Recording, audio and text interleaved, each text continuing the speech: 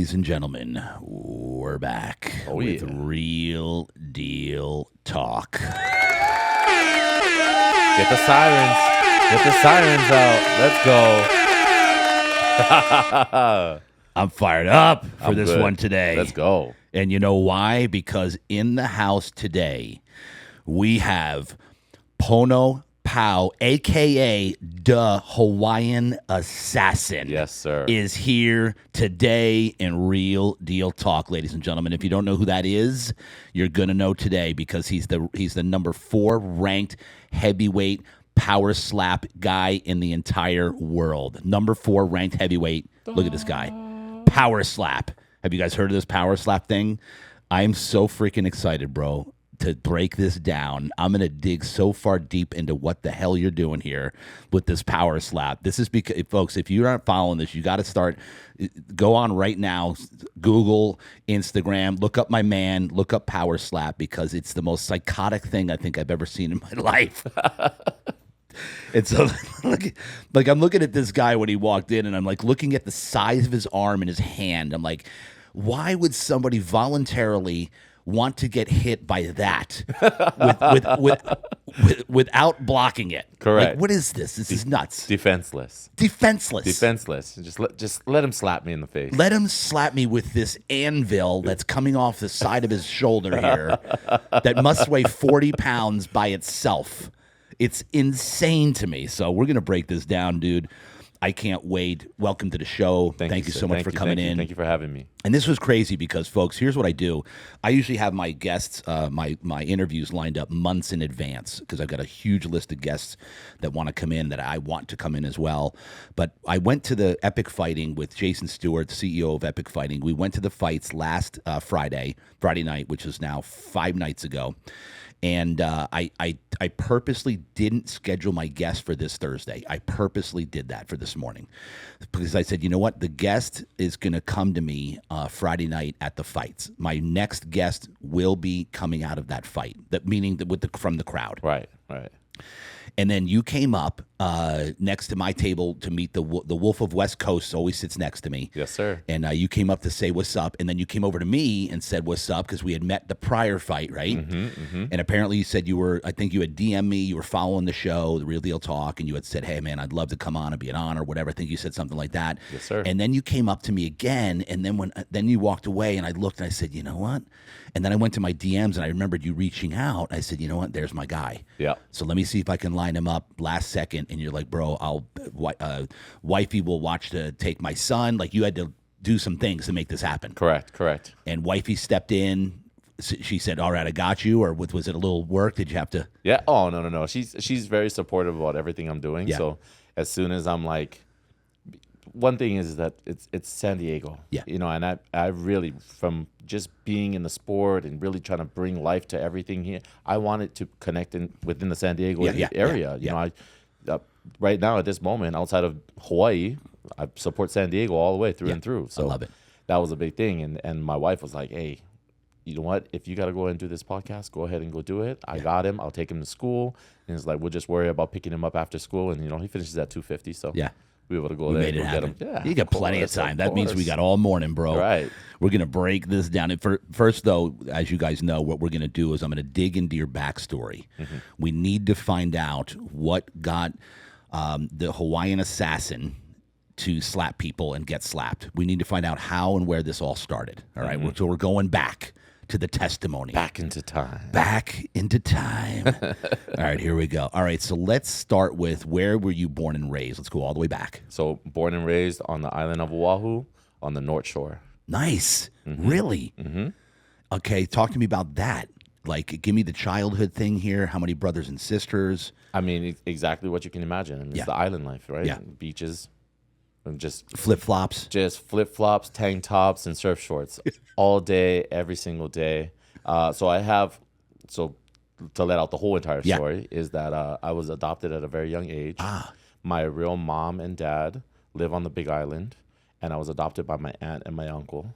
And I spent my whole entire life living with them, and I didn't really know who my real family was. Really? And why did they put you up for adoption? So I come from a family of 9. 9. And I'm like the middle child. I'm probably like 4 or 5 in, and I have younger brothers, and then I have older sisters and an older brother that was, he passed away when I was not even born yet. Oh, wow. So he, had cancer and everything This else. was a brother, you said? Your brother? Yes, this is he's the oldest out of all of us. Yeah. My brother Noah.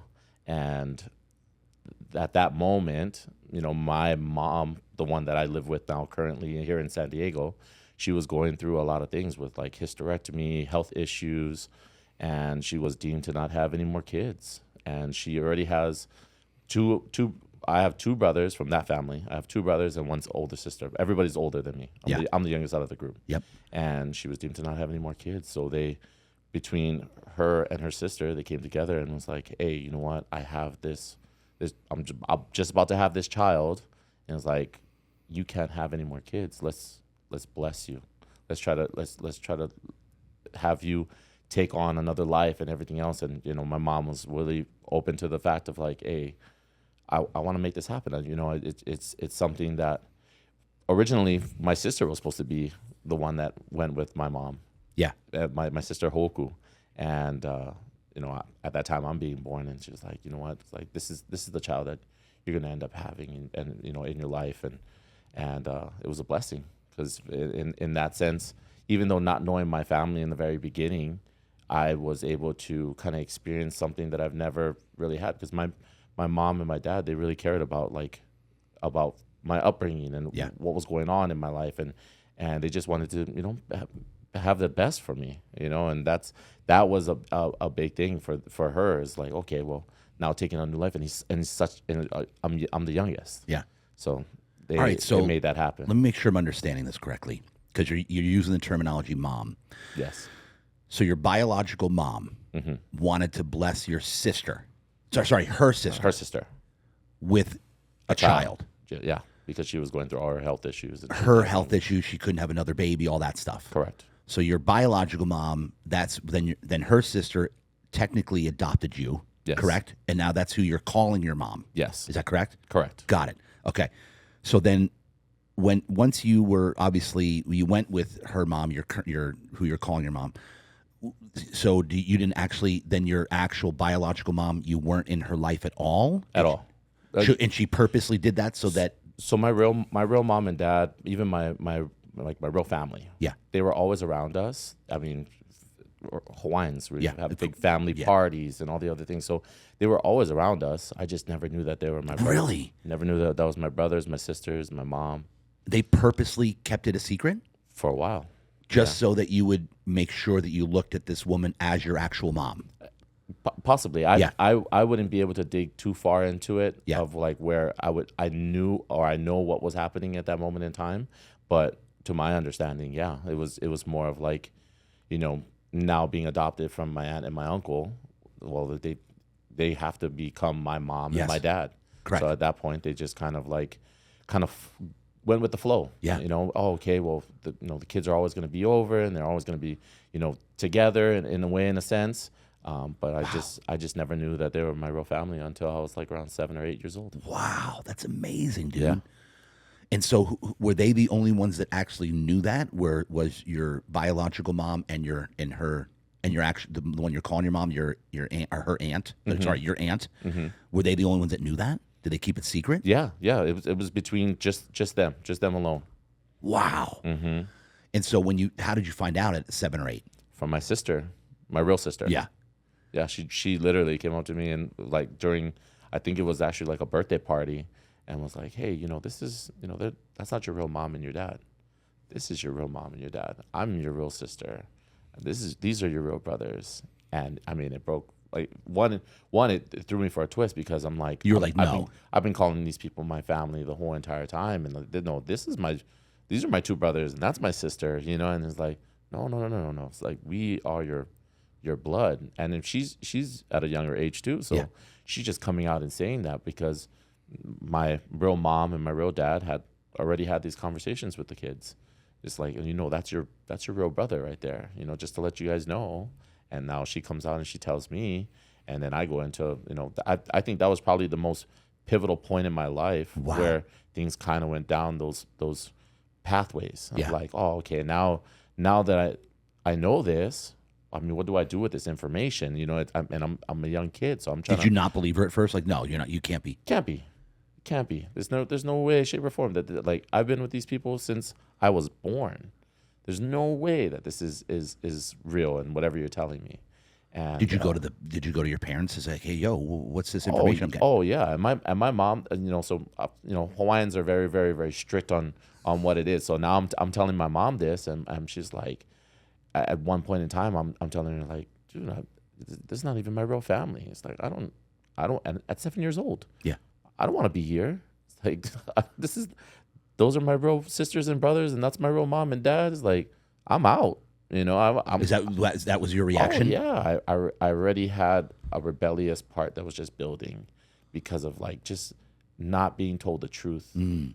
And I was like, man, so what's real and what's not? You know, it's very hard to determine what's real and what's not at this point. So now I just have to kind of go off with the flow, and it really opened the doors for me to just rebel everything that was going on in my life and say, oh yeah, well, why do I have to listen to you now? Yeah, you lied to me. You're not my real mom and dad. 7 years, you know. I mean, you wouldn't tell me at 1, 2, or 3, and I would know nothing. But I mean, all this time, and I'm believing something that wasn't really true, you know. But it starts the resentment, starts the hatred, and it's like, okay, well, and then I couldn't figure out which family it was. Yeah. Because I really don't know what the truth is, like how the transaction happened, whatever happened at that moment, to where now I'm living with another family, right? Not knowing about my mom's problems, hysterectomy, health issues, whatever it may be, can't have any more kids. And I'm a young child, and I'm just kind of like going crazy with it, just saying, well, I don't trust you guys because you guys didn't tell me the truth from the get-go and from the beginning. And then I don't trust them because why would somebody, 9 kids. Yeah. I'm the middle. So you kind of gave me away. And then after that, you had more kids. Yeah. So why me? And that's where that and that's where that built. Why me? Why was I the one? Yeah. Why was I the one? And at that moment, I'm more on the fact of like, well, this is the victim mentality. Yeah. This is going on with me right now, and this is happening, and I can't put 2 and 2 together. But later on down the line, I figure out that it was more of a blessing than what I thought it was, just because of the fact that I was always I have 2 moms now. Yeah. I have 2 dads now. The blessing was real. It's like now I get to open up my heart and open up. I was able to spend time with my real family for a short period of time, 3 months, 4 months. I was still going through a rebellious stage through my teenage years. Yeah. And I was like, you know what? I'm going to go and live with them. I'm going to try and see what that life is like. And my mom was very supportive. She said, hey, you know what? Go ahead, make the step out. Go and go see them. Go and go live with them for a little while. Go and understand, like, that's your real family. That's your real brothers. That's your real sister. And nothing beats that inner connection. Yeah. Right. That link between, oh man, I know. Like when I stand next to my brother, I stand next to my sister. I know they're my brother and my sister. Yeah. We just have this synergy of how we operate and the way we think. You look at somebody, and you know their thoughts already. Yeah. And that's how it is. And I started to realize that. I was like, for the 3 months that I spent with them, I'm like, dude, these guys he's reading my mind. And what age did you go live with them? Oh, around like 15, 16. And so at 7 or 8, you found out. Mm-hmm. What did you stay living with, I'll call her Aunt Mom? Yes. Did you stay living with her? Yes. You weren't happy. You were starting to rebel a little bit. Correct. Yeah. Trying to run away from the house. And you tell me do this, I'll do something completely different. Yeah. I just had those moments and times where it's like, oh, well, you can't go down there. I mean, my friend's having a party down, his birthday party at the beach right down the way. And I'm like, and my mom's telling me, it's like, you can't go down there. You know what I mean? Like, we're not going to take you down to that party, you know? And I would dip out. I would be like, okay, you're not going to take me? Sounds good. Yeah. I'm going to go to the beach then. And then I'll go to the beach and I'll walk the whole beach line all the way to the birthday party just to go have fun and kick it with my friends. And then at the very end of that, my mom's searching for me. She's like panicking. Oh, no. Oh, my gosh. Where'd you go? First, it's the panic of I lost you. And then as soon as I get home, it's okay, where's the belt? Like you do not listen. You do not listen, dude. I told you not to go down there. I told you not to do this. I told you not to do that. And I've ran into multiple moments with my, my aunt, mom. Yeah.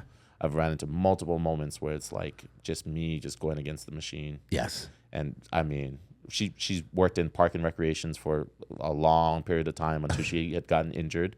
And you know the machines that line the baseball fields. Yes. Well, she has, she's a groundskeeper, Yeah. so she has it inside the like the little shed, the work shed that she has.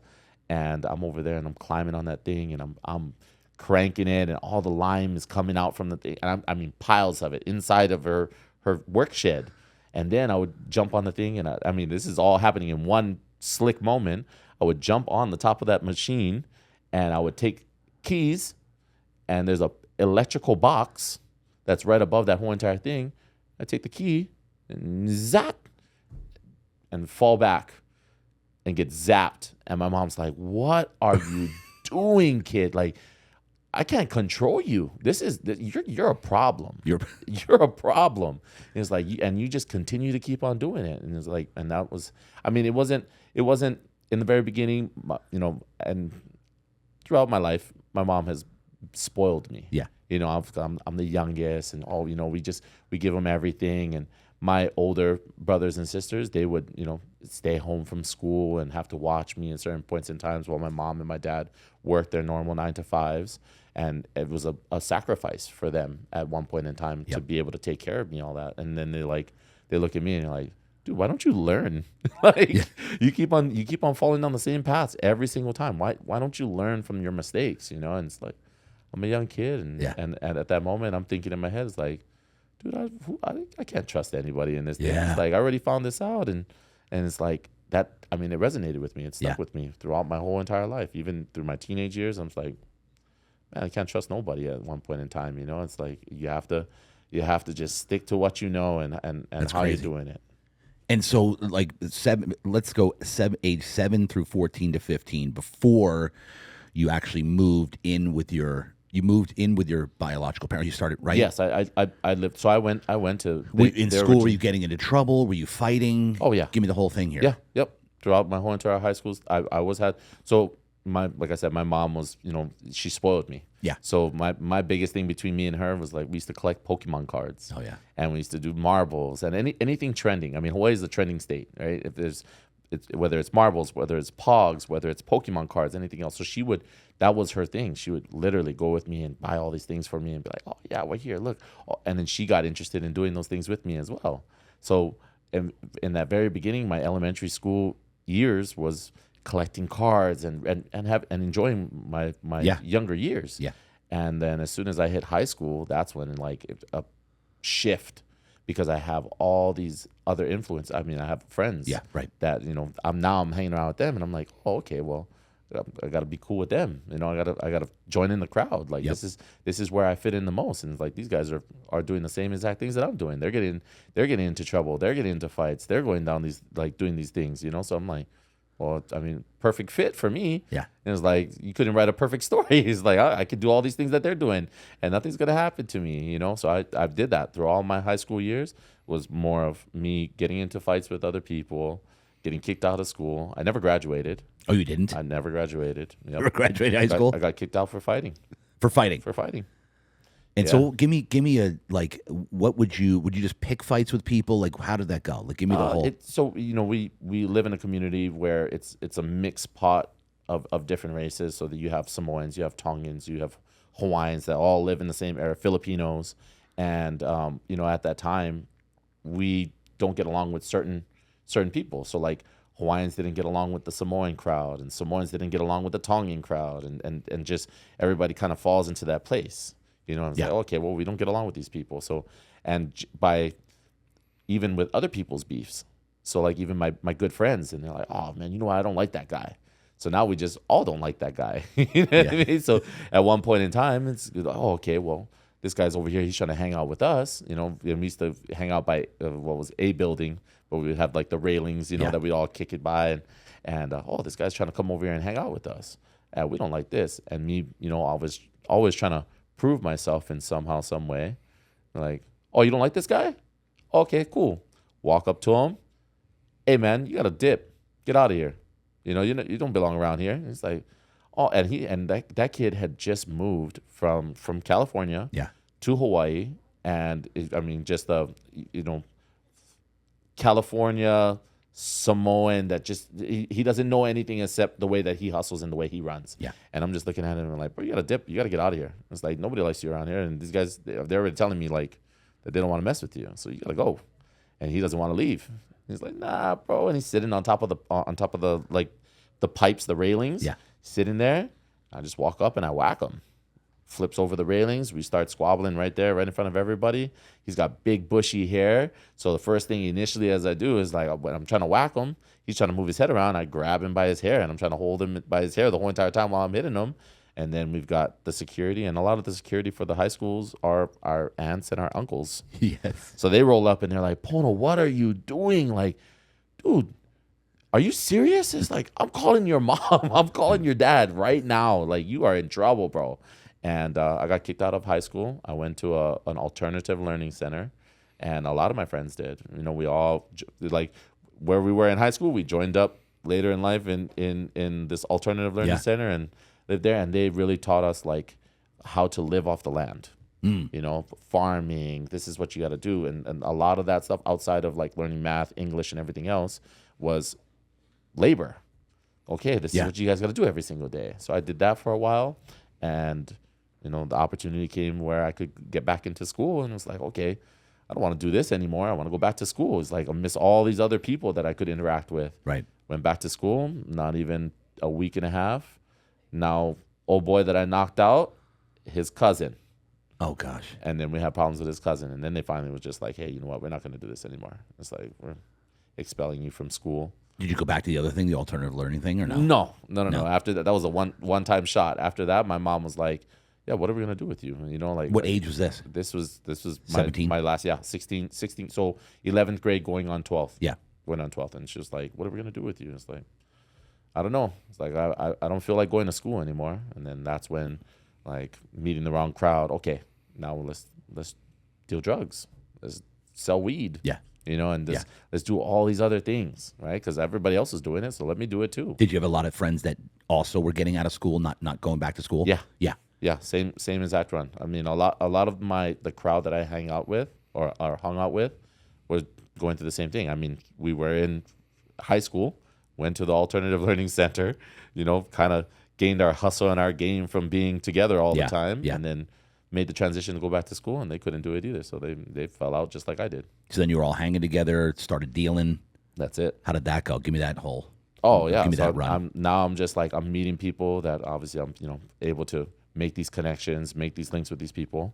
And I'm now, instead of me thinking about going to school, I'm doing the whole thing of, okay, well, I'll go and sneak into the high school during lunch and during recess, and I'll go and slang, and I'll go and hang out with my friends. And I mean, this is probably the best trip ever. Now, I don't have to worry about any obligation to learn anything new. I don't have to go through classes and sit there through all these boring classes. And I can show up at recess and lunch. I can sell people stuff. I can get in, get out, go to the beach, hang out all day, kind of just kick it. And my mom, because obviously, you know, me being that rebellious person, she's just like, I don't know how to respond to this at this moment. Like, we could do so many things, right? But you're not going to listen. You're going to continue to keep on doing what you're doing. So she was like, to the best of her ability, she said, hey, you know what? Let me try to help you in some way. I learned everything from my mom. Everything from my mom. I mean, math, English, everything. She was my number one tutor. And, you know, that I give it to her, like, for a lot of my knowledge and everything else, and me getting through all my years of schooling was because of her. She really pushed that envelope of, like, no, you got to be like this. You got to learn this. You got to do this. You got to do this. And it's like, but you're still going down those doing those things and kind of getting out of character. But I mean, I'm not just going to give up on you. Right. You know, so she really pushed for all that things and try to keep me now that's balanced your and aunt focused. mom. Aunt mom. Yeah. Okay, so when you went to hang with real mom, I don't like using these terms, but I have to so people can keep up. So people know, yeah. Exactly. Because I know that you consider both moms. Let me just make that clear, that you consider them both your mom. Correct. All right, good. So when you went to live with real mom, what happened there? Was that the one where you got kicked out and then you end up going back with Aunt Mom? Or no, so they live on the Big Island. Oh, yeah. So, I mean, completely different island.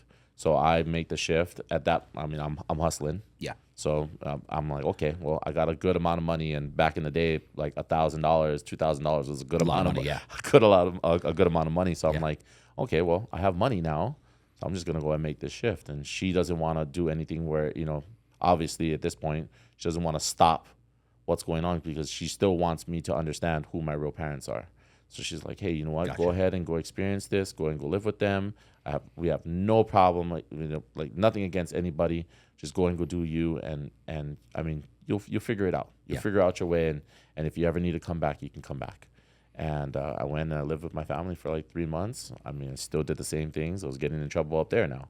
I'm like, okay, well, what did my family do all day? Oh, well, they're hanging out like right across the bar or at the bar. It's like they're very, very locked into the culture and the community there. Right. So it's like, okay, well, now after hanging out with my cousins and hanging out with my brother, it's like, okay, well, what are you guys gonna do? Oh, we're hanging out across the bar that my dad and my mom work at, and we're just kicking it with all the kids, it was just a normal thing. It was a normal thing to live that way. Yeah. And I slowly start to realize it's like I had it good living with my aunt mom. Yeah.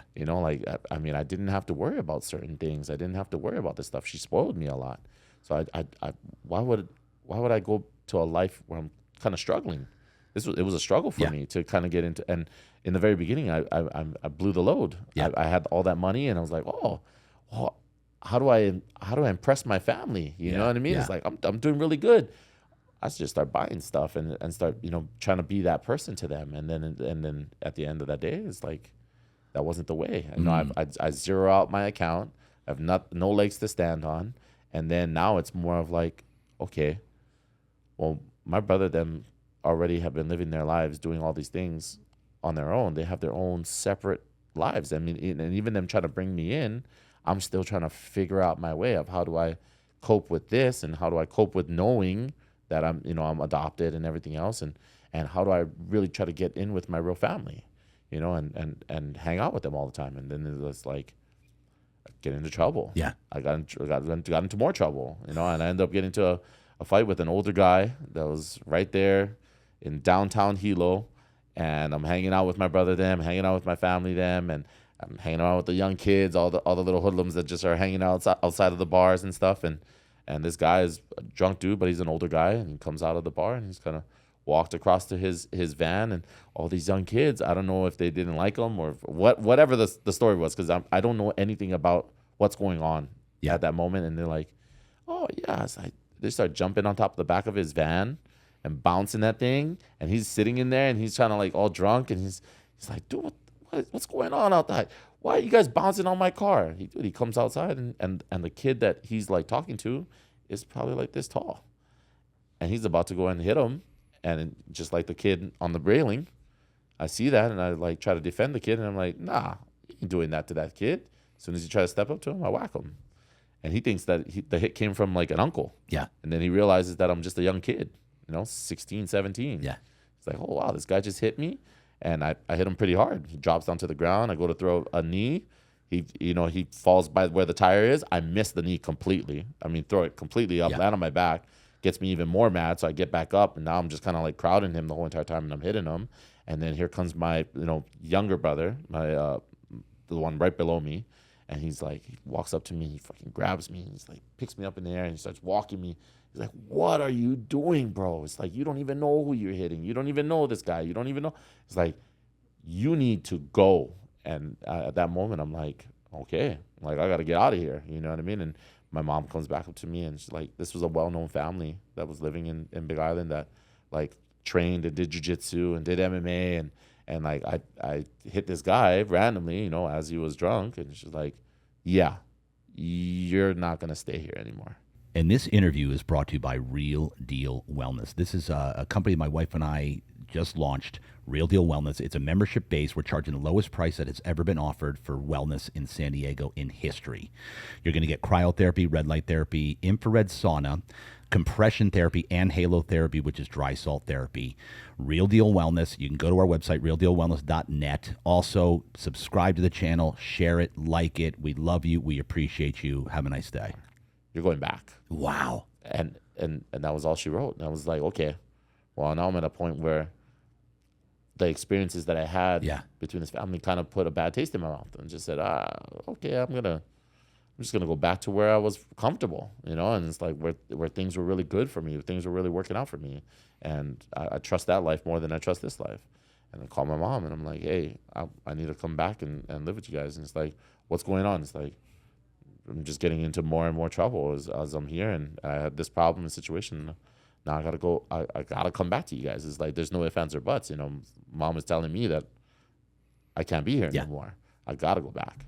And I was like, okay. So I made the shift back. Was she like, okay? Yeah. She's like, yep, come back over here. It's like, you're already messing up over there, and you haven't even been there for that long period of a time. It's like, you need to come back over here and straighten out whatever's going on, and kind of let that die, let that rest, and completely just extract yourself from that moments. You know what I mean? Like you can't do that stuff anymore. And I come back. I mean, I'm still a troublemaker. I'm still doing all the other things because it's my mindset already at that moment, and I still get into more trouble as I go along. But I make my transition back to living with my aunt mom instead of living with my real mom. And then, so did you immediately start slinging again? Oh yeah. Yeah. I mean, it was my hustle. Yeah. I have to go back to that. Yeah. I mean, that's how I was surviving. Outside of my mom helping me and being like, okay, here, I'll give you this, and then you just take care of yourself. Okay, do this. Take care of yourself. And I have my daughter. I have 2 kids. Yeah. I have a son and I have a daughter. And I have my daughter at a very young age, at 19. 19. Mm-hmm. So when you went back to Aunt Mom, you're now about 17, so 17 and a half. Yeah. You start slinging again, doing your thing. So then go the trajectory there to your daughter. Yeah. So now I started hanging around with my friends that I was originally hanging around with from before. I met a whole bunch of new friends. I start doing the thing where now I'm not, even with the opportunity to come back and open arms, I'm still on that point where I'm doing the runaway thing. I'm like, oh, okay, well, now I'm back here. Now you guys are going to help me, right? I was just a real asshole when I was a kid, dude. Real asshole. And I was just like, oh, now you guys are helping me? Well, now I'm going to make the shift, and I'm going to start hanging out with my friends all the time and start doing all this stuff. So I meet a bunch of friends that I used to go to a beach called Waimea Bay all the time. And there's like this giant rock in the middle of the ocean that we just jump off. Every summer we'd get together and we'd go and we'd jump off the rock. And it's a tradition, right? And I meet these guys, and they live on the west side of the island. And, they moved to the west side of the island, but they were originally living in Kalihi Valley. And he's like, hey, man, like, dude, we all kick it and we hang out together. It's kind of like the runts of the group that we going through issues, going through problems. So just come stay with us. So now I make a transition, and I move with these guys, and I'm living in Kalihi Valley house and living with them. And even though my mom, knowing that I've not living with her and running away, she would still come and help. She would still bring food. She would still bring here. What do you guys need? What do you need help with this? You need help with that? And she would still try to help me, even though I was being rebellious, and not trying to flow the right way. Yeah. And I lived with them for a while, and then they shifted and moved from the Kalihi house to Kapolei, and I did the same thing. Shifted with them, and I moved over there and lived with them. And their family, my friend's family, became like another set. Yeah. Mom and dad, and like, oh, okay, well, we see what's going on. And they always ask me, like, what's going on with your family? You know what I mean? Like, you barely stay there. You're always with us. Kind of running away from all the other stuff. It's like, what's going on? And I just never had a real answer for them. I always try to hide a lot of the things that was happening to me in my life, and it's like, oh, I'm not even. I don't mess with them. I don't really, I don't really. Yeah. And it was pretty disrespectful to my aunt mom at that moment in time, because like she tried her hardest. She tried her best to try to just give me the best life that I could ever have, and it came back with just straight pushback on everything that I did. And I was like, nah, I don't want. I love having all these things, but I don't want to do this stuff. Like I don't want to listen to this. I don't want to do that. I want to do my own thing. I want to live my own life. And I end up, hanging out with my friend's cousin, his girl cousin, and we get into a relationship, and then I have my daughter. You're about 18? Yeah. 18, yeah. Yeah, so for like a year and a half, 2 years, all the way till like I'm 19, I'm doing the runaway thing and living with my friends, and then I'll come back to my mom and live with her for a little bit, and then I go back to my friends, and it's just kind of the back and forth thing. I just never had a solid home. and I meet my my friend's cousin, and we have a child together at an early age, and she originally got pregnant, and we had an abortion. Because it's like, okay, well, we're too young, not ready. I'm not ready. I definitely not ready. And in that transition, she went to Vegas and had the abortion. Her sister was living in Vegas. They did all that, and then she made the transition back. She said, okay, well, I've been here for 3 months, 4 months. I went through all this stuff. I want to come back. And the first thing she did was come back to the house that we were staying at, and I'm living with her cousin, and we're just kicking it, and we get right back into the same predicament. But this time, I'm like, I don't know if I could do that again, where it's like, we have the abortion and all the other things. And as much as I think and I feel it was stressful to my life, I just was saying that just because, like, oh, no, I can't do all this stuff. Right. I had the victim mentality. I just can't do it. And I ended up having that child, And So you both made the decision to have the child. Yes. Yeah. Yes. And then, okay, give me from there. And then all the crazy stuff happened. So now the crazy stuff happens. I mean, there's a lot of crazy stuff, but yeah. But at this moment, now it's more of like, okay, now I have a child that I have to take care of, and I'm trying to make it happen where I'm making the move from living with her cousin, their friends, like living with them and hanging out with them, and doing the whole going to Aunt Mom thing. I need to figure this out because now we have a child together. So I end up shifting and leaving the countryside, leaving my and moving in with their family, with my girlfriend's family. Yeah. And they, have a trucking company that they were running at the time. They have all these opportunities that I had that moment to grow, and I jumped in, and I, still at that moment, I was still rebellious about like trying to do something that somebody else was telling me what to do. Right. Like, oh no, here, look, you got this job. You can go ahead and work at this job. You can work at the family thing, and you can do these things. And I was like, well, yeah, well, I could do that, or I could just kind of do what I normally usually do. I hustle. I make moves, and I end up working and doing oiling and what do you call that? For all the rigs, semi rigs. Yeah. So, I mean, doing all the oil, checking all the oil, doing all the other stuff. And I would do this every weekend. We would wash the trucks for money, and it's like just finding out different ways that they could help us in any way, shape, or form, because obviously now I have a kid. I have a kid with their daughter. Yep. So however we can help you, we can try our best, and I lived with them for almost like 3 years. I stopped transitioning back and forth between me and my mom, and I stay with them. And my relationship takes a twist because I'm still young, still dumb, still pulling all the same cards out the back pocket and doing all these other things. And I wasn't really committed to the relationship itself. But now I have another life that's attached to this, and I don't know what to do at this moment. Just not really thinking properly. I just don't know what to do. Yeah. Like, okay, well, I can't. How is this going to happen? Because now we're having problems, we're having issues, and how we're going to make it happen between me, you, and now my daughter. Yeah. And it just takes a different turn. We're now at this point. So, and this is going to lead up to the power slap thing. Yeah. Would you go to your mom for advice during this time? Yes and no. Like I would. I mean, that's just real deal, right? This is me being truthful. I would go to her and ask her things, but even at that moment, even with good advice or anything else, I still wouldn't listen to the advice that was coming out. Okay. I would just kind of fall suit to the way that I think, the way that I operate, and how things go. And she would try to help, like, hey, you know what, you need to do this, you need to do that. And give me different options, different ways of what I need to do to make this better for myself, for my daughter, and for everybody, and I just thought that my way was the best way. Of course. My way is always the best way. Of course. Yeah. And then you're so now you're about probably 20-ish. Yes. Yeah. Yep. 20-ish. Things were going south. Things were going south with the relationship. We're trying to do this stuff where we're, and I would say from 20 to around 23, 24. So me and her were together for quite some time. By the time that I had made the transition out here to San Diego, I had, obviously I had problems with her. We went through this whole entire thing where, like, we just didn't see that it was going to be a good relationship between me and her, and how do we make the separation but still have my daughter in my life and still be able to do all these things, still be present, but not be together. Right. And that was a killer for me, because then now I'm like, I felt like I was losing all control of everything that I had. And then the one thing that I put all my effort into, which was like trying to be there for my daughter, now I felt like it was getting plucked and pulled away from me.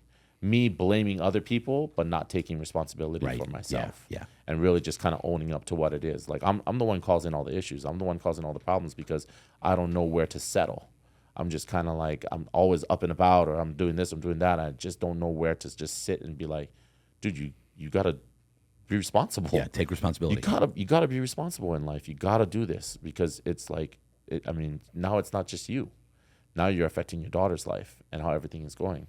So I make a split. We came to terms of like, this is not gonna be the best relationship for me, for you, for however it was gonna go.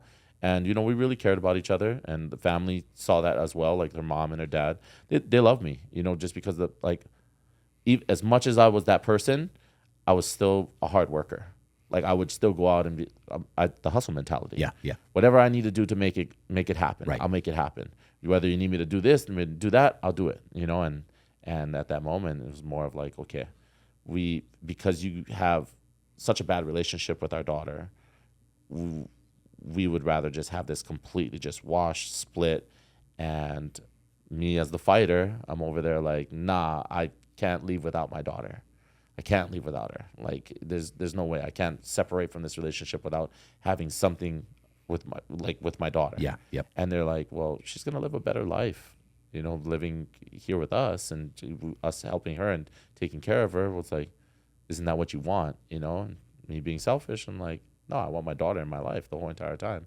And not knowing this, I mean, I'm speaking. Correct. I'm speaking way more. weren't speaking the as educated then. me. The educated me is speaking right now. Looking back. But that person at that time wasn't the right guy to be telling that stuff to. Because then I'm like, oh yeah, okay, well, I don't like you guys either. You know what I mean? And now it becomes I'm just trying to get my daughter and my daughter only. I don't care about this relationship. I don't care about what you guys say. I just want her and her only. Like, how do we do that?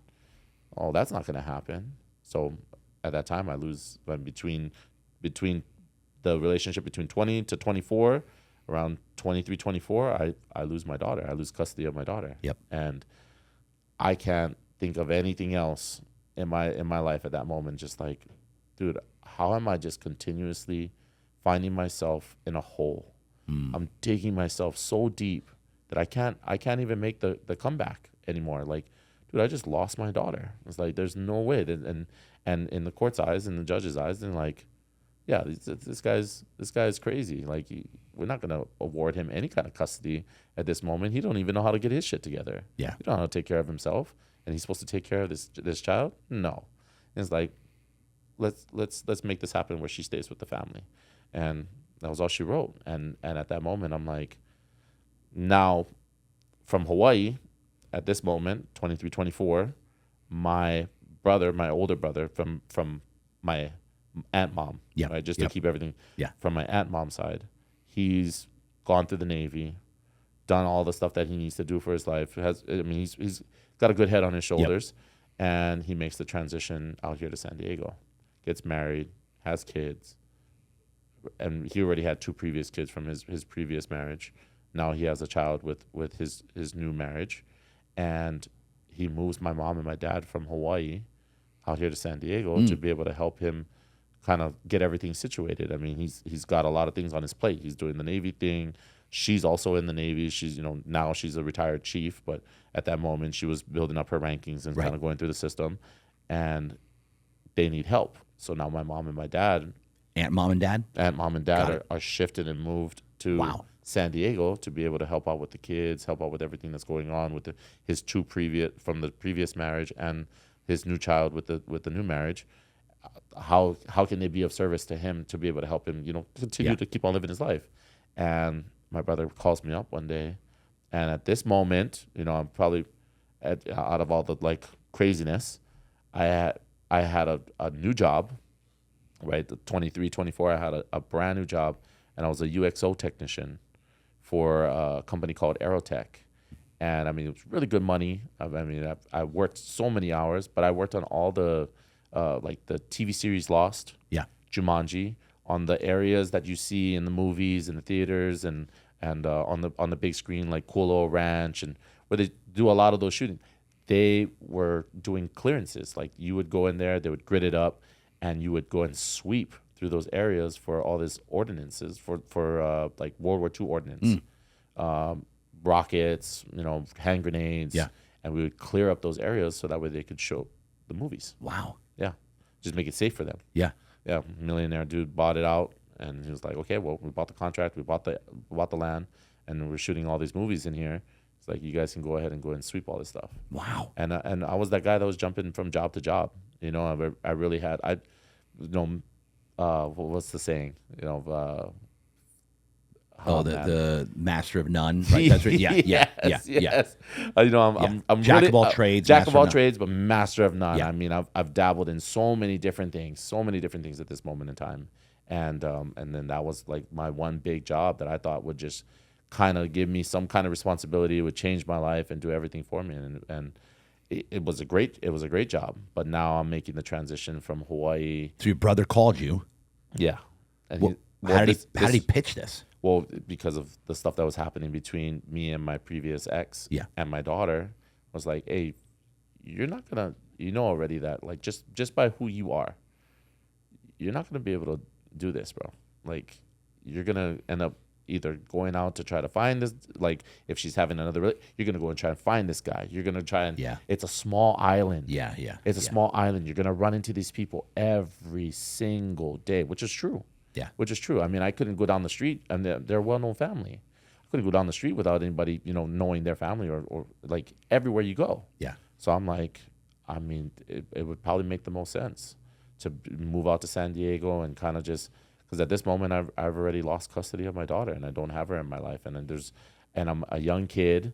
What am I supposed to do? I don't even understand the whole concept of like getting an attorney and doing all this stuff. I have to show that I'm like responsible. Yeah. And I don't understand this at this moment. I'm just that guy that's kind of like, I just hustle for a living. Yep. So I can't do this, So my brother's like, it'd probably be the best option for you to come out here and live in San Diego and change your life. Just try to do something different, and then try to circle back later on to try to, get some kind of custody over your daughter and really figure this out, But you need help. You do need help, or you can't do this alone. So my brother kind of takes me under the wing, and I love him to this day. Wow.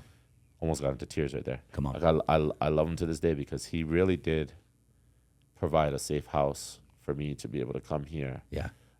And I think, honestly, I was just not prepared for all this stuff. And I mean, I kept the same mentality. Once I've learned one trait from a young age, it's going to stick with me for the rest of my life. Even to now, like I still have those like weird times where those things kick in. Yeah. And then I have to tell myself, like, I have to sit down Resentment. and calm myself. Yeah. And be like, dude, you can't go down this route again. We already know where this leads. Just got to stop. You got to chill out. And bro called you. And he called me. He was like, hey, just come move up here. Did he have to, like, did he just call one time? Like, how did he know to call you? Did he feel it? No. Because my mom, I'm still having conversations with my mom and my mom and my dad at this time, and they know about me going through this situation with my ex and losing custody, and they all know at this moment. So he's like, we need to help you. Yeah. This is the only way, Pono. Like, you can't just sit there and think that you're gonna fix this your normal, regular way that you always fix it. The same way you've always been. The same way. It's like, what have you learned from the things that you've done in the past? You've never gotten anywhere with that, right? This is something different for you. Come out here and come enjoy this and try to really figure out your life from this point on. So I mean, big props up to him because he really did open that door. Wow. And then I made the shift. I made the transition. Who'd you live with when you came out? My mom and my dad and my brother. So we're Hawaiians through and through. So we all live in the same household. You sleep on the floor. This guy sleeps on the couch. That guy sleeps on the bed. Like, it was just, and he had purchased a house. Originally, he was living in Tuscaloosa, right here in like Liberty Station area with military housing. And it was a 2-story place. And then they realize, obviously, with a bigger family like this, that they have to upgrade and get a house of their own. So they purchased a house in El Cajon off of Los Coches, and lived there the whole entire time. And when I made the transition over, they were already living there. They had expanded the house. They had put 2 rooms above the garage and tried to make this a big, giant family home for everybody. For everybody to live there. My mom, my dad, my sister-in-law, the kids, myself, and try to make it good for us, you know. And I had no obligations. My brother was like, I mean, I don't know. I think about it now, right now, just talking about it. Man, I wish he would have put some kind of obligations on me to be like, hey, you need to do this, this, this, and this, and have more of a structure. Yeah. Because originally when I moved here, I didn't have a structure. He said, hey, look, we don't need anything from you. We're already doing our thing. We work for the Navy. And it's like, we got things pretty much taken care of. It's like, we just need you to fix yourself. Don't have to owe us any rent. You can live here and just try to figure out your life. And I moved from Hawaii to San Diego, and first job that I ever had was working for Delta Airlines right here in San Diego Airport. Yeah. And I worked 2 jobs. I originally got the first job was home goods in El Cajon. Yeah. And I was working in the back of a warehouse, you know, packing clothes and putting away towels and doing all that stuff. And I was like, this is not a job for me, dude. I'm a big kid. And it's like, I can't do this stuff. And you know, I was applying to all the other jobs around here and ended up getting an opportunity to work for Delta Airlines. And I made the transition. I said, okay, no more like part-time home goods, full-time at the airport. Yeah. How'd that go?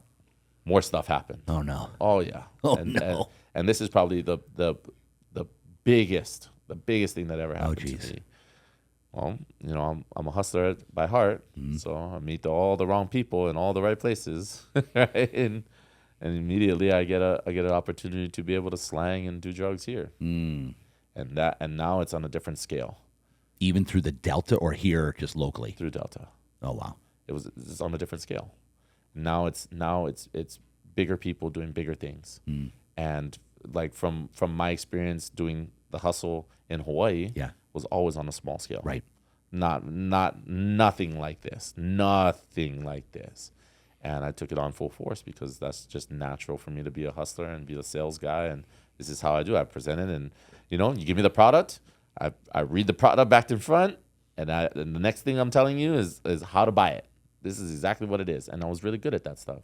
So I meet one of the guys once I get the job working for Delta. I meet one of the guys that kind of just hooks me up with weed and says, "Hey, yeah, you know what, bro? I've got the fire stuff.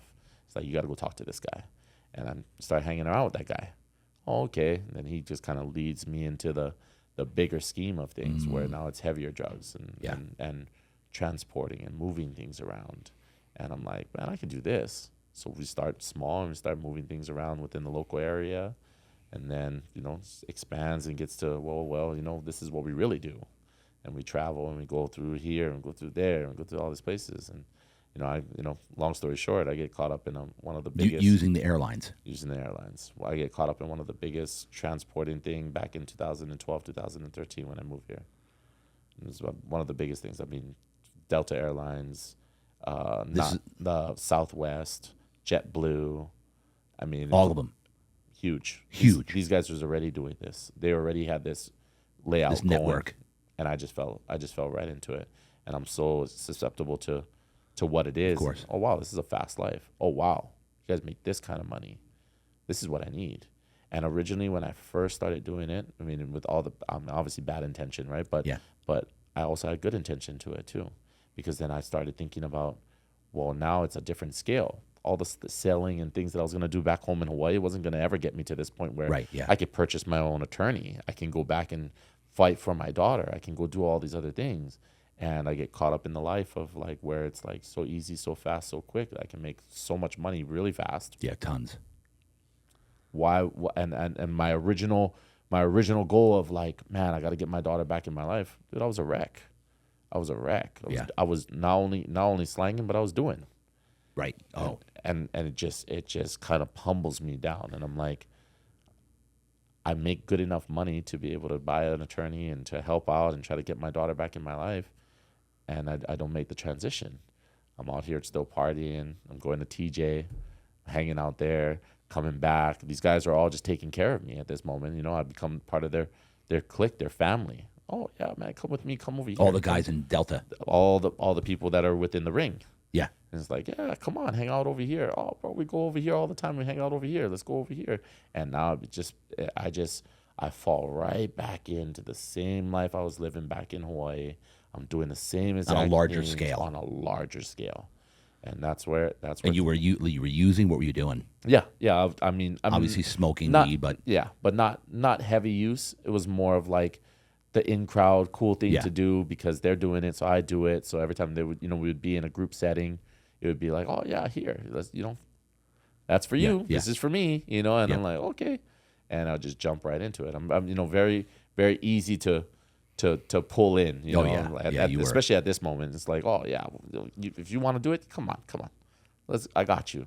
Here you go, boom, put it on the table. Here you go. It's like this. Yeah, because at this point you're 25, 26. 25. Yeah, good God. 25. Yeah. And just fast life. Yeah. And watching these guys move and seeing how they operate. And I was like, dude, this is the life for me. This is exactly what I was like. This is what I was looking for back home in Hawaii, but now just on a grand scale of things. And now I can really make this happen. So, progress and go into the story is that after, one, meeting the connections, doing all these other things. So did your family that you were staying with, did they realize all of a sudden you started having a lot of money? Yeah. Oh, yeah. You got, and first, I'm very, very... Red flags. I'm confident you weren't keeping it a secret. Like, you were loving flashing the cash. Yes. Yes. All day. All day. Just like where and then wondering where I was all the time. Like I was barely ever home. I was like, what are you? But you come home, you have a wad of cash. Yeah. You're probably giving it to him. Here, let me take care of you. Yeah. Oh, okay. What are you off to next? And I'm like, oh, I'm gonna go hang out with my friends. And then I wouldn't come back for like 3 days, 4 days. And I'm like, what did you do all that time? It's like, just kicking it with my friends. But not really telling them that I'm just moving stuff around, doing things for them, helping them out. And you were still working with the airlines. Oh yeah. Yeah. Yeah. That whole entire time. I mean, this was from 2012 all the way to 2014. Even a transition where I had left the airlines and came back for a short period of time. Yeah. And that moment when I had let, because what I wanted to do was I wanted to build up enough capital to be able to go back home and try to fix whatever I really messed up. And how do I do that? And paying for an attorney, doing all the other things. I wanted to fix that. So I made the transition. And I originally got that job. You went back? Yeah. I went back. You did? I did. I went back for a whole entire year. I went back to Hawaii for because you had a whole bunch of cash. Whole bunch of cash. You quit the airlines. Yeah. I went. So I joined the airlines to use the flight benefits, to fly back for free, to go back to Hawaii after hustling, and then when I got back home to Hawaii, I just went back into the same things that I was doing there, hustling again. Doing the same things. Went right back. Did you contact your baby's mama that, hey, I'm coming back? Yeah, I tried to. I really just like, the play of I changed my life. I changed my life, and now things are going better for me. Which obviously I just increased my bankroll. Correct. That's all that happened. Yeah. It's like things are going better for me. I'm looking a lot healthier. I wasn't working out when I was back home. Right. And then now when I live in San Diego, my brother really instilled it in me that like, hey, health is wealth, bro. You go to the gym, make these connections, meet these people, talk to them, just do something different with your time in the day than just hustling and trying to do all this other stuff. Go work out. So I mean, now I'm looking more chunky, more bulky when I go back, and I'm trying to recreate this relationship to try to get my daughter back in my life without having to do the craziness. Pay for the lawyer, pay for the attorney. I'm battling you guys now, and now we're gonna go to court and do all the other stuff. And it's like it's more on that scale. It was more trying to impress and get back in the smooth way. Yeah. And that didn't work. She didn't buy it. Oh, I mean, it's not that she didn't buy it. It was more that you couldn't do it. I couldn't maintain. When you have so much power, and you don't know how to maintain that power, it just slips. Well, it goes to your head. Yeah. Yeah. Goes to your head and it slips through your hands like sand. You're like, oh, wow, I got this going on. I got this doing. Who is she to tell me what to? Like same thing. I went to the same mindset. Who is she to tell me what to do? Like now, at this moment, I'm the cool guy on the block. I'm way cooler than where I was before. And it's like, and that thought process right there messes me up every single time. Gets to my head, and I'm like, I'm pumping now. I'm like, okay, well, how do we do this? And then how do I get the relationship? I want the quick, fast, easy fix. How do I get to where I have my daughter back in my life, and you're happy, and this is going great, and we can figure out not so much of the relationship coming back together, but we can figure out where we can make it make sense. Right. Just like how we try to figure out before and it didn't work out before. Let's try to do it now. And she already knows the game. She knows that, obviously it's been done once before, so it's going to happen again. And she just denies it. She's like, I don't really see that in you, where you're really responsible enough to be able to take care of this child, or be able to take care of yourself, even at this point, even though with all your success and, new body and new mindset, supposedly, it's like, that wasn't the way. And she knew it. She could read me like a book. So it's like, okay, yeah, this is not happening. And then I just go back to my old friends. I go back to hustling. Go back. I worked for Gyokaku for a restaurant. And that was my friend, my good buddy, but he was also my dealer. My guy that was just like pushing me all my stuff. Yeah. So he's like, hey, bro, I can get a job for you over here. It's like, you can make this happen. It's like, you work at Gyokaku, and we're right there at Kaniway Mall, and it's like, and we hang out with all the homies all over again. It's all the boys all hanging out at the same spot. All the boys are here. And Same spot. And I'm like, yep, okay, sounds good. Let's do it. Did that for a while. Got into some broken relationships, kind of just jumping from girl to girl, trying to figure out, is this what I want? Is this what I want? Is that what I want in life? And I'm reckless. Just very, very reckless at this moment. And now the family, the reason you left the first time, right? Because because remember the family that you wrecked the guy or something? Was that the same? Did you go back? Is that family in the same area? Remember the guy that you fought? Where was that? Was that in the Big Island? I can't remember. Yeah. That was in the Big Island. But that was, not anything at this point. Yeah. 20, 25, 26. None of that stuff. I've talked to my real mom and my dad about the situation, about what happened, and they made the best decision about me leaving at that point in time. But none of that stuff is like even relevant at that moment in time. It's completely washed. Like, I still don't have any contact with my real mom and at that moment. At that moment, I had no contact with my real mom and my dad. I'm still in that same mindset of what's going on with me, and all blame on them and nothing on me. So I just kind of cut ties with them at that moment, because I'm like, dude, who's gonna tell me otherwise? I'm already kind of doing what I thought was the pinnacle of my life. I'm already doing that stuff. I'm already making really way more money than what anybody else is making at this moment in time. And out of all my friends, out of people that live in Hawaii at that moment, I'm hustling. I'm bustling. I mean 5, 10K every single time I make a trip. And so when you came back to Hawaii, was the Big Island? When you went back, I went back to Oahu. I didn't go back to the Big Island with my real mom and my dad. I went, even though my aunt, mom, and my dad and my brother then were living in San Diego, I went straight back to Oahu and try to do it on my own. Making the big moves with the airlines while you were back in Oahu, or did you just leave that behind for the time being? No, I stopped. You stopped? I stopped. Okay, got it. I stopped because I already had built up enough income. Yeah. Not enough income, but enough capital to be able to make something happen there for myself. Got it. And I blew through all that stuff, just like how I blew through it the first time when I moved to the Big Island for 3 months and lived with that family. We lived with my real mom and dad. I did the same thing when I went back. Blew through all the money, try to live a real high-end life. Oh, yeah, this is what it is. I bought a Lexus GS300 VIP, dropped to the ground, airbagged out, all just VIP, the whole entire thing. And I'm driving around like I'm the biggest drug dealer around there, just doing my thing. And at this point, I'm like, I have a spot that I was paying for, but dude, I was never there. Yeah, I was never there. I was always with somebody else in somebody else's house. I mean, nights upon night upon night upon night of just straight hustling. Like, there's no ifs, ands, or buts. There's no 9 to 5s in me. There's no responsibility in me. I'm living off the crowd, living off the people. And how long did you last in Oahu on that round? For a year. 1 year. How'd you know when to go back? What made the everything was gone. Everything was gone. Everything was gone. I've already ran into so much trouble there, like with just the relationship building within my friends, within the people that I wanted, try to make the connections with. I was already going down that route of like, oh, this is the roller coaster. This is the top of the roller coaster where it starts to go all the way down. The money was gone, and now I'm working a regular 9-to-5 job with my friends, and I have nothing to stand on. And what really got into me, obviously it's all in my head, is, well, these guys that are all my friends, they thought this guy was the biggest move since, like seeing me come back from San Diego, and like, what happened?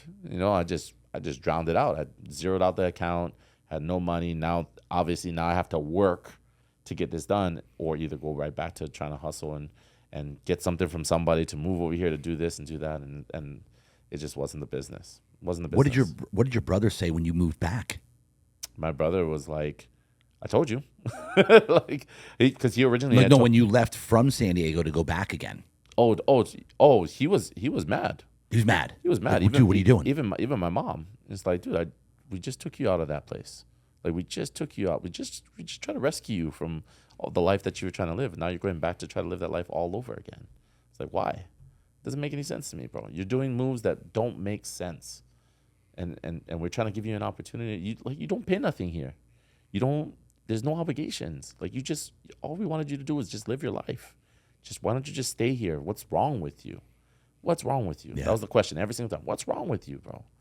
And, it was just me being me. And so then after a year back in Oahu, did you call your brother and say, hey, man, can I come back? How did that go? I called my mom. You called your mom? I called my mom. My brother, at that moment, he was just like, dude, he's a knucklehead, bro. He's not even trying to change his life. He's not trying to do anything. And and I called my mom. And my mom has that, that persuasive side of her where it's like, but, my brother's name is Rob. And he's like, Rob, but your brother's going through stuff. He's always, he doesn't have a firm grip on life. And he's like, come on. Like, we need him to get back out here. So I made the shift and I come back. So now I lived in Hawaii for about a year, try to make the daughter thing happen, try to make the custody thing happen. That falls through.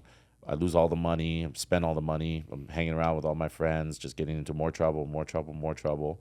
And now I'm like, okay, Mom, I'm kind of done with this. Like, I'm having issues over here. I need to come back. And that was always my saving grace. Yeah. I need to come back to you. And it's like, jump on a plane, send you the money right now, buy your ticket, fly back out here, start all over again. And it's always been that. I've had so many resets in my life. Wow. It's ridiculous. Yeah. And people think like, bro, you just don't learn. You just don't learn. Like, what's going on with you, bro? There's got to be a point where you say enough is enough, and you just don't have that in you. So I moved back. I moved back to San Diego, and immediately as I get off the plane, I see my old manager, and he looks at me, and he's trained MMA, done jiu-jitsu, done kickboxing, and he sees me and he's like, Pono. I'm like, hey, what's up, Nate? What's going on, bro? And he's like, you're back in San Diego now? Yeah. You looking for work? Yeah. Dude, come right back in. It's like, we can get you a job right here. And I went right back to the same family. The same people were still there. Yep. Same people were still hustling, making the moves. And I go right back into the fire. And it's just like, oh, yeah, of course I do. Yeah, if you got an opportunity, I'll take it, Nate. Let's go. Not even the next day. My application's in. They're pulling me over, and I work for a company called DGS.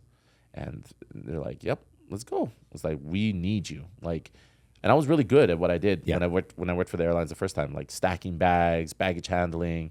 I moved my way up from, being at the low end to a supervisor to a lead, doing the pushbacks for the planes. Like, I kind of learned almost every single thing you could possibly do at the airlines. Yeah. At that moment, I'm just really, that's the thing for me. I'm really good at that. Like, picking up things immediately. You show me one time, I'm gonna understand what it is, and then I'll put my hands on it real quick, and then after that, I know That's it. I know it already. It's like, dude, you don't even have to teach me anything else. So you got right into it. And I went right back. I went right back into the same crowd of friends, and they're like, started making moves again. Where have you been all this time, brother? we've been doing so many things without you. Come on. And I jumped right back into it. And at this time, I don't have to wait for the whole flight benefit thing and all the other stuff. They immediately green light me to getting my flight benefits back. I'm on planes going to New York, going to Atlanta, going to Denver, and I'm now not making moves within San Diego. I'm making moves flying. All over the country. I'm going all over the place. I'm dropping here. I'm coming back. I'm dropping here. I'm coming back. And, at this time they were expanding and they were meeting more people, obviously working within the airlines. And they start, oh, okay, well, now we've got another connection that is out there in New York. And I've already did like 2 or 3 trips within the last 3 months being back to New York. So I've ran that same route already. And then they meet this other guy that's kind of like already linked up with the people from New York, and says, "Hey, you know what? Like this guy, he wants to introduce us to his friends, these people that were living in Flatbush, and that's another connect for us." And I had just came back from New York, and my friend's like, "No, you got to go out there and you got to go do this one, bro." It's like we trust you. It's like you've never done us wrong. You always go out there. You make sure the job is done. Yep. And I'm looking swole, so it's like. People don't mess with you, bro. Yeah. It's like we've had the best feedback when you go out there and you do the work. So go do this. And he gives me all the weight. I go out there and make the transition, fly it out there to New York. And when I get there, something just doesn't feel right. Doesn't feel just uneasy at every point of the trip. I feel uneasy. And I'm like, man, I've never felt like this. I just came back from this place. And it's like, then the guy's kind of iffy about all the stuff. But anyway, long story short, the guy's working with the heavies, and the people that he knows in Flatbush are already working as informants for them, and they make the green line, they make the call. And as soon as I get off the plane, I'm walking through, and I'm kind of going out there, and I'm sitting down in front of JFK Airport waiting for this ride. Do you have like a suitcase? What do you got with you? I got my regular gym bag, but everything's all at the bottom, and I'm waiting for the guy to come pick us up. Sitting there, and the guy comes up to me, and he's like, "Hey, make sure you keep your eye out for all this stuff." And I was like, "Bro, I literally just did this like 3 weeks ago. You're the new guy on the block. Don't worry about me, bro. I got this." And I'm walking away. I jump on the phone, and I'm calling my mom, and I'm like, "Hey, Mom, I just got to JFK. I just got to New York. I love you. It's like I'll be back in like another 2 days or so. I'll be out here for 2 days, and I'll be back." It's like, "But I'll see you when I get back." It's like, "I love you." I hang up the phone. I turn around and I look, and I got 2 plainclothes cops. They're just walking up, and I look and I see, and you know how like in New York they have the little chain here with their badge on the inside, and I see the chain, and I'm like, "Oh, this is not somebody I want to know." And I start making a move. I turn around, and the guy that I traveled with, he's getting talked to by 2 people. I'm like, what is going on? And it was a setup. Like they already knew that we were coming. They already knew that we were on Delta. That we were employees of Delta. And what's in your bag? And it's like, what can you do and tell them at that moment in time? Yeah. Like, oh, go ahead, check it. And I'm sitting there, and the guy's like, he's kneeling down, he's looking at me. "Oh man, so where are you from?" It's like, "Oh, San Diego." It's like, "But originally from Hawaii." "Oh man, we love it in Hawaii. I take my family out there all the time." He's small talking me. Yeah. He's opening up all the stuff, and then he gets down to the very bottom of the bag. "Hey, what's this?" I'm like, "I ain't got no comment, bro." It's like, "You might as well just put me back in the car." And he's like, "Okay, sounds good." Pack. Throw him in the car. That guy goes in the car. They take us to the main station, the DEA station that's right there in JFK on the back end of it. And now they're questioning us. They go through all my stuff. They poke it. They prod it. They test it. They open it up. They're having fun with it. Yeah. Because they're in the back, and I can hear them going, "Woo! Yeah. Man, that's some of the best weed I've ever smelled in a long time." And I'm just like, fuck me, dude. It's like, okay, here's the shift. My brother's working for the Navy, right? Yeah. When we started off, my brother's working for the Navy. He makes the transition out of the Navy, but he's working for the federal office. He's working for the feds. He's a federal prison guard for MCC San Diego at that moment in time. And I just get busted for fucking federal case, transporting drugs through the thing. And they take me to Nassau County, After going through everything, finding out all the whatever information they need, and like, dude, did you admit to anything? Do you say, No. I don't know what that is? No. Just like, dude, I don't know how they got in my. You keep to the same line. I don't know how that got in my backpack. I don't know what that is. That's not my problem. Not my situation. It's like I'm just here, doing what I'm supposed to do. Somebody told me to come out here, and that's all it is. And it's like, then looking at me and like, yeah, okay. I mean, they've heard this story many a time. Of course. I mean, that's the normal go-to story for everybody. Everybody, yeah. Oh, okay. And I think, the DEA already had some kind of like trail of the people Obviously, yeah. that, I mean, To get to that point, to get to the point where they just pick you there's up. probably a year worth of Probably even 2, maybe probably more. even 3. Yeah, yeah. And then with all the airlines and all the other stuff. So at this moment, I'm just a courier. I'm just the guy carrying the bag. So they just like, okay, well, take this, take that. They put both of us into a car. They take us to Nassau County. We get processed in Nassau County. They say, hey, okay, you got to make your calls. You got to do all your stuff. And it's like, and I remember my brother's phone number, top of my head. So I'm like, okay, I got to make a call. And they're telling me about bail. I'm like, okay, how do you gonna bail out of jail? It's like we do like where it's I'm blanking right now, but it's more you put the house up. Yeah. There's got to be for bond. Yeah, you got we that's the only way we do that. It's like something's got to be put up at this moment, and it's like your bail is like over $1 million at this moment in time, so we need something for collateral. So this is your brother. You're talking to your brother, and they're telling me at Nassau County, and I'm getting on the phone and I'm telling him, and I'm talking to my brother, and he's like, "What the fuck is going on?" And I'm like, "Bro, I'm in Nassau County right now. They got me hemmed up, caught me with a whole bunch of stuff in my bag." And like the only way that I can bail out and the only way I can get home right now at this moment in time is by you putting up your house, basically. It's like that's what needs to happen. He's like, what the beep? Hang up on me. He's like, what the fuck, dude? He's like, he's a federal prison guard. He's a prison guard, dude. He's like, this, you gotta be shitting me. Oh my God. Come on, Pono. It's like, bro, you are the if not the biggest idiot in the world. It's like, what's wrong with you, bro? And why can't you just stop? That was for all my life with my brother. Yeah. Why can't you just stop, bro? It's like you just keep on pushing the envelope, bro. Why can't you just stop? So I mean, we go through that same talk, but he ends up doing it anyway. He puts up the house. He signs the bail bond. They shift me from Nassau County. I go in. I do my court hearing. They nail me with everything and say, okay, I'm going to send you back. And they send me back home to San Diego. And then now I got to go through the whole court process there and go through all my stuff there. But they fly me.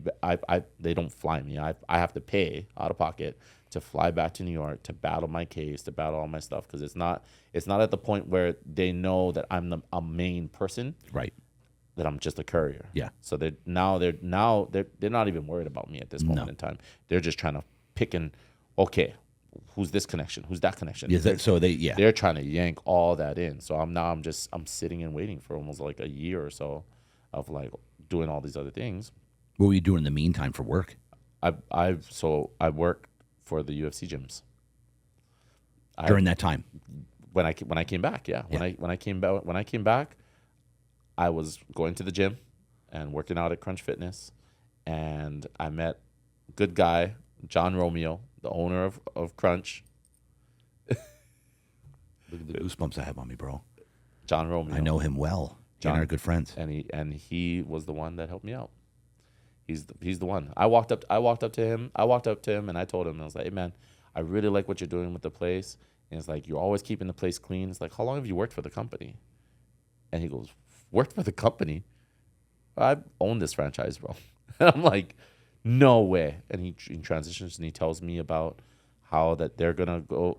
Yeah, you're smoked out. How they're gonna go and open up UFC gyms here in San Diego. And I was like, man, if that ever happens, that's my world. This is in San Diego. This is in San Diego. This is after I already do the bail. This is after I get all the other stuff happen to me. I immediately get the opportunity to work. So you're working out at the gym. You're working out at the gym. I'm working out at Crunch Fitness in El Cajon. Crunch Fitness El Cajon. Yep. How did the meeting happen again?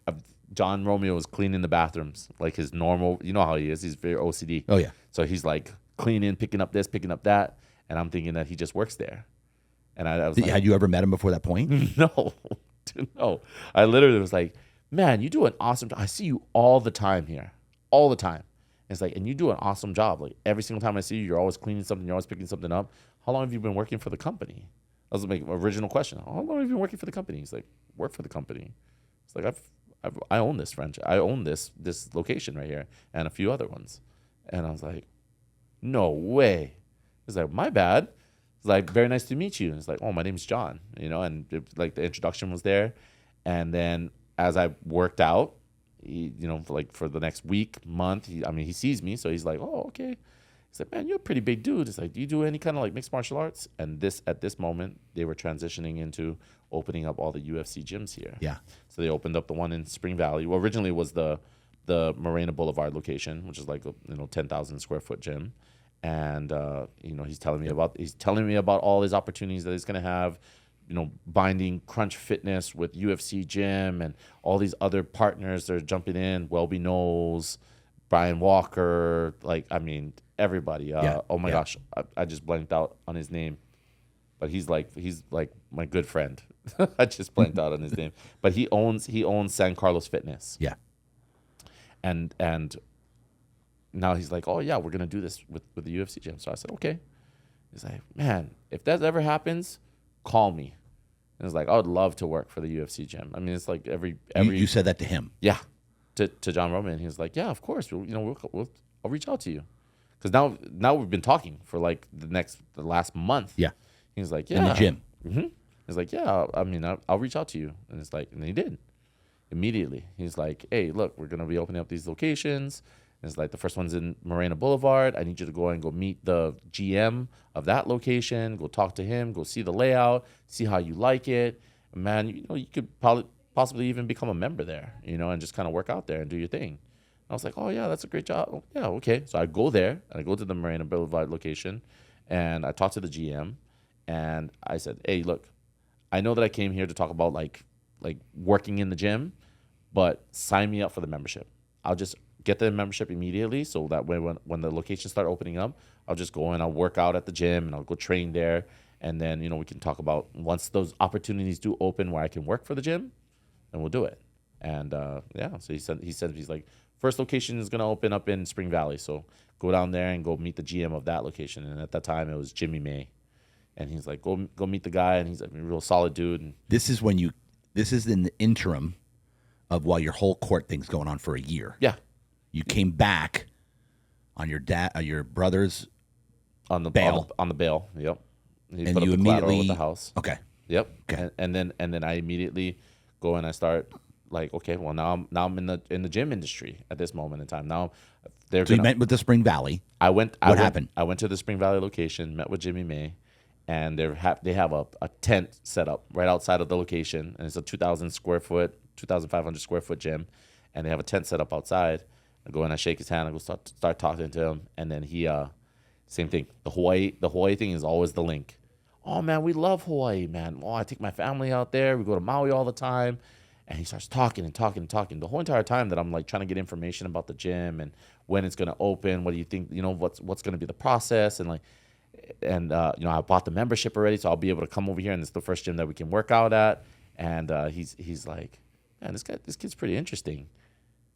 Next day he calls me because now he has my information. I'm a member at this moment. He calls me and he's like, hey man, I wanted to reach back out to you. It's like, I had a real good conversation with you the other day, and it's like, have you ever thought about doing sales? And I was like, man, not really. It's like, I'm not really good at talking to people, and he's like, I think you'd be great at it. And instead of you becoming a member, why don't you just come in and we need your help? Like, we have a tent set up. You obviously saw, and I have 2 other sales associates that are with me, watching the table at all times. Like, we need more people. Why don't you come in and you start doing the pre-sale? So I said, okay, sounds good. And I put my application in, and we're solid. Now I'm working for the company, and we're doing the pre-sales for Spring Valley. And then we opened up, try to fast forward it. We opened up San Carlos. We opened up Sports Arena, bought all these other locations, and they were all franchised. Then we got the Mission Valley location, which was on Mission Center Road. Yep. And then that became a corporate location. Corporate saw that it was making, it's a very good central area. It's making good money there.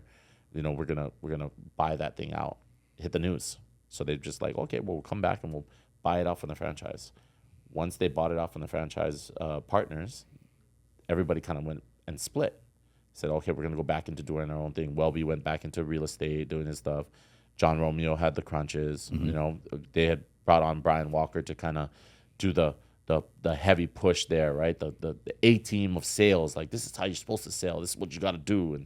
I know I learned a lot of things from that man.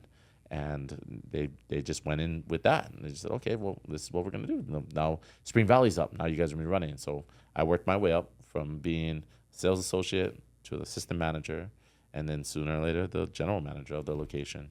And I was just stuck within the UFC gym realm at that moment. They sell out the Mission Valley location. All the franchise partners, they pull out. They go back to what they were doing, and they slowly shut down every single location. This is within a 3-year time span. They shut them down. Shut them down. Yeah, so they sold out Sports Arena. They sold out the San Carlos location.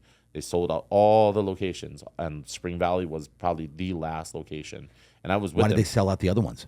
Oh, they just let them go. I mean, I think what happened, and I mean, I don't want to put it on anybody, right? But it's more of like, it was just really too quick. Yeah. They opened them up within a 2-year span, try to make the business happen. Then we're in the mecca of like the MMA world. You have Alliance, you have all these jiu-jitsu schools, you have all these places that are it's going to be pretty competitive, because at this moment, a lot of your fighters or people that are really into the sport, they are all at these other places, and they're big names now. I mean, you've got Seth Basinski, Miles Jury, Jeremy Stevens, you've got Dominic Cruz, you've got all these big names that are just doing their thing.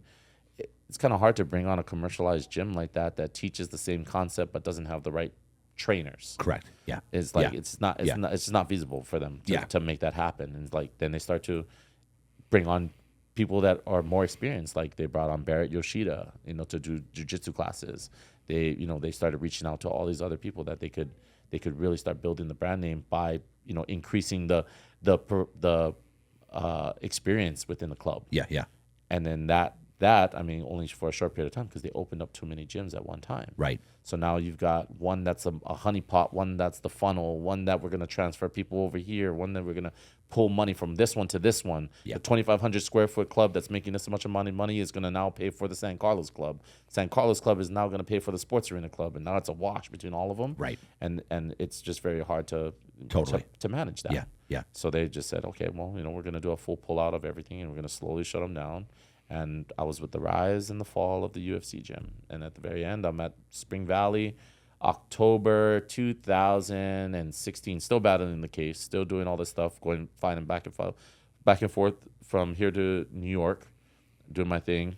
And they decided to close out the Spring Valley location in October. I set that place up with all the Halloween decorations, and very next day, they're like, they had the main guy Chris, and he's kind of like in charge of like the finances and all the other stuff that's going on. And he comes over and he's like, "Hey, look, these are your final checks." And he's like, "I want you as the people are coming in, tell them that the gym is closing, and then start handing out the checks to all the people." So I was there from 6:00 in the morning, handing out people. The people show up for a class. Okay, here, the coach. And telling all the people, hey, this place is going to close by 12 o'clock. All this stuff is going to be gone. And by 9:30, they already had people at the back door pulling out the cage, pulling out the... Wow. Yeah. It was just a full pull. Just like everything's gone. We're taking this out. We're taking that out. Wow. What did they do with all the gyms? Did another gym buy it, or did they just... It ended up turning into... I mean, I followed it for quite some time, because after that, I felt like that was a good area to be able to try to expand in. The coaches that was hired at that Spring Valley location were some of my good friends that from Hawaii that had moved and lived here in San Diego, and they were training at Black House, and they were one of the coaches there, or they're also fighters, so they were teaching at that UFC gym, and then they opened up their own location, which is called Premier Fight and Fitness. Zach Shepard, Jeremy Shepard, and the brothers. Yeah, they opened up their own spot to try to still keep the community alive in that area, because it's not the best place, right, in Spring Valley. So like a lot of the kids, if not going to school, they're going to run into trouble, right? And you just got to give them a home to go to. So they try to open up a gym called Premier Fight and Fitness, and it's expanded since then. But that was the go-to after they were shutting it all down. Say, hey, you know what? We're gonna try to still keep this, MMA thing alive in this area, and so close to our house. We live right up the street. It's just gonna make sense for us, and they did. I helped them out in the very beginning to try to get their membership base up, and then it's a family tight knit gym, so it's like you can't.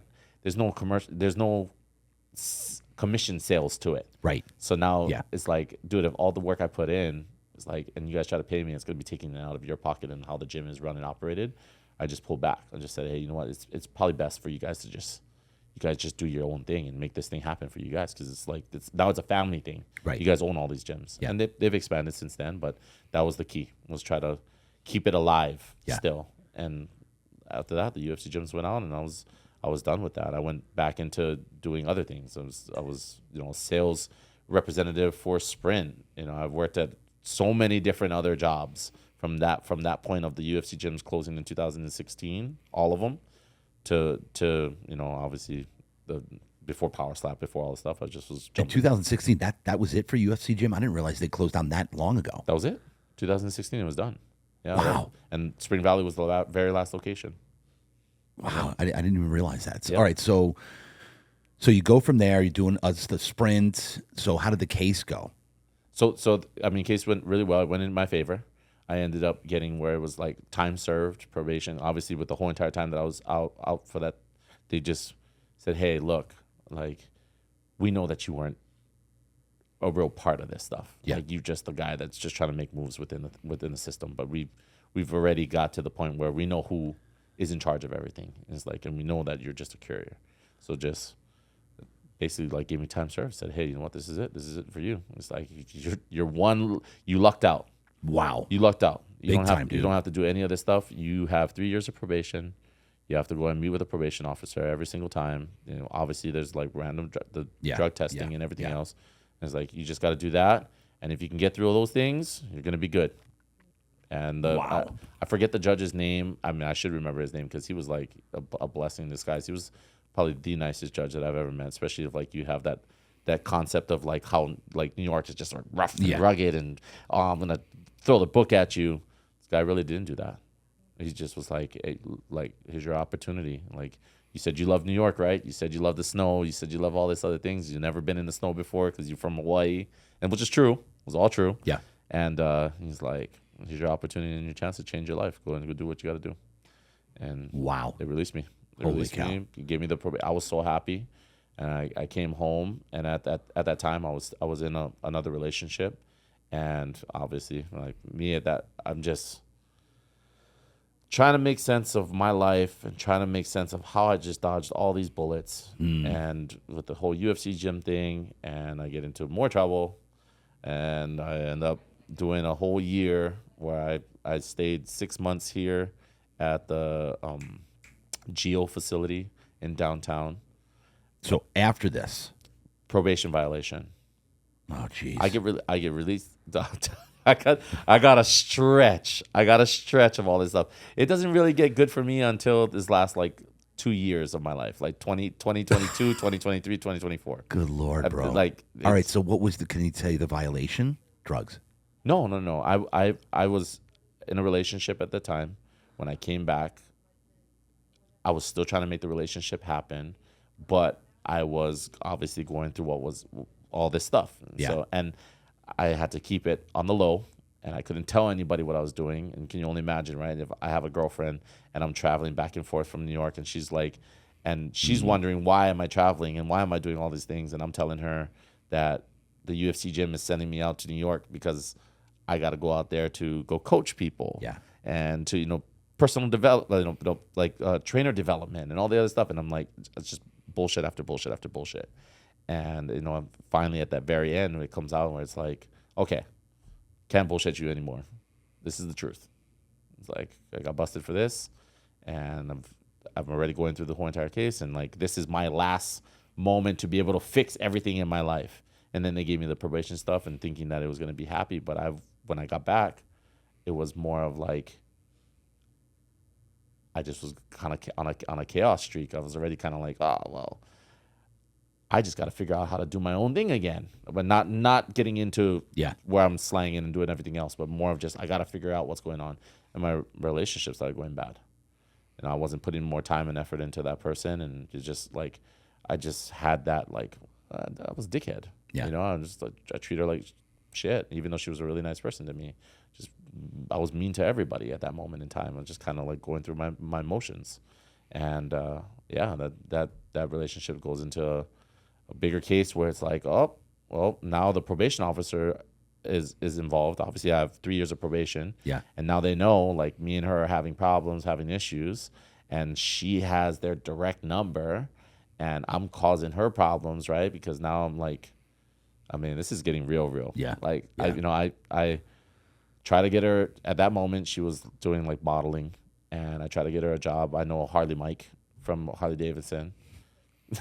I try to New York Mike. Yeah.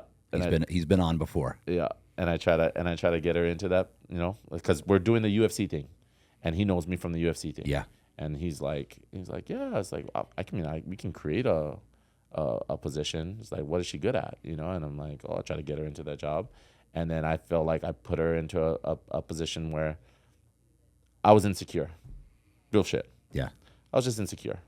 Like, I knew already what I was going through, and I tried to control the relationship, try to make it something, and I was just really, really insecure about what I just did. I felt like I made a bad mistake by putting her in some place, and she was comfortable there. Yeah. So then now it's like, oh, okay, well, now me and her are beefing, and getting into arguments about like what it is and why it's happening like this. And we've had smaller ones before, but this ones were probably the biggest ones. Yeah. And that whole entire shift. So I go up there to try to confront her about what's going on, and cops are called and they're telling me, hey, you know what, you can't be on property. And at this moment, I mean, I've done 4 or 5 shows with Harley Davidson, and like they used to show all the UFC fights in that back room where they have the little Tigertron, and used to show all the UFC fights. So I've done multiple events with them. I know Mike. So I'm like, I'm talking, okay. And they call the cops, and they're like, dude, what are you doing, bro? Like, you're going to get fucking in trouble, right? It's like, we're not the type of people to, like, choose sides or whatever, but at this moment, like, kind of like you're bothering her. You just need to get out of here. I leave, But she goes back and she tells my probation officer about all the stuff that happened and how it's going and whatever. And now I'm trying to sit there trying to convince the probation officer that I'm not doing all these things, but I really am doing all these things, and it just goes down. And then one night I go out and I'm thinking, I just can go hang out with my friends, and I go to True North in North Park. She's there. That's it. One snap of the photo. Hey. That was it. Oh yeah, I had a curfew. I had to be in the house by 9, 10 o'clock. It's Saturday. My probation officer calls me on Sunday. Never happens. But hey, man, I just got to talk to you real quick. By Monday, he already called me in. He says, come in Monday. I just need you. You didn't do your monthly check-in thing where you fill out the reports and all the stuff. I need you to do all that stuff. I show up on Monday, fill out the report. I'm sitting there in the office. I'm going to go make copies real quick. Leaves the office, comes back in with four agents. All right, Pono, don't stand up. And I get up and I'm like, why? Like, what am I gonna do? I'm not like that, bro. Make it easy for you guys. Put my hands behind my back. I already knew what was going on because I'm sitting there for a long period of time. Yeah. I've done this procedure with him so many times that like now it just doesn't seem right. Like there's something extra that's happening. Okay, they put me in handcuffs. They take me away. I'm explaining my side of the story to the cops in the front that don't even really care about what's going on, what I'm saying, and take me to the main spot. Then after that, I end up in GO. All right, now it's probation violation. And then I do 6 months in there. What's GO? GO facility. It's a federal holding facility right there in downtown San Diego. Okay, right across from the main prison, from the state prison. And you went right from there to there. Yep, straight into GO, and then I stayed in GO facility for like almost 6 months. Did you call your brother? Oh yeah, of course. What did he say? Oh, like, you're a fuckhead. You are just not built for this stuff, bro. You're having too much problems too fucking quick. You need to figure out your life and however, like, we're not here to bail you out this time. Like you got to figure this stuff out. And at this point, they really couldn't bail me out. Yeah. You know, I've already made so many mistakes that it's just going to go down that route anyway. So I end up doing 6 months in geo facility, fighting the case of like the probation violation stuff. Then from there, they switch me over, and then I do the rest of like a 1.5-year term in Arizona. I go from geo facility to you go from geo to San Luis. 6 months. Mm-hmm. Fighting the case. Then they finally like say, hey, it's probation violation. This is what it is. Boom. They put me in San Luis Obispo. They put me in a paddy wagon, drive me out to San Luis Obispo. I stay there for a night, an overnight hold. Then they immediately take me to CDC, and then I stay there for 2 nights. And I get like linked in with all the natives and all the people there, right? As soon as I get in there, and then from there they made the transition and sent me to Arizona, and I ended up in Arizona for 1.5 years. 1.5 years for the rest of the time being, so 2 years total, because I already had a year on probation, and now I have to serve the rest of my time. 3-year probation, I got to finish it. 3 years. Yeah. Total. Yeah. So on the way to Arizona, how were you feeling? I'm an idiot. I'm an idiot. Whatever I just did. I mean, I can keep on telling myself how stupid I am, but then, like, I probably if I got back out in the next 24 hours to 48 hours, I'd probably go back and do stupid stuff again. You know, it's just not learning anything from all my mistakes and all the stuff that I've done. Just couldn't get past it. Couldn't get through it in my head. Wow. Yep. And then out there, how can you explain that experience? 1.5 years out there. I got welcomed in there so quick. There was a lot of Hawaiians out there. They immediately and then like they know. What does that mean? So in Arizona, Yeah. at the holding prison, not holding prison, but there's actual like the final prison that I was at. They had like you have cars there. Yeah. So you have the brothers and others. You have the natives. You have the blacks. It's just all segregated in one giant facility. And as soon as I'm getting there and I'm getting off the bus or off the paddy wagon, the Hawaiians that are there, they have like probably a group of like 12 or 13 of them. They're standing at the fence line watching me come in, and they already knew that I was coming in. They knew I was Hawaiian. They already obviously. knew. They knew. And they were like, yep. I was like, you, come on. And I walked over and I met the main guy, Bates, and talked to him. You know, first I went through his protocol of people that they got to check in. They have to check your papers. They have to know what you're there for. And as long as it's not like something where it's too crazy, where you have to roll up, you're a snitch, you're this, you're that, you got to roll up, bro. Okay, you can't stay here. Bye-bye. See you later. Oh, it's because it's something bad, then you. Yeah, if it's something really bad, you're a rapist, you're all like anything, child offender, whatever. They're gonna a predator. They're gonna fucking put you in PC immediately. What's PC? It's just protective custody. They tell you like, hey, you got to roll up your bed. You don't roll up your bed, we'll roll it up for you. Who's they? The Hawaiians. Yeah, the people, the people in your car. They tell you immediately. They're like, hey, like we need to see your paperwork. Okay, as soon as the paperwork comes in, it's like. And we're not even talking about the actual prison guards seeing paperwork. We're talking about the inmates seeing paperwork. Inmates. Yeah, they run it. They run it. They run it. Everybody. The same thing. Same thing with the natives. Same thing with the blacks. As soon as you get brought into a facility, they need to see your paperwork. They need to see what's going on with you. Who are you? You know, what have you done before? Does it match what we've heard from you, what we've heard of you, and what your paperwork says? If it matches up, then we can kind of see where it is. If it's something really bad, you might as well start rolling up your blanket in your bed. And what does rolling up mean? I mean, to take your stuff, pack all your things, and you got to go to protective custody at this moment in time. It's like you can't be on the yard with us. Otherwise, you're done. Done. It's like you the whole time you're going to be there, they're going to try to beat you up. They're going to try to take you out. They're trying to do something to you. And then you could potentially be in protective custody the entire freaking time. What they'll do, not the whole time. What they'll do is they'll start bouncing you.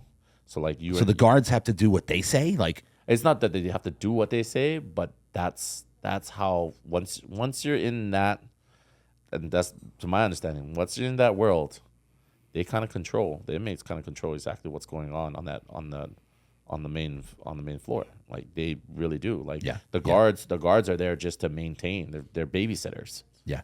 But everybody else is like they're running it. They're literally like they're getting all the stuff from the kitchen. They're getting all the things from here. People have all these main connections to all the other people inside that same facility, within other facilities, within Arizona, within other different states. Like it's crazy. It's a very, very syndicate style running the game, and very militant too. There's a general. There's all the people below. Hierarchy, the whole chain of command. That's it. And you got to go through all those people. So I went through 2 people. I walked around the first day that I was there. I walked around with 2 other Hawaiians that went through all the questioning. They did all the questioning. I didn't even meet my main guy. Were they cool at all with you, or no? It was business. Oh yeah, because they're also they're still blood. They're still Hawaiians too, So they're just like really, really welcoming, like, oh yeah, okay, let me talk to you about this. And then where it really got serious was like towards the end of the night, where they're like, okay, we're gonna go walk, because we usually walk around the main yard. We're gonna go walk right now. Come with us. And then as I'm walking, they're asking me, so what are you in here for? What are you doing? And this is like after the whole transition of, oh, here's your care package, here's your toothbrush, here's your toothpaste, here's your towels, here's your blanket. Like, here you go, brother. Here you go. It's like, we got you. You need anything, come to us. And at the very end of the night, it's like, okay, you got all the stuff that you need, right? Yeah, of course. Okay. What'd you do? Where's your paperwork at? We need to see it. We need to see it. Oh, and I don't know nothing. This is my first time. Yeah. So I'm like, oh, yeah, the paperwork is supposed to be sent here. I'm telling them the truth. It's like, it's supposed to be sent here. So I'm supposed to receive it within the next day or so. He's like, yeah, we know that. But what did you do? And I tell him, it's like it's probation violation. Like, I literally went through some stuff with my girlfriend, and originally it was for transporting, but probation violation got me back here. Oh, okay.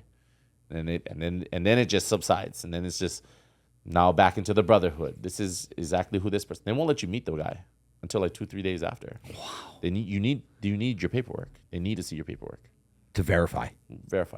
100%. And then once that's all done, then they'll. So were you like, shit, dude, I hope this paperwork gets here quick? Oh, 100. Yeah, of course, because I'm worried. I'm concerned. I'm in a place where I have no control. None. There's nothing you can do. People can wake up and stab you the next day. You're done. Done. There's nothing you can do about it. Nothing you do. Nothing you can do about it. So how did the first night go?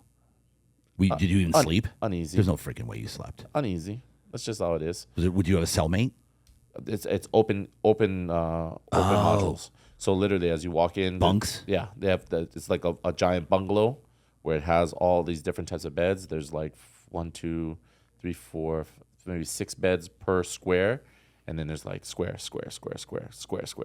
Then there's like a little area where the dining area, the hall, and then you have the main cafeteria, the main hall, and then the center of the facility is where like the common area is. There's the TVs, you have benches. It's all labeled. It's the brothers, the others. It's just all segregated, all in the same area. When you walk up in there, there's 10 groups, 8 groups, and it's all already separated.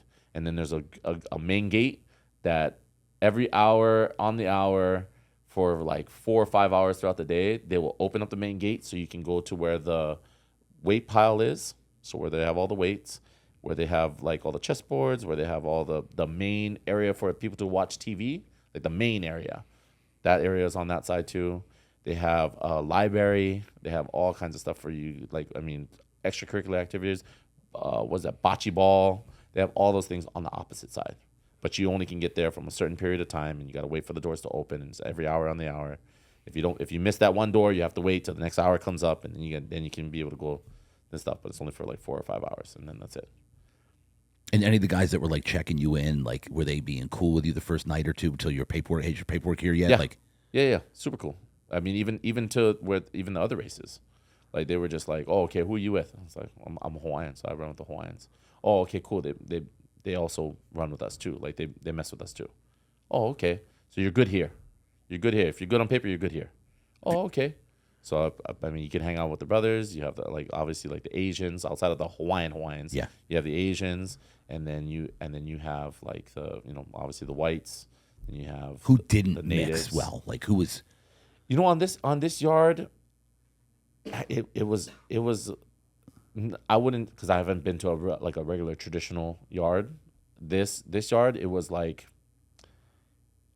I seen a lot of stuff happen between the natives and the white people.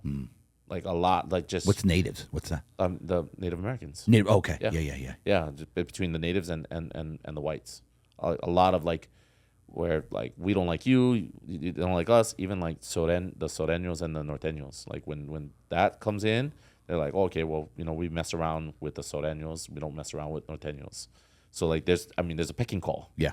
To everything that's going on in there. And you just gotta abide by the rules and follow what exactly it is. And your main person that drives the car is the main person you listen to. He's the one that he shouts down all the, hey, I need you to go over here and do this. Hey, I need you to go over there and do that. Hey, you need to come into my office and do this stuff right here. And they usually have like a higher ranking in that system to where they're in charge of all the equipment. They're sitting in the office. Dude, when I first met the main person that drives the car, the one that holds the keys, he's working in an office. He's like the main equipment manager for all the stuff. So I'm like, I walk into his office, they close the door, and it's like, hey, this is the like an actual office. Yeah, just like this. He's like, this is the leader of the car. This is the guy, and they introduce and all the other stuff. Like the two people that originally grabbed me from the get go, they introduced me to the main guy, and then I have to go and work out with them too. Like there's a workout protocol that you got to go, and it's like he was waking up at like 6 o'clock in the morning, 5 o'clock in the morning. He would go out to the weight pile. It's the very first call that they do when the doors open. Yeah, he's the first call out. I mean, he was just and you had to go work out with him. Very routine, yeah. In the very beginning, it's like after like a week or so, 2 weeks, you kind of get acclimated to what's going on. Then you can kind of branch out and do your own thing. But originally, when you first start, they want a soldier. They want somebody that's gonna be worth their time. Yeah. So you got to go out there and you got to go on the weight pile with them. You got to hang out with them. You got to really get, because now you're the guy guarding the keys. You're the guy guarding the guy who holds the keys. Yeah. So they want good solid people, and I was a big boy. Yeah. So they're just like, oh, dude, how much do you lift? And all the qualifying questions. How much do you lift? I'm like, dude, I can put up like 375. And it's like, oh wow, on bench, yeah. Well, how much do you deadlift? And I was like, oh, like 400 something, almost 500 something pounds. Oh, okay. It's like, man, you can lift heavy. Oh, I got a cousin that does that. All small talk, but reality is that they're sizing you up. They're sizing you up. They're sizing you up, getting you ready for the move. So, wow, this is crazy, bro. So I go through all that stuff, and then after that, it's. Did you hit it off with the key holder right away? Oh yeah, we're still friends to this day. And he was probably one of the, like, being locked up. He was probably one of the most inspiring persons that I've ever met. Wow. Because he told me to read books. He told me to expand my mind. He told me to go through all my classes. He told me to do all these other things. And it's like, you don't, at this point in my life, I just didn't want to let anybody down. And I've tried to make a change multiple times. Yeah, and clearly. It's like, and now at this point, I'm like, man, I can't let this guy down. You know what I mean? This is rock bottom. This is, if there was, it is painted perfect. This is rock bottom, dude. You need to really get a regiment going, a routine, waking up in the morning, early in the morning. He taught you. I learned everything. Everything from that experience right there. Waking up early in the morning, 5:30 in the morning, 6 o'clock in the morning, making sure you're at the front line, making sure that you're ready. You brush your teeth. You've done all these things. Your blankets are folded. I mean, like military folded, not like, oh, my blanket's over my bed and this pillow's on here. Like, no, dude, they do bed checks. They'll look. They'll be like, you're not organized. If you're not organized, bro, you're not with it. Find yourself with the other pile of people. Go do your own thing over there. So it's huge. He taught me a lot of stuff. And what's his name? Are you able to say his name? Bates? Yeah, that's right. You mentioned him earlier. Bates. Yeah, Bates. I mean, I love him. And I still talk to him. And is he still in? No, he's out. Oh, he's out. He's in Hawaii. And we talked to Facebook. Oh man, I've always wanted to like make the transition and travel out there to go see him. And it's like, but I mean, obviously being in the federal eye, you can't link with other people. Even with them being out, you try to stay away from making a solid connection. What's one of the craziest stories you can give me being in that you saw, that you were part of, that I've seen? I've just been a part of, like, well, not been a part of, but I've seen like a full riot go down where people were trying to shank people. Like the natives buried inside the dirt pieces, ready to go. And then they're just waiting on a call. They're waiting on a call to to find out who the guy is, what's going on with this, what's going on with that. Oh, he's with this pack and he's in this crowd right now, and they were just timing him to get to the pack to be able to get him, put him down. Wow. So I mean that's the craziest things. I mean we've been in smaller riots, no weapons, like where it's like the Hispanics, like even in Geo facility right here in downtown San Diego. It's like there's been times where it's like you're walking up the stairwell and these guys are top and bottom and they're trying to hold you in the middle and like, okay, this is what's gonna happen. Go down. And I'm already upstairs on the main floor because at the Geo facility the main workout area is on the top of the roof. So I'm already up there, and then they shut down. They shut down the whole entire hallway over here. They shut down the hallway all over here, and it's about to be just a giant riot, giant battle. Crazy. But that's 2 times out of the whole entire time that I've been there. But other than that, my whole term, I haven't seen anything besides that. Like, and thankfully, Yeah. I haven't been in any kind of involvement. Never been told to be like, hey, bro, you got to go over there and you got to do your work. Yeah, You yeah. got to put in work right now. Like, never. They were very, very cool, calm, and collected about stuff that was going on within the facility. So I've been lucky. And Bates basically mentored you, for lack of a better word. Big time. Time. That's if I know anything about like the responsibility side of my life, came from him in the very beginning. Came from him. And then, so the entire time, did you get out before him, or did he get out? I got out before him. Before him. Mm-hmm. Yeah. And then, so when you got towards the end, how did that feel when you knew you were getting short time and you were getting ready to get out? Oh, I was excited. I was like, oh, okay, well, I'm and they put me in a halfway house. They put me in a halfway house right here right off on Ocean View. So I was in that halfway house for like the last month of my term. Yeah. But they early release. So with federal time they give you good time. Yeah. I got an early release, and I'll be able to get out a month earlier, and then I did the rest of the time right here in the halfway house in Ocean View. Was anybody visiting you when you were in Arizona? When you were in? No, nobody came. Nobody came. Nobody came. And I've had phone calls and conversations with my my one time with my ex. First and foremost, I want to thank everybody for watching, for listening. I cannot tell you how much I appreciate you, the feedback, the love. So if you want to support the show, we have a company, Real Deal Wellness. That's our wellness center. It's a membership base where you pay $99 a month, have unlimited access to red light therapy, cryotherapy, compression therapy, halo therapy, as well as massage chairs. Also, Real Deal Sleep's our mattress company. But again, we can't thank you enough for subscribing and for sharing the show. Continue to do so. We love you. Thank you. Have a nice day. That obviously that whole entire problem, and then she hung up the phone. Obviously talked to me for a little bit. As soon as she heard like me getting to the point where I'm just like, oh, well, why'd you put me here, and all the other things, right? And it's like, it's not me, it's you. Bye, boom, just end that thing. Never had a conversation with her ever again. And before I went in because of that stuff, I was before the probation violation, I was already talking to another girl. So she was actually like the one that I was like main call every single day, be like, hey, what's going on? How's everything? Even when I was in Geo facility, she would talk to me on the phone. Yeah. And that was it. And like other than that, no contact, no nothing. Nobody came out there to visit me. None of that stuff. You were allowed visitors though, right? Yeah, of course. Yeah. If my mom them came out there, my brother them came out there, then they would be able to come in. But they decided they didn't want to visit. Yeah, it's my learning lesson. You know what I mean? It's like, dude, we've tried this so many times with you, and you just don't understand. But they still help me. Like you have to have money be put on your books. It's like in those holding facilities and outside of that, like they have commissaries. So it's like there's got to be somehow some way how you're gonna eat, right? Besides the food that they give you every single day.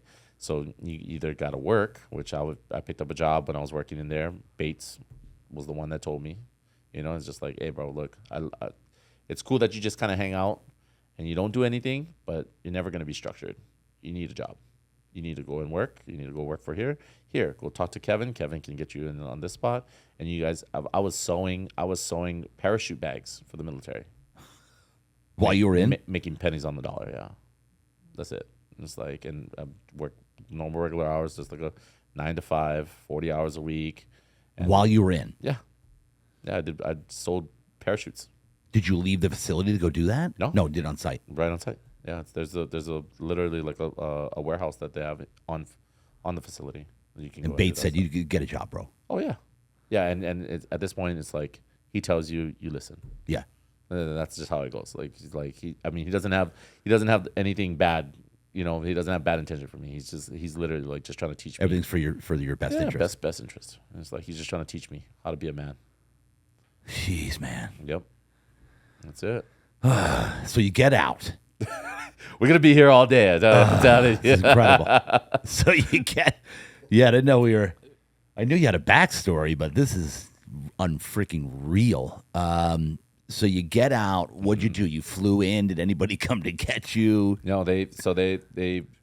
Oh no, that's right. You went to the halfway house. So they have money already set on your books from whatever you had previous. They use that for all the travel. They give you money for the Greyhound bus. You literally get on a Greyhound bus and you ride all the way back here. It's not like they're flying you back here to San Diego.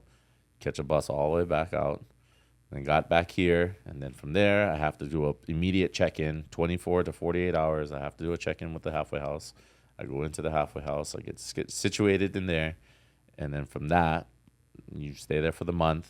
And one, you could do like work furlough, where now you're working, you work a job, you can go out, but I have short term. So it's only a month. It's not like I got to be there for another 6 months, 7 months. I just got to be there for a month. So I really don't have to do the whole work furlough. I don't have to do all that stuff. I just show up, be able to get my bunk in my bed.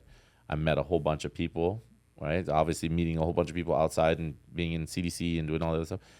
I met a whole bunch of people in the halfway house that, obviously local San Diego, people that were in real estate, all the other things, and try to make genuine connections. That's another thing that Bates taught me. It's like touching tables, bro. Yeah. You have to talk to people. You have to, you have to be able to get out there. Yep. Put yourself out there so that way people can see who you are, see that you're genuine, see that, that whether they can work with you or not. And then they'll, either take you under the wing or it's just another relationship that you can hold, sometime later. And that's what I did. So I just made good relationships with good people. And here comes the no, nothing bad. I was like, not here comes the introduction to Power Slap. Okay. At this moment, at an early time. Yeah. So now, what year are we in right now? 2016. 2016. 2016. Okay, go. Yeah. It was around then? Yeah. Power Slap was around that long? No. This is the person that I met. Okay, got it. That kind of unfolds all that stuff. And I met my friend. His name is Prince Esteban, and his uncle is a Power Slap competitor, and he did the very first season. But this is before even knowing about Power Slap, whether he was going to be on the season, whatever it may be. But you met him. Where'd you meet him? In the halfway house? House. In the halfway house. Yep. I met Prince in the halfway house. You did, because he had just gotten out. Yeah, and he became a good friend. And I literally was like living my life, doing my thing. I'm trying to get everything back into order, and he was just my friend. Did you move back in with your brother's house? Mm-hmm. Yep. Yep. They let you back in. Mm-hmm. Took me right back. And then went back to doing the same thing, master of all, and jack of all trades, master of none. It was like working odd end jobs, doing sales things here and there, and just kind of stretching it out. I even went back to the UFC gym. Yeah. I went the Mission Valley location. Yeah. Went back over there, became an assistant manager of that location. Worked for Sprint for quite some time, selling phones. I have an HVAC technician license. My brother was he went from being a prison guard to the HVAC person for MCC San Diego. And he said, "Look, I'm gonna pay for it. You go to school with me. You get this license, and you're just gonna use these things to better your life." So he tried to give me every single outlet I could get, and got me my HVAC license. I never used it. Yeah. I went and worked for an HVAC company for a short period of time, but then realized that climbing in attics and being in small crammed areas wasn't my forte, being 260 something pounds. So, I mean, it was just never going to work out that way. It's like, the job that you don't like, you don't want to do, and I didn't like being in small attic spaces and crawl spaces. I did attic insulation for a long period of time, Pink Panther, all the other stuff, setting up all the stuff with it. I've done it all. Yeah. I've done it all. My dad's a master plumber. I've learned how to do plumbing. I've so many trades under my belt. And I was just trying to make it happen in life, but just not trying to make it happen without making it happen with all the things that I had. Yeah. I just try to still have the hustle mentality, but without doing all the slanging. Yeah. And then Prince, you met, right? 2016. I met two people in 2016 that changed my life. I met my wife. That changed my life in 2016. When you came out. I came out, the UFC gyms. like I said, I went right back into the Who'd UFC you call gyms. when you back for the UFC gym? Who did you call back? Who's the man? Aha! I remember his name, Dave Dunlap. Dave Dunlap. Yep, the owner of the San Carlos Fitness. That was his original gym from before. I met him again. That was my main call. As soon as I got out, I said, "Look, Dave, run into a pickle. Well, I'll do all this stuff. Oh yeah, Pono," and he's real raunchy voice, just, "Oh yeah, Pono, I know already. I know how it goes." And he's a very big supporter on like fixing your life. You know what I mean? It's like, I know exactly what you're going through, and it's like, dude, I got an opportunity. Like, and this is the very ending of the UFC gym. This is the last moment of Spring Valley. Is go back to Spring Valley. I need you to go out there and go collect my money, Pono. There's a whole bunch of people that are in collections, a whole bunch of this going on, and I just need you to run this thing. And I go back. And my friend that we originally had hired as a sales associate there is now running the spot, and he's pretty much doing everything by himself. And it's Derek Cruz, is Dominic Cruz's younger brother. Yeah. And he's doing everything. He's teaching the classes. He's doing all the stuff. So I made the transition into going there right before they close. Right before they shut the doors, October. Yeah. And I go and I work with him, and we try to make this happen, try to get as much money into the club, try to do everything. But they already kind of had it preset that the club was going to close in October. So they kind of just run it out to the very end. This is what it is, and then shut all the doors. But during that time, my wife, her good friend is Carrie Vera, Brandon Vera's ex-wife, and she's transitioning, having a girl from a different state come in, and she's supposed to be like the next big thing for the UFC or whatever, come in and start training at a location. And we had a ring, an octagon in the back.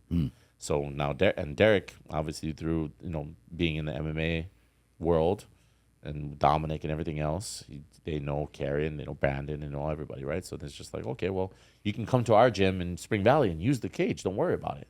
And she comes there, well, she brings a friend. And friend turns out to be my wife. So I meet my wife 2016 after all my craziness. And so how did that, you saw her, you're like, whoa, what's that all about? You immediately roll up? We had no interest in each other. Literally no interest in each other. We're just looking at each other and it's like, oh, and at that time, Carrie's pushing it, right? And Derek's pushing it, like, hey, you guys need to meet, you guys need to talk. And I'm like, I don't need to know her. I just came out of jail, dude. I'm on hustle. How do we make money? That's what I'm thinking of. How do we make money, and how do we make this happen quick? Right. And she's like, no, you got to meet her. And at the time, I mean, she's doing, original, the Total Combat. I don't know if you guys, Total Combat, when Total Combat was a thing, and Dominic was like the belt holder in Total Combat, my wife was like the main person for Total Combat. Meaning, what does that mean? She was like she helped run it. She runs all of it, the events, all the stuff, the setups. She knew Dominic before Dominic was Dominic. Right. Before he was big time. Before he became, he was the champion in Total Combat before he became the champion in WEC. Then before WEC, then UFC. So she's very well rooted. She's from San Diego. Yeah. She's very well rooted here. And then that was that main. So finally you talked. Yeah. Yeah, I mean, within that time frame of like, oh yeah, you need to meet her and you need to talk to her. I was like, okay. I was like, I kind of don't want to, you know what I mean? Like, I just want to do my own thing, dude. I'm hustling. And it's like, yeah, but you need to. We finally talk, and I find out that she's got back issues and things that was going on with her at the time, and literally like and this is the story that I tell everybody, is the 2-3 days before that, there's a little massage parlor that's like right there in the same location. And I'm going to the massage parlor like 2-3 days before, and the lady's really nice, and she does a great job. And now I run into my wife, and it's like, okay, she's having issues too. She's like, I can see her doing like deadlifts in the back there, and she's having problems. And it's like, hey, I got the perfect person for you, but I'm a salesperson at this moment in time, so I just like sell it up like I knew this person for all my life. You know, like, oh man, I got the perfect lady that will just help you fix all those things. And that's the full introduction to my wife, is that I set her up with the massage, but then I set it up as it's a couples massage instead of just a singular massage. We go in there and just mind blowing. Oh yeah, hey, just let you know, it's like it's a couples massage, that you guys are doing. And I go back there, and I've literally been there like 3 days ago. I was just there. She knows. She's like, you know where to go. You go back into the back room. I'm stripped off. I got my clothes all off, and my wife, she's looking at, did I get myself in trouble, dude? What is this guy doing? Like, he just bought me this massage. Dude, I don't think I'm supposed to be here. I think I gotta go, And she wants to boogie and buck out and go. And I'm like, no, just stay. It's like, dude, just get ready. Like, you said you had back issues, right? They're gonna help you. Are you telling me you strip down right now? Are you buck naked? I mean, underwear. Underwear. Yeah, Okay. yeah, of course. You strip down to underwear. Yeah. First time I kind of just had a hanging out with massage her. 3 days ago. I just had a massage 3 days ago. So I know the protocol. I know the routine. You know what I mean? And I'm like, okay, get on the thing. And I'm looking at her. I'm like on the bed, and the lady's already getting on the thing. She's like looking at her too, like kind of awkward because she's just standing She's there. like, oh my gosh. And she's like, this motherfucker just set me up for a fucking couples massage. It's like, this is the first date. Like, this is kind of crazy. It's like, this guy is either really, really psychotic, you know, or he's got some balls on him, you know. Yeah. And that was all she wrote. It's like, So she's like, all right. She laid on the bed. She got the massage. I mean, she felt probably awkward at that moment in time that all that stuff was going on. Yeah. And that was all she wrote. Then I became really close with her and started hanging around with Carrie and at their house, because at this moment she's making the transition from Orange County back to San Diego. She was already up there doing her thing, and she's making the transition back to San Diego, and now she's living with Carrie for that little short period of time. And now I'm hanging out at Carrie's house every single time with her. Yeah. And that's all she wrote. And then Wow. we have a son together. All right, so this is 7 around years old. So this is around 17, 18-ish, 2017-ish, Yeah, right? we had my son in 2018. You had your son in 2018, Mm-hmm. and then you got married officially when? Probably like a few, like 2 years after. 2 years there. Oh, Yeah. Wow. Yeah, so we've been together for like 4 years, married actually for 4 years. Gotcha. 4.5 Okay. years, 5 And years. now the guy that you met, the guy in the halfway house, how did that lead to Power Slap? Okay, so I meet Prince in the halfway house. His uncle is Azio Rodriguez, and he was on the very first season, rode to the title, was able to compete, and he made it to an actual live event. And my friend calls me and he goes, "Hey, dude, can you do me a favor? You take a picture of me. He's like, I'm gonna be on TV. I'm gonna be in the back holding up the Mexican flag. My uncle's gonna be walking out. And he's like, can you just capture that moment? Like me holding the flag, me being there, and my uncle walking out at the same time. No problem." I snapped. And this is 2017, 18-ish, right around 18-ish, 18. yes, yeah. And I snapped the picture. And then I'm thinking in my head, like, wow, this guy really on TV right now. Man, this could be a thing. This could be an actual opportunity for me to like jump into something. I'm thinking at the time that like Power Slap is like, it's just this. It's been around that long? So with the seasons and how they were building up everything. Yeah. I would say like the main start of it was like COVID. Yeah. COVID 2020. 2021. Like the main start of everything. How it, Yeah, like yeah. it really started picking up. Right. But they were doing all the seasons. They were trying to get more people like into the sport. And his uncle is luckily to be on one of the main. So you took the picture. To the picture. And you're like, man, that kind of planted a little seed. This guy's on TV. That's it. That was the first thought. It's like, this guy's on TV. I'm taking a picture of him on TV. No way. It's like, dude, this is something big. And then it just kind of dies away. I mean, we're still friends and we're just kind of hanging out and all the other stuff. And he's talking to me about like, hey, you know what? We should try to put in an application. Like, I think you would, and just looking at me and my size and everything else, I think you'd be great for this. And This is the one that said, can you take a picture of me? yeah. Because I think you'd be great for this. And he was already trying to put his application in to get into Power Slap anyway.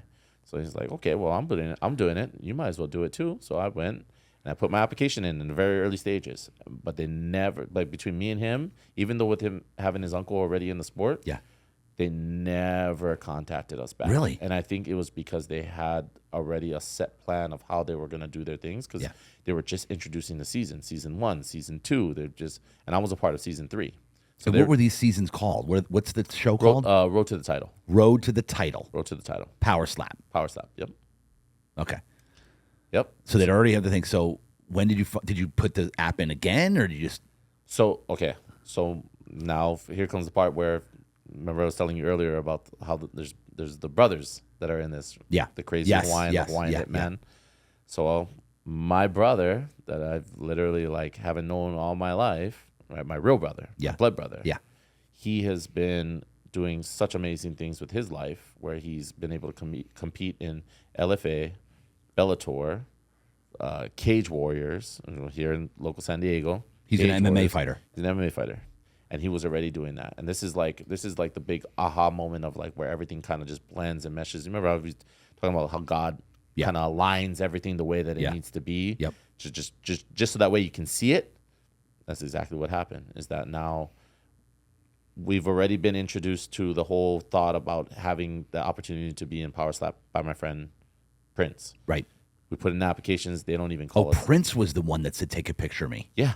Oh, Yeah. God, I didn't realize that was Prince. And we don't have no return on that because they don't respond back to us. We put the application in. They asked for some videos of us to try to like do some slapping stuff, and at the end of that, it just went dead because they already had certain plans for the seasons of how they wanted to set it up. Whether it was going to be heavyweight division, light heavyweight division, certain divisions for certain seasons. They want to highlight certain weight classes, and they weren't going to do it on season 2. So now, when season 3 is about to like come about, my brother is going through a transition where he's already shifted and moved to Arizona, got into a new relationship. Now he's going to get married at that moment in time, and he's living in Arizona with his wife. He's still doing the MMA thing. He's still fighting. He's already competed multiple times, and he wants to make the transition out to San Diego. I'm obviously still with my wife, and we have our child together. And I think it was a great opportunity for him to like come out and live in San Diego and be able to do his thing and compete and see where it goes from there. You know, and it was like my one opportunity to be able to have that real connection with my brother after all these years of not knowing. One, who he was in the very beginning, and then 2, after like knowing he's my brother and knowing who he was, I really didn't spend a lot of time with him. So I thought, man, this is the ultimate connection right here. It's like I get to be around my real blood brother and like doing something that we were meant to do, like MMA and all the other stuff. You know, it was real for me. So now it's like, okay, well, he wants to make the transition. He lives with us for like a little bit of time here in San Diego. He does his little matches here and there, realizes that San Diego, I mean, he's going through stuff with his relationship. So he's like, oh, okay, you know what? This is probably not the best thing for me. And he goes back to Arizona, you know, goes on a real like church trip. At this moment, he's going, he really tries to grasp the concept of God and believing in something outside of himself. And he goes in and he does that. After that whole entire thing, when he goes through his actual like camp, like the Christian camp, then he's like, man, I want to make another shot at it. And at this moment, I've already still tried to hit the application, put it in, try to get in there. And now he comes back. And I said, okay, what are you going to do this time around that's different from the last time? And this is me being like, I'm trying to talk sense into my brother after me not having sense all my life, you know? Right. And he's like, what are you going to do differently this time around? And he's like, oh, well, we're going to try to go one-dimensional. And it's like, I'm going to go and do bare knuckle. I'm going to go do this. I was like, okay, that's a great idea. You know, it's like outside of getting punched and kicked in the like kneed in the face and all the other stuff. Yeah, it's like it's gonna save you a lot of the beating, right? If you're just going to only hands, right? So yeah, it's cool. And he goes out there and he competes on it's like Beyond the Bayou. I think it was like a bare knuckle thing that's kind of more southern. He goes out there, he competes against an older guy, and I mean smokes him. Then when he comes back, he wants to do a MMA thing for up next fighting in Commerce.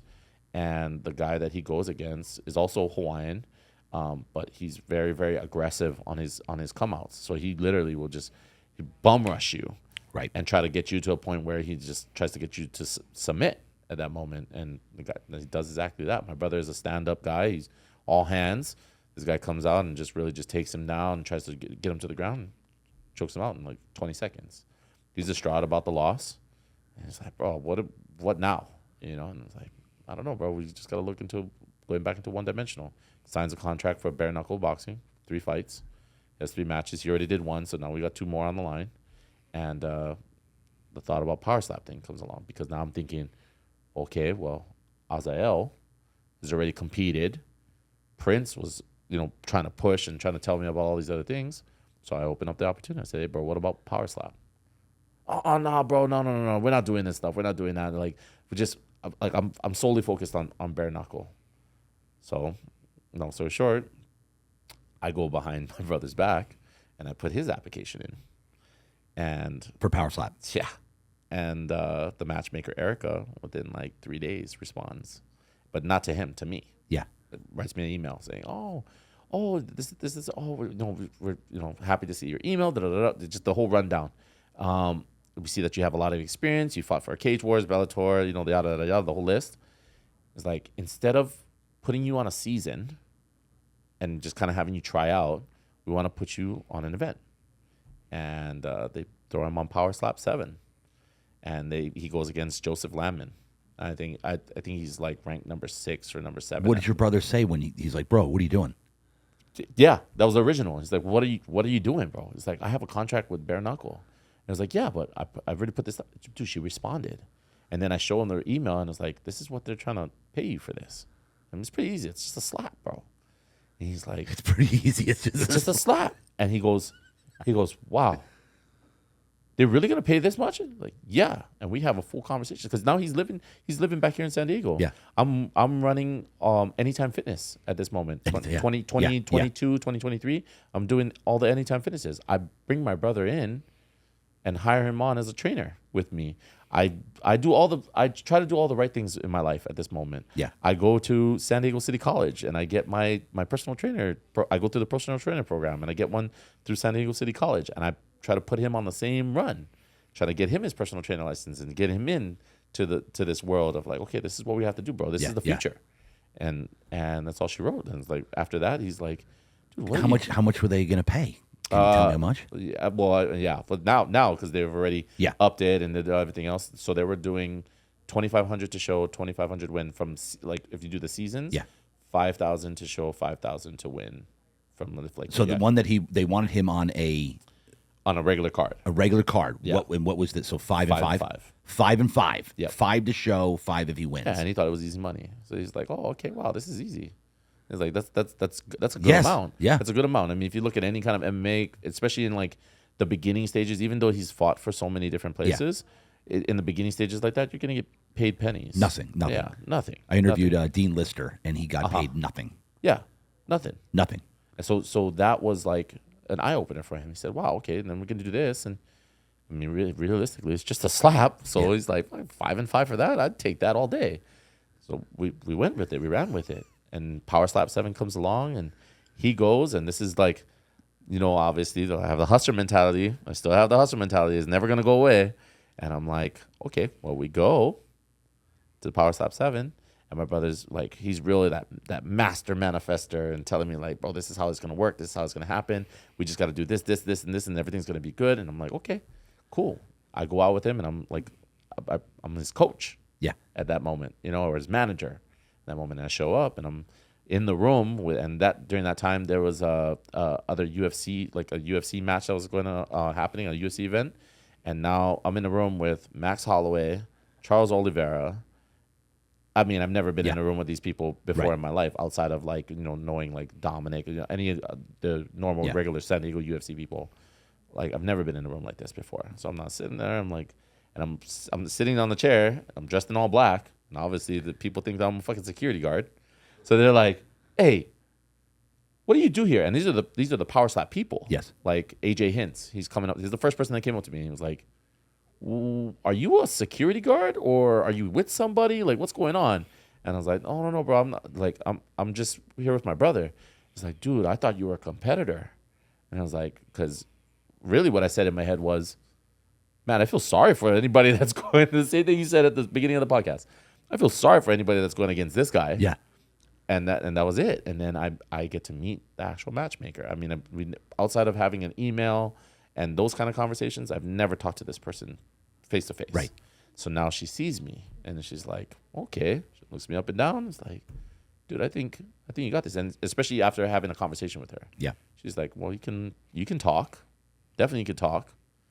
You got the look. I think this is a good opportunity for you.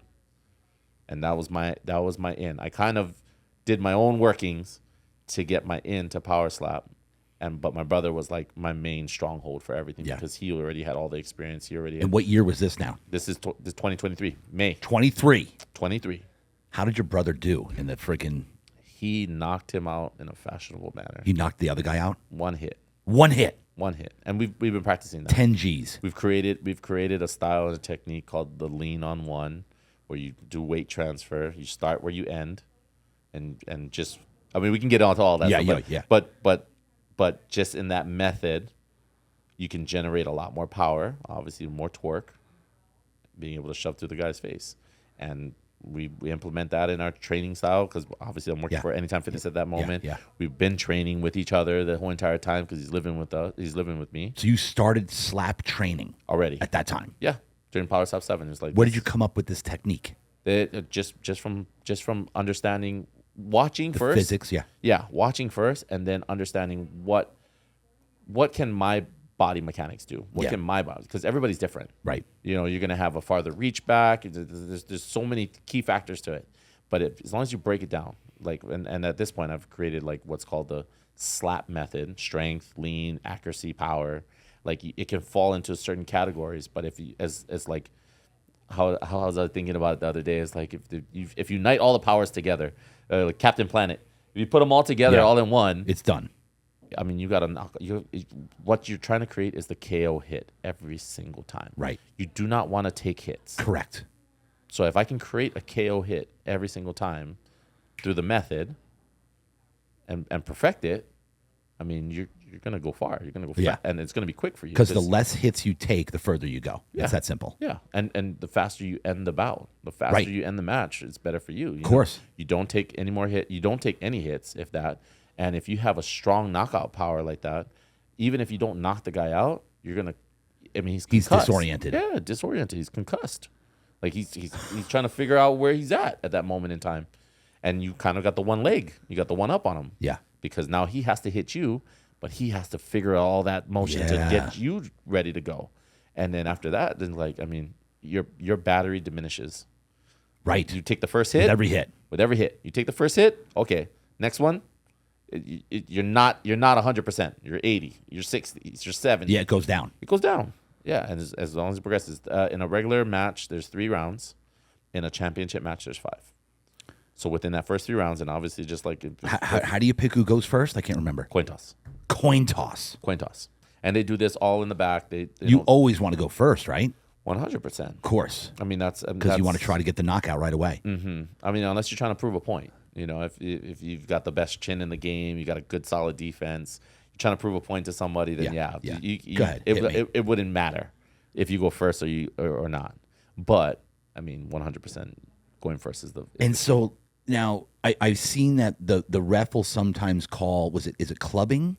Mm-hmm. Was there a term that was clubbing? Yeah. What does that mean? So clubbing is if you've hit the person outside of the actual like target area. So you have a target area. Yeah. You have your whole entire chin line, basically like your beard. Yeah. Your beard is that target area from the very top of the mandible all the way down to the chin. And that area is where you place your hand, and that's where the main connection has to be. If it's too low, it hits on your neck, that's a foul. If it's too high, it hits on the eye, that's a foul. If it goes behind the head, obviously like MMA, you hit behind the head, it's a foul. You're hitting the meat of the jaw and not the actual point. And what do you? So you lose a point? Yeah. So for clubbing, how often do they call that? Because how can you call that so fast? They got cameras. It's very slow mo. They put cameras everywhere now. I've just not recently, but within the last year, I've seen that they put the camera in the podium. They already have a camera set up in the podium, and right there, I mean, it catches you from underneath. So you're standing there like this, and you're holding the baton, and as soon as the hand enters, you can see everything from this camera angle right here. You can see where the hit is landing, whether it's high, whether it's low, whether it's behind, whether it's all the way too far in front, whether you're palm leading and driving with the palm. Like that's not allowed either, right? Nope. Yep. If you fully extended and you're not. What needs to happen is all this needs to hit simultaneously. Your fingers, the mid of your hand, and your palm have to connect the target at the same time, and that's the rule. If you go any farther than that, where the palm is the one they call it. Yeah. If the fingers are behind and the palm. How often do they call a penalty? All the time. They do. Sometimes the hype of the match, the people that are going against each other. They want to see a good battle, especially if it's 2 good people. Yeah, they'll stretch and extend it. It's very hard to catch certain things at that moment. Sometimes the referees don't catch those things, so they'll let it extend. Oh, that was a good slap, But if you go and rewind that stuff and you look at it, Yeah. you could easily tell that, like, okay, no, that was pretty You high. led with the palm, little high. Yeah, it's pretty high. It's pretty low. You can tell just by, and especially with the experience you have and going up there and really watching and also experiencing, you're going to notice that, like, some calls are worse than others. You know Okay, that- so, all right, we jumped ahead with techniques. Let's go back to the journey. Yes. I'm dying here. This is crazy. I got a good one for you too, and we went to 2023. But we went straight into Power Slap, but What I else got, you got? I got oh man, 2021, probably the craziest moment is Give me this one. I'm deep into the casino lifestyle. Deep into the casino lifestyle. What does that mean? I'm a natural gambler. Yeah.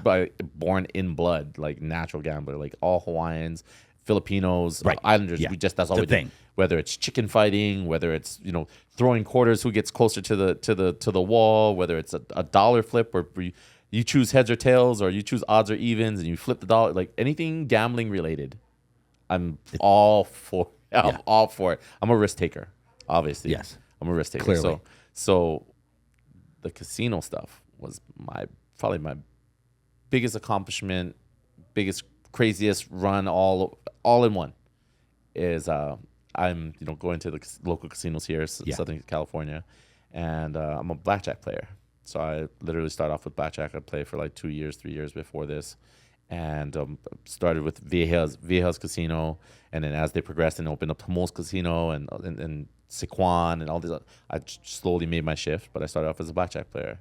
I meet this Somalian guy that has his own car dealership here in San Diego, and we kind of do first base, last base type thing. Kind of tag team the tables on the blackjack table. And at this moment, I'm pretty good at figuring out the count on the cards. Not a master at it, but I know when it's heavy and when it's not. Yeah. So now we get into this routine where me and him are betting consistently and we're winning money. And it's not at the scale that where, in What if you have people in the 2021 middle that don't know what they're doing? Doesn't matter. it does. Blackjack is one game that it really does Because you got matter. rules. There's rules. Don't hit on this. Don't you hit on always this, stand on this, and once you kind of get a consistent routine of what you do, you kind of have to stick to it. They say it's by the book, but I Right. mean, who writes the book anyway? The casino does. Exactly. Right? So it's like you can't really trust the factor of like, okay, we'll go by the book. But I mean, it's probably the best odds for you to follow the book, Right. because you have a set strategy of how you attack the game. Yeah.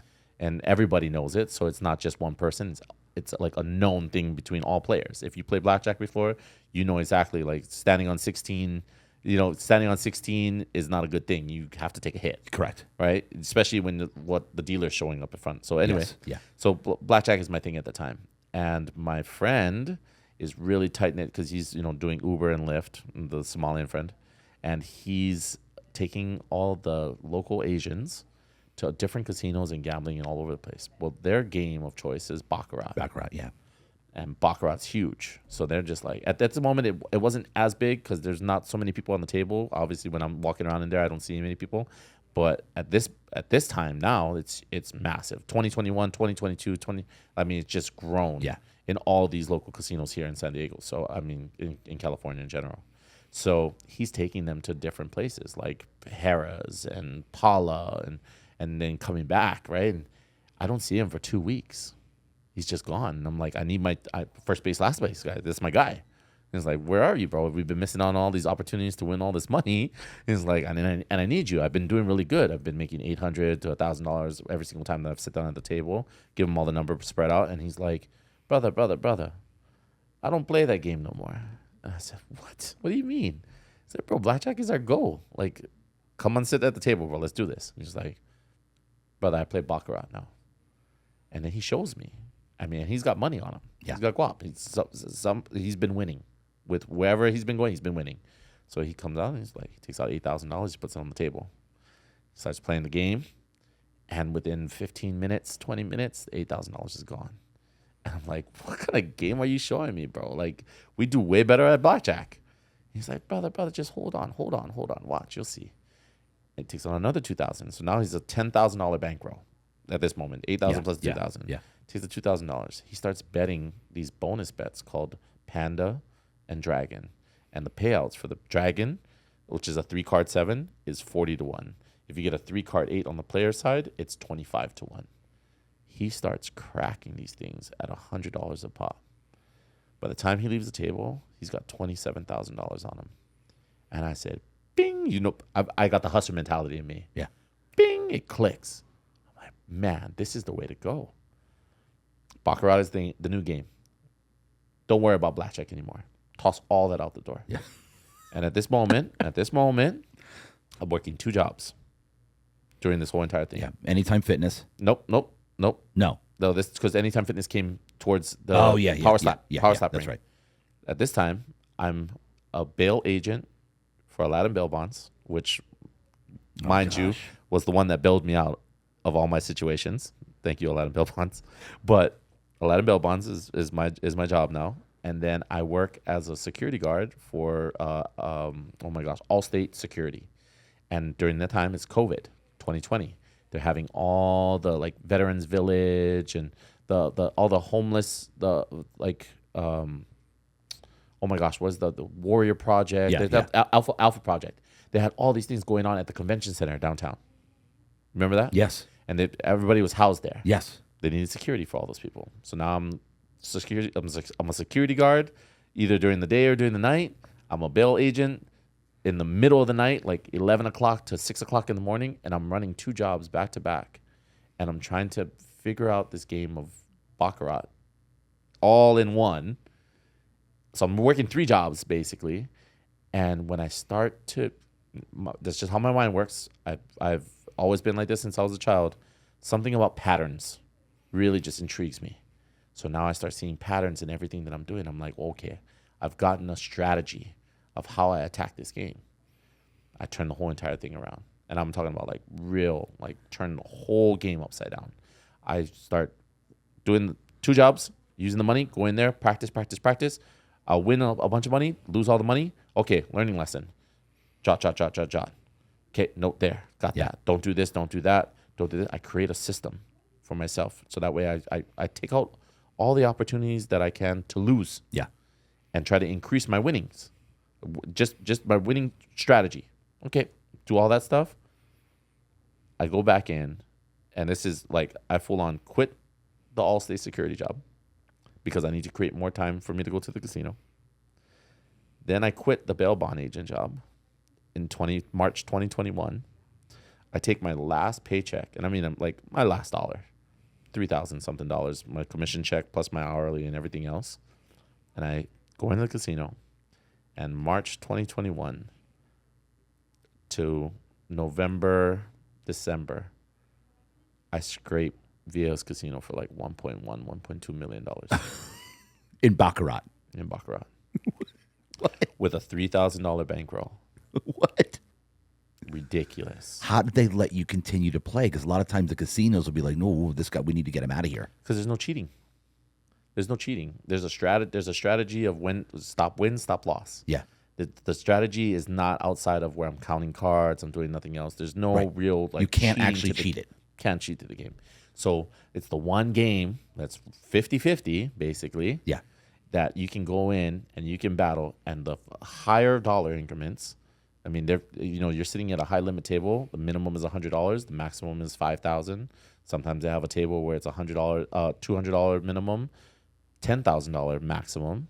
So you have higher limits that you can bet that you can't bet in blackjack. You can't do that, and that's the control from the casino, is that they know that as long as you have a ceiling, that you can never make money from that. You have to stop at a certain point in time. Yeah. You can't even call what's called martingale. You can't martingale the bet. Oh, I lose 100, I've doubled it up to 2. Oh, 200 to 4, 400 to 8 until I win. Until you win, yeah. And then I get 1 unit. That's all I made for that one strategy. I mean, I'm $1,000, but I only make $100 back. And then you can do that over a certain period of time. So there's things that you can do. There's certain strategies that you can use. My biggest thing was that I learned how to blend all these things together. All the strategies, whether it's martingale, negative progression, all the other stuff, I put it all together. This thing is, our brains are a computer. Yeah, right. It's only meant to compute data. Yeah. You put data in there, and consistently put data in there, and then you learn from what it is. Like that's all it does. That's all it does. So whatever you put in is the output that you're going to get. Yeah. That's all I did. I stayed up. I mean, I'm talking about How often were you there? Every day? every day. Every day. I lived there. I swear. There's one casino? Just one. That was just one. But Paula? No. Viejas. Viejas. Oh, Viejas. Yeah, Viejas right here. Yeah. I lived there. Oh, my gosh. For the whole, for almost a year and a half. Lived there. Like, I didn't know my house. I was in the penthouse suite. I was in the Villa suite. They were catering to every need that I had. I scraped them for 2 Was wifey okay with this? I mean, at the time, she's like, she knew what I was doing. Yeah. She just didn't know what I was doing. Yeah. Like just the whole creating the strategy, doing the plans, right. and all the setup. Right. And then when I, obviously you don't want to ever look like the dumbass where you go, oh man, I got all this money, and then all of us, because there is the highs and lows of how everything goes. Of course. They figure you out after a certain period of time of like how they can kind of strategically mess with you within a casino. Yeah. Whether it be stopping your play on certain things, common bankrolling you with somebody else that's on the table that you're using at that moment in time, whether it's going into your rooms, messing in with the rooms, and just like psychologically, just pulling every string that they can outside of changing the cards on the table to mess with you. Yeah. So and I lived that life. And did they do that? Did they try to mess with you? Oh yeah, I've had it. I've had it where I've been in a room and I go back, the bottle of water is sitting over there. Now the bottle is clear as day. There's a ring that's left by the bottle of water. Now the bottle of water is not from there. It's over there. So somebody came in the room. Then they don't want to give us. I'm probably saying too much. They don't want to give us camera footage. Yeah. They don't want to tell us what's going on. Oh, and they think I'm crazy by admitting to like, dude, the bottle of water was right there. Now it's over there. Something happened with my safe. I had all the money set up in my safe. I was that idiot. Yeah. Like once you get something really good like that, I was flaunting it around. Of course. I mean, and I'm a big dude, so nobody's really telling me nothing. So I'm like $250,000 in my backpack, walking around in the casino, and I would enter in the casino every single day. But this started off with me driving a Dodge Caravan, family van, sleeping in that sucker 3 days, 4 days out of the week, grinding for that $3,000 bankroll. Yeah. And then when it hit. And I just consistently, now it's not my money, it's the casino's money. Anything over $3,000, I can house money. I can go and lose. I don't care. That $3,000, as long as I get back down to the 3K, You're good. I'm good. So once it gets past $10,000, $20,000, $30,000, I'm okay with shooting a $5,000, $10,000 hand. Right. It's not anything to me. I can just, I'm numb. I'm numb. It's house money. It's house money. I'm numb at this point. I'm just pushing. I'm pushing, and I'm watching patterns. The patterns on the board, patterns that set up over here. I'm watching people. I'm becoming really good at watching people now. I'm watching how they sit there, how they talk to each other, how they converse. Their superstitious feelings, they come into play. I put everything into play, whether it's strategy on the board, whether it's numbers specifically, or whether it's just energy. People that are moving, doing this, doing that. Oh, something's going on over here. Let me take that money back. Boom. The hand will play out. Yeah. And if I would have kept the money there, I would have lost. You would have lost it. And it's just and then it just reinforces my strategies and the ways that I'm thinking about what's going on at that moment in time. So my first scoop that I had on VL's Casino was $215,000. Good Lord. And I called my friend, and he literally left me at like 4:30 in the morning. He said, bro, I got to go to sleep. I've been up all night. You've been gambling. He's like, I got to go to sleep. And he literally goes home. By the time he gets home, gets settled in bed, he's laying down. Bro, come back. What do you mean? It's fucking dead asleep. What do you mean, bro? It's like, come back, bro. I need you. What happened, bro?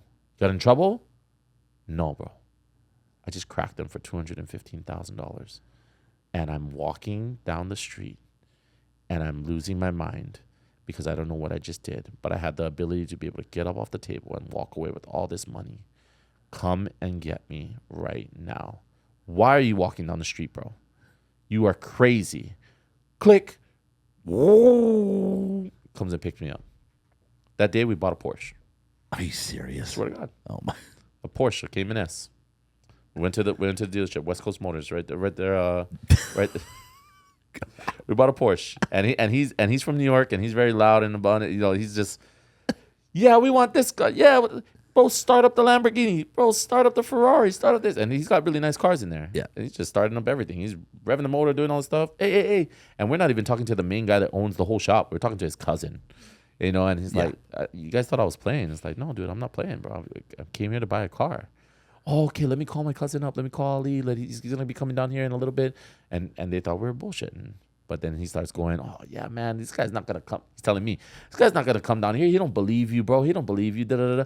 He's like, let's just go looking at all the cars. I wanted to get the Porsche Panamera. And I was like soul set because it's the first car I saw outside. It was green. It was like the EV car.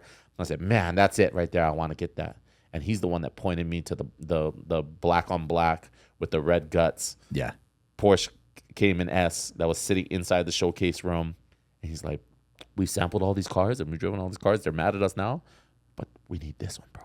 We need this one. Yeah? Yeah, bro, we need this one. Okay, cool. The guy finally comes. He's sitting there. How are we going to finance this? Finance? I'm not financing this shit. Paying it all cash. All cash. Like actual cash. Yeah. All cash. Yeah. And he goes, he laughs.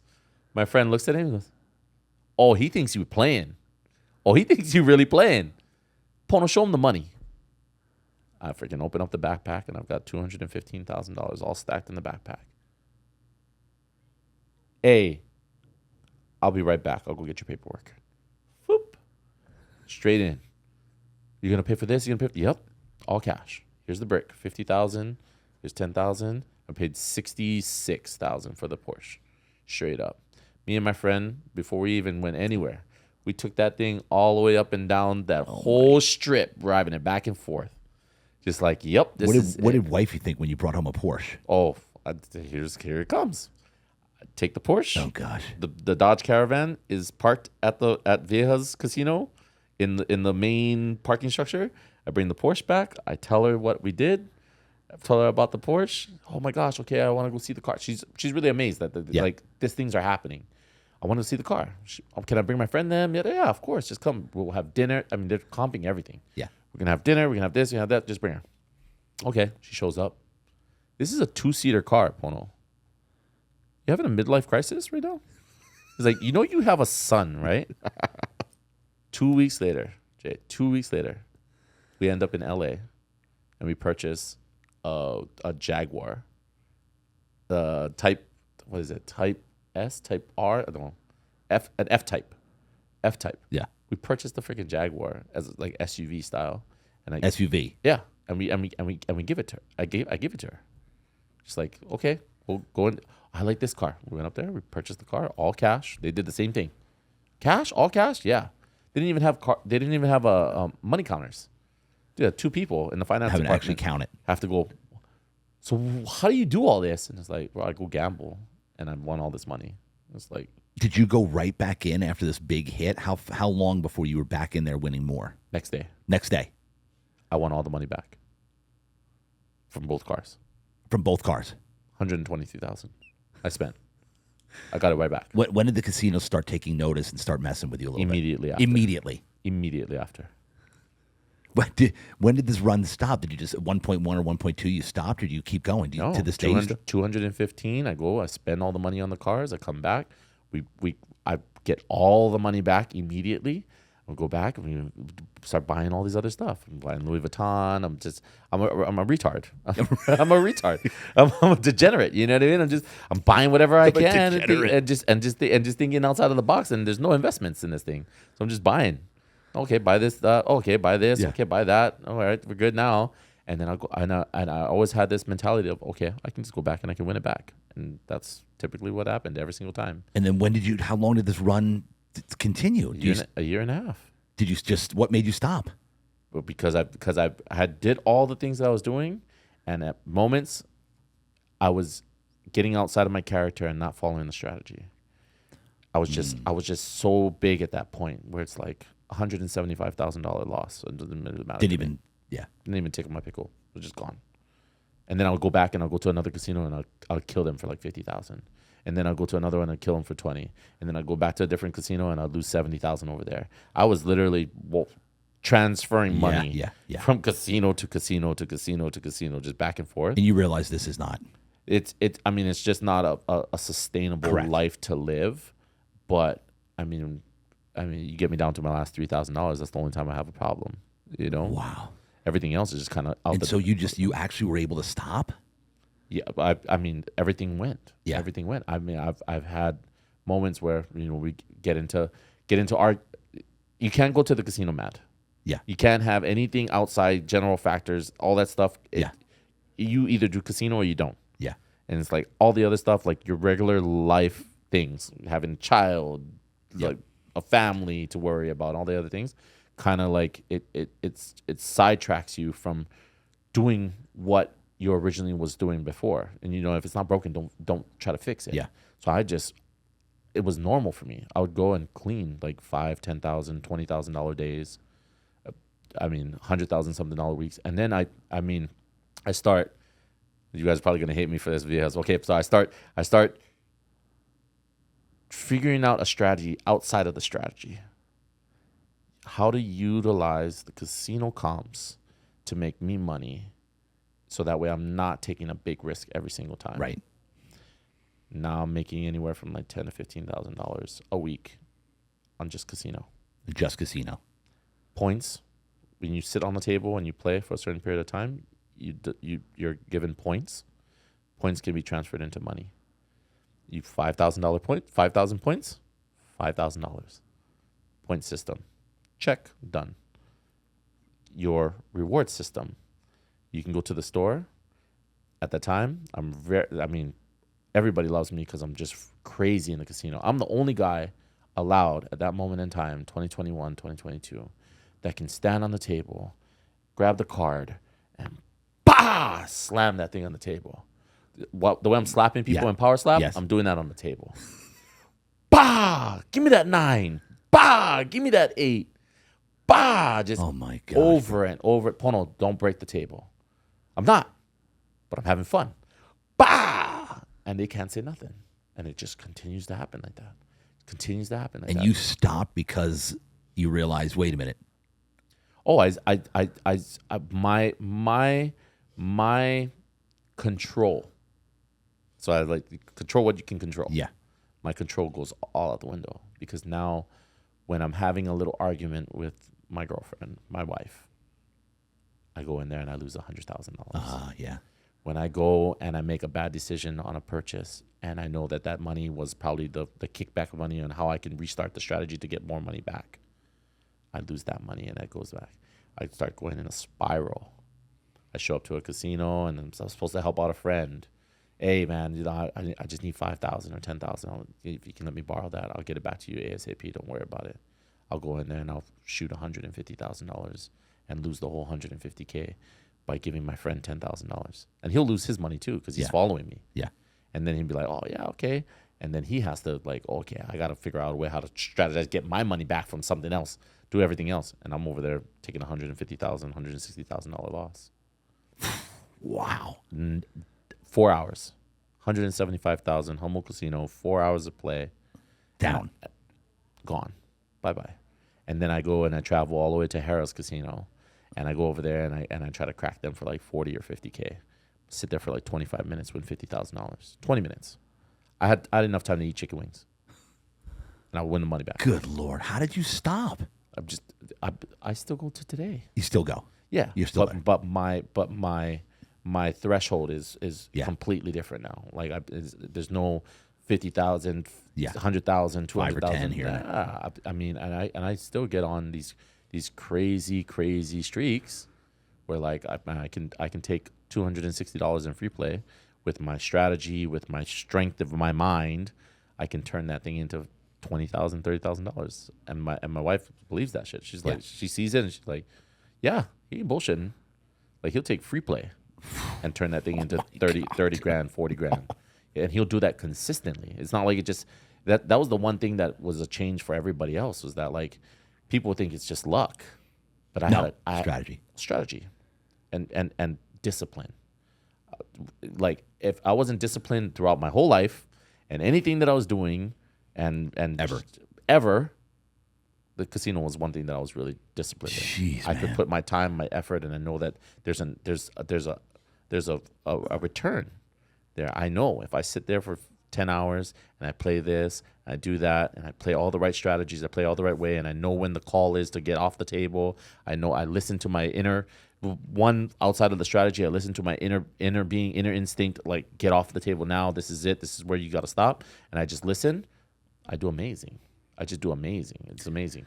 And speaking of now, that was like that story was I didn't see that story coming. Yeah, far left field, brother. Go back to Slap. Yeah. Now let's get back on Slap. Yeah. Because they said, oh, you should do this. You look like you could do this. Yes. And so give me the trajectory of from there to your first Slap. So fight. So match. My brother competes Power Slap 7. Yep. April 2023.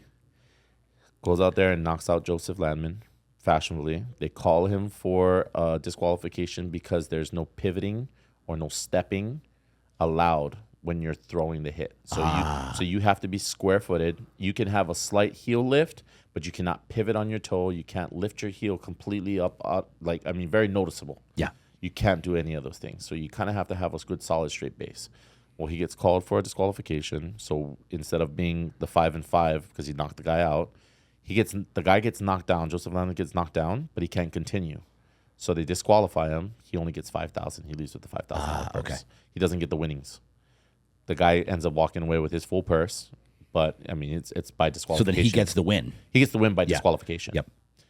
So he does really good with that. I mean they love it. This guy, my brother, has just this amazing power. He knocks this guy down one crack. They already thinking in their mind, it's like, okay, well, we're gonna send this guy an email on Monday and get him started.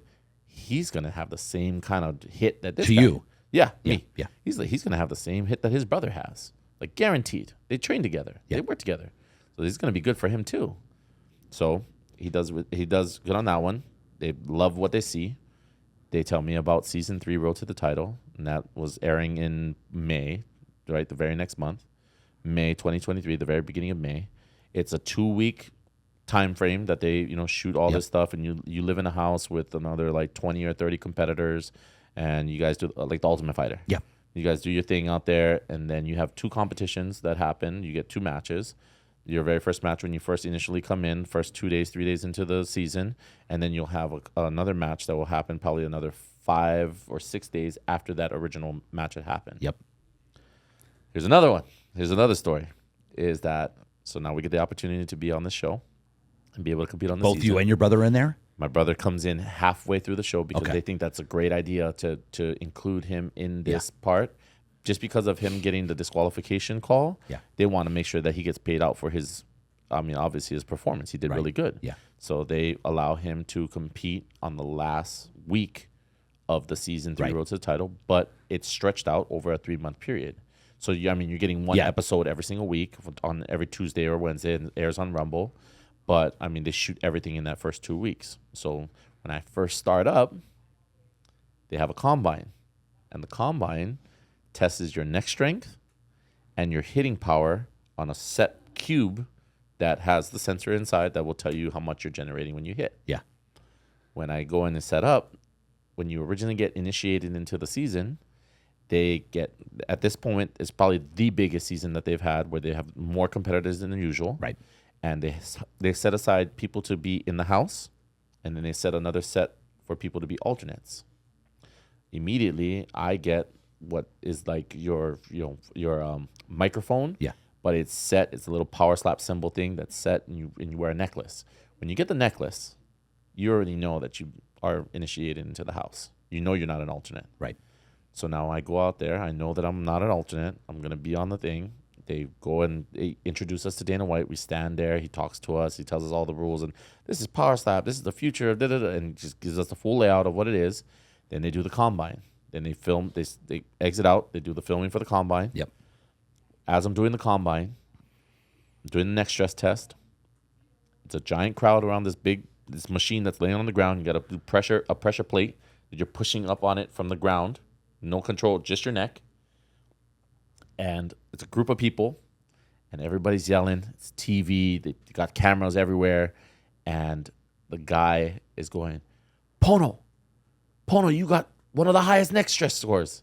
Like, it's like 600 something plus pounds. Yeah. I'm pushing on my neck. Yeah. Just shoving. He goes, you got one of the highest scores. I jump up, and I'm so excited. And first time being on TV, first time ever having this experience at all. And I start looking around for the cameras, and then I go, yeah. Boom. And I hit the inside of my hand. I bust my pinky. Oblique fracture. Are you kidding me? You broke your own hand? I broke my own pinky. Crushed it. So when you Oblique did that, fracture. were you like, oh, man. I immediately, it went noodle, like a noodle. As soon as I hit it, I looked at my finger, and it was like this. And I was like, holy shit. Dude, I just fucked up my whole opportunity to being in this house. This is my hitting hand. Yes. I just fucked up my whole opportunity to this fucking thing. This interview is brought to you by Real Deal Wellness. This is my wife and I started a wellness center about a few months ago, and this is a big deal because we're making wellness affordable for everyone. That's the mission here. We offer red light therapy, cryotherapy, infrared sauna, compression therapy, halotherapy, which is dry salt therapy, at a price that's never been seen before in the wellness industry. It's a membership-based business. You join, you have unlimited access to our center for less than $100, $99 a month, Real Deal Wellness. Come down, join the club, join the mission. Let's go. This is my only shot. They're going to send me home. It's clicking. And then they go, all right, everybody done with the neck stress test? Come over here and hit the power cube. And I have to line up on the power cube. And I have to hit it with my broken finger. Oh, my God. Because they want the generated numbers from this hand. Yeah. I stand in the left-handed line.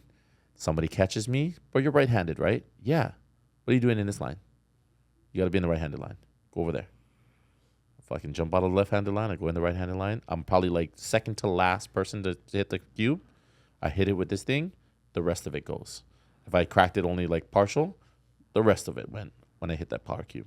It was solid as a brick, like a rock. Brand new power cube. And it's fixed against the wall. It's super close to the wall. You can't have that rotational turn. Yeah. It's all straight from here and wham, straight up to the power cube. So you don't have this space over here to turn and generate. Right, to go past it, like to. So I hit this thing, and I got probably like a very low score, like probably 30-something thousand. But this goes completely. And I'm like, grab my finger, looked at because everybody's waiting for me. Yeah. I'm probably one of the biggest guys there. Yeah. They're waiting for my score, and like trying to eye me down. You know what I mean? And I hit it. It's a low score. They're like, oh, he's playing soft. Like he's trying to hold back power. He's got more power than that. Little did they know, I already broke my finger by punching it, and now I hit that thing, and I hear it snap, like completely snap.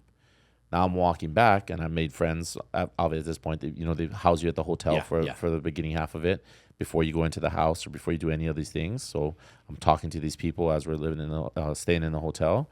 And I meet my friend James Stonier, and I'm talking to him, and we make a connection on a different level, on a godly level, because I feel like the universe kind of aligns me with people that I've gone through all these things in my life, all my past experiences, and to be able to help and speak on what they're going through in their life, because they're coming saying, I have problems with this, problems with that, problems with this, and I'm like, bro, I've been there before.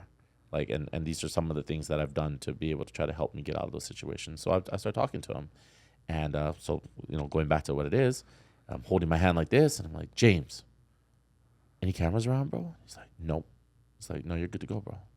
I fucking pull my finger, and I shove that sucker back in so that way the bone is kind of flat here. Yeah. And then I'm holding the whole entire time. I continue on with the show. They put me in the house. I'm in there for like 2 days, 2.5. It's the middle of the night. I'm washing dishes, and we're living in the house now. There's cameras rolling everywhere. There's lights on everywhere because they need no sound, no nothing. And I'm washing dishes, doing my thing, and the producer walks in, and he's like, let me see your hand. I show him my hand, and he's like, you broke your finger, bro. This thing is top to bottom all purple. You need to go to the hospital. Rush me out to the ER. I'm like, damn, this is it. He's going to send me home. They sent the travel lady with me, went over there. They did an x-ray. They looked back. Yep, oblique fracture. All right, set up his paperwork, get him all his stuff, his travel, pay him his per diem for whatever. He's been here for 3 days. Give him his per diem and send him home. And as we're riding back in the van, I go, "Hey, you guys sending me home?" He's like, "Yeah." "Dude, I have my left hand." "Oh, you hit with that thing?" "Yeah." Bullshitting. I didn't practice with this. Yeah, yeah. I've only practiced with the right hand, but I fake it till I make it. "Yeah, of course I do. I mean, I have power. It's just not very accurate." "Yeah, of course I do." "No way." "Go ahead. You can compete with your left hand." And I went out there with my non-dominant hand, and I knocked my first opponent out completely in the second round. Completely. First hit was very, very inaccurate. Yeah. It was more of a clubbing. Yeah. They called it for clubbing. They said, "Oh yeah, you clubbed him." Okay. Yeah. And then after he hit me, I understood the process. Yeah. Soon as he cracked me, I was like, "Oh, I could eat that one. That wasn't bad at all. I got you." So this is the first time This is my first time I ever have a match. you've ever had a match ever in slap. Yeah. Ever. Yep. First time you ever been hit. First time I've ever been, in this sense through power slap. Yeah. Yeah. Yeah. First time. That's yeah. Yep. So And- all right, I ate that one, no problem. No problem. I got that. I mean, I was a little bit dazed just because the fact that I'm defenseless and letting somebody slap me in the face. Yeah. I don't get to the part where I'm crazy, so I the Hulk doesn't come out. I don't go crazy. I mean, it's just natural for me to go. I mean, you're getting hit. Yeah. So it's like it's almost common for you to just go crazy. Right, correct. I'm able to control my vibe. I'm okay. He hit me. I'm still mad, still angry, but I'm controlled. Okay, go back. Get back in here. Start thinking about what you did wrong. Where'd you make the mistake when you hit him? I figured it out. It's where the lean was. When I was leaning, I wasn't leaning all the way over. I need to compensate for wherever I'm placing my hand. Now I drop my hand a little bit more in front where his jawline is, where at the tip of the chin is. And now when I lean, that full extension gives me the proper, because when I go to throw back, when you go to shoot, this is going to extend probably another inch or so.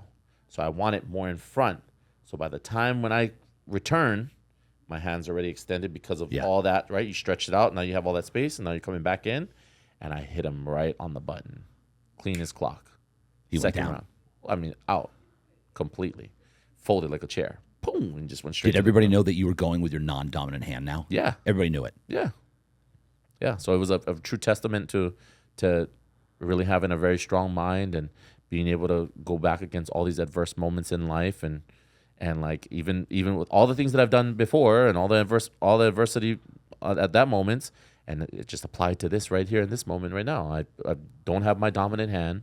I'm literally about to hit this guy. I mean, he's 100%, and he doesn't have anything wrong with him. Yeah. He's a personal trainer. He wakes up every single morning, 5 o'clock, 6 o'clock in the morning, gets his first client, second client, third client. He trains consistently. And it's like, that's completely different than what I'm doing outside of like my MMA world. Right. So, I mean, he's taller. He's probably got a little bit more weight on me, like by a few pounds. So, I mean, everything points him. Yeah. Everything points him. I'm just a big dude, and it just like having that overall confidence. So another adverse moment put in the book where I was like, okay, time to do it. And that's where it changed my whole entire life. Your confidence right there. I mean, just even in the power slap thing about like not just in self-confidence, but within people around me. Like they look at me and they're like, dude, this guy, he was talking, he's preaching real word. He's trying to help everybody. He sees the real end goal to what the dream to what it is. And then this guy goes out there and he goes against an adverse moment when people would basically just say, hey, you know what? I'm done, bro. I'll go home. It's okay. Like I need to hit with my dominant hand. I need to. Yeah. And I shut that thing out. And then, 2 days later, did you go to the other fight too? 4 days. 4 days later, 4 days. They set me up against James Seekman. So the first fight that I had was Devin Jenkins. I was able to put him down. And then Is he then out of the house? Is that the way that works? You're done? Yeah. As soon as that happens, they're basically they're getting all your checks ready and all the other stuff, and they're gonna escort you out of the house, and it's completely done. They're gonna start figuring out if they have to bring in alternates, if all that stuff needs to happen. But at that moment, they really didn't need to bring anybody in. So he goes and he leaves, right? And then I have a match set up with James Seekman, right? Which I just had a recent match with him in June, but at that time. I mean, he's a greenhorn. I'm a greenhorn. And he did really well against a guy named Wes Mena that was also in the house with us. And he put that guy out fashionably, knocked him down, but they called him for a disqualification, just like my brother. And now, they see his power, and they want to match it with the power that I have. So they make that the match. And within 4 days, I got to battle James Seekman and try to get that guy down. Okay. He knocks me down. Knocks me out. I lose that fight. Do you remember the moment? Can you remember? Oh, yeah. I mean, I can remember the build-up to the whole entire thing, because even in that moment, two things Did happened. you go back and forth, or was it the first hit? No. We went back and forth. Yeah. It was second round. Second round. But the build-up to that is that when I hit old boy the first time, with Devin Jenkins in my very first match, I had a reverse Bennett fracture. And I have two hands down, bro. I got this one that's the oblique fracture in this hand.